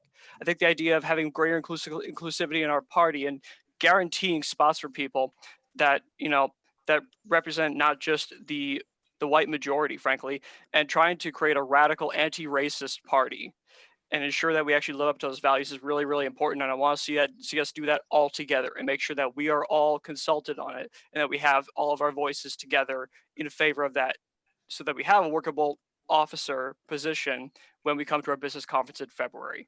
So that's why I'm asking for you to, basically you would vote no on this because an appeal of the ruling of the chair, it's a question of whether or not the ruling of the chair should be sustained. I would ask you to vote no in order that we can take up this motion and extend that power out so we can come back at that question in December and come together with a proposal that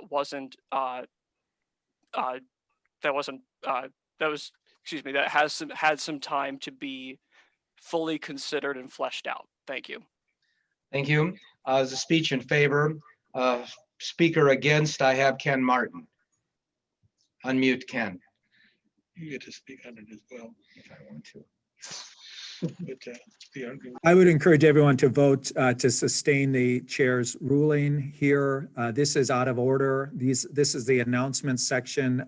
New business cannot be considered at this point. And while I appreciate the point that Dan's raising, the reality is that this is not germane to the discussion at this point. We've had many people leave this conversation that voted on this over 2 hours ago.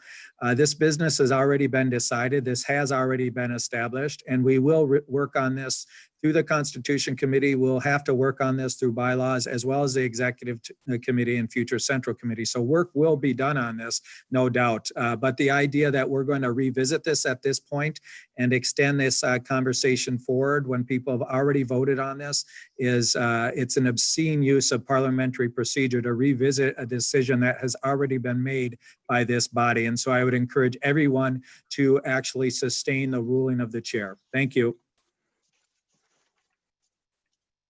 Chris Thorpe.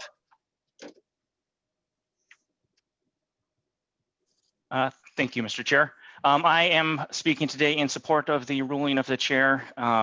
Dan is a member of the committee, and I appreciate what he's trying to accomplish here today with this challenge to the ruling of the chair.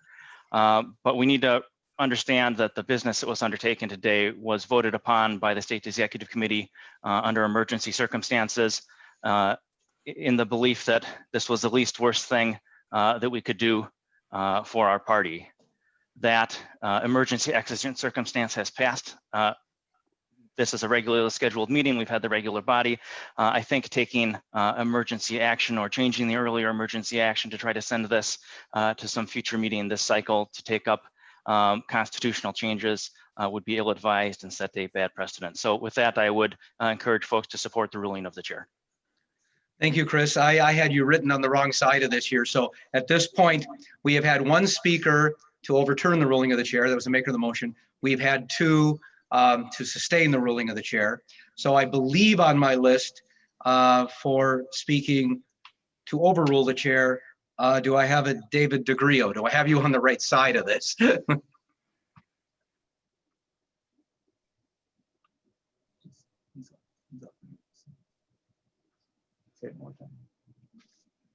Sorry, I'm You speaking. there, are you there? Yeah, I'm Yeah. here.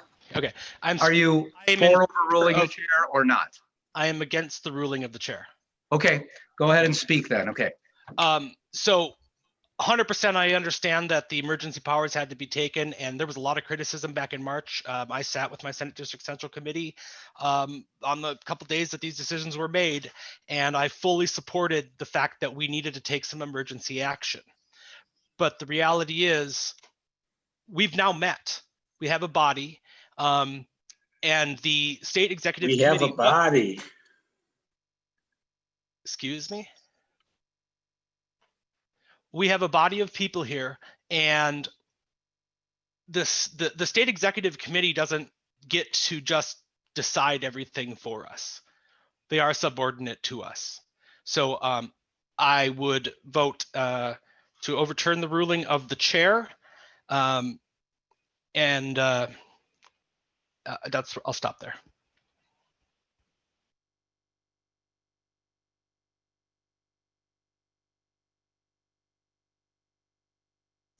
Against overruling the chair, and I'll explain the yes, no later because that is complex.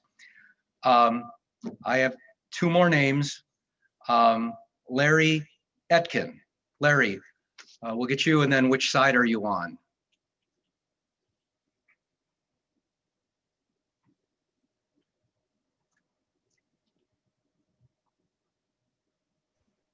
Okay, it took me a while to get unmuted. That's fine. I'm going to be arguing in support of the chair's ruling for one reason mainly, and that's to be expeditious. We did take a lot of time arguing about this particular provision when before we approved it. In fact, I was against approving it as was, but I think that the language is sufficiently amorphous that we can handle almost any concern in bylaws. And bylaws we can take up at any time. So I don't think we need to put over any further consideration of this at this particular time. We'll do it in bylaws. It'll get done because there are enough people who are concerned about defining the specifics about the generalities in that amendment that it shouldn't be a problem. So I'm supporting the decision of the chair. Thank you. There could be, if there was somebody, one more speaker who wished to support overruling the chair. I have one name, but it indicates it's on the other side. So Sherry Pugh, which side are you on? And you may or may not get to speak, depending. I'm on the side of the chair. Okay, well then you don't get to talk, but that's, don't mean to be personal there. Okay, with that, nobody else is in line. I would have a right to make a final statement on behalf of my ruling. I will choose to waive that. People have discussed it. We will now move on to the vote. With that being said, the way this has to be done, and I'm gonna go right out of General Henry Robert here. It's on the next page. Oh, it's on the wrong page. That would help, yes. The way this is done is for those who are in favor of sustaining the chair's decision, you would vote aye. For those who are opposed to sustaining the decision, you would vote no. Now that is a little counterintuitive from where we have been, so I'm going to go over this a second time rather than the usual way with the motion. What it is now is if you believe the chair's decision was procedurally correct, you vote yes. If you want to overturn the chair and therefore allow the motion to be, the underlying motion to be in order, you would vote no. I know I'm still going to get questions. I'm going to say it one final time. Yes sustains the chair's decision. No overturns the chair's decision. I think I've said it enough times. We will now move on to the vote.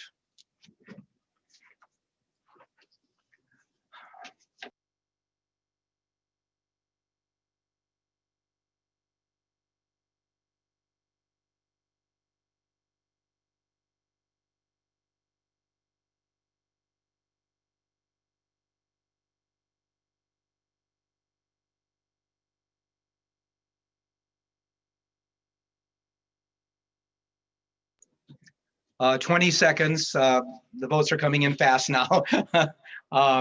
So I'll give you the 20-second warning. Just make sure you get your vote in. 15.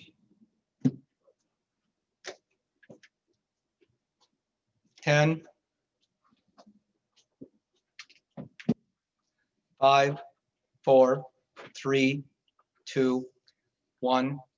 Okay, balloting is closed. When Scott is ready, we'll have him announce the results of the vote. And then I only have 2 more announcements left, depending on what happens next.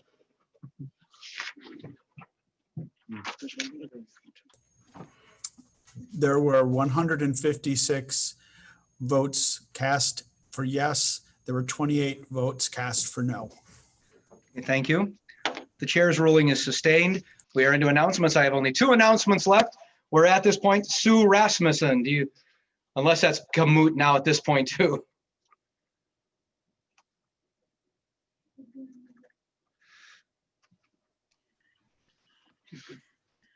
Sorry, unmuting myself. Goodhue 21 has GFL Values bumper stickers available for a $5 contribution. These are 4 by 6 inch replicas of the GFL Values posters that were distributed a couple of years ago. You can go to the website, and I gave the Tyler the link to our Act Blue website if he would display that for everyone. Thank you.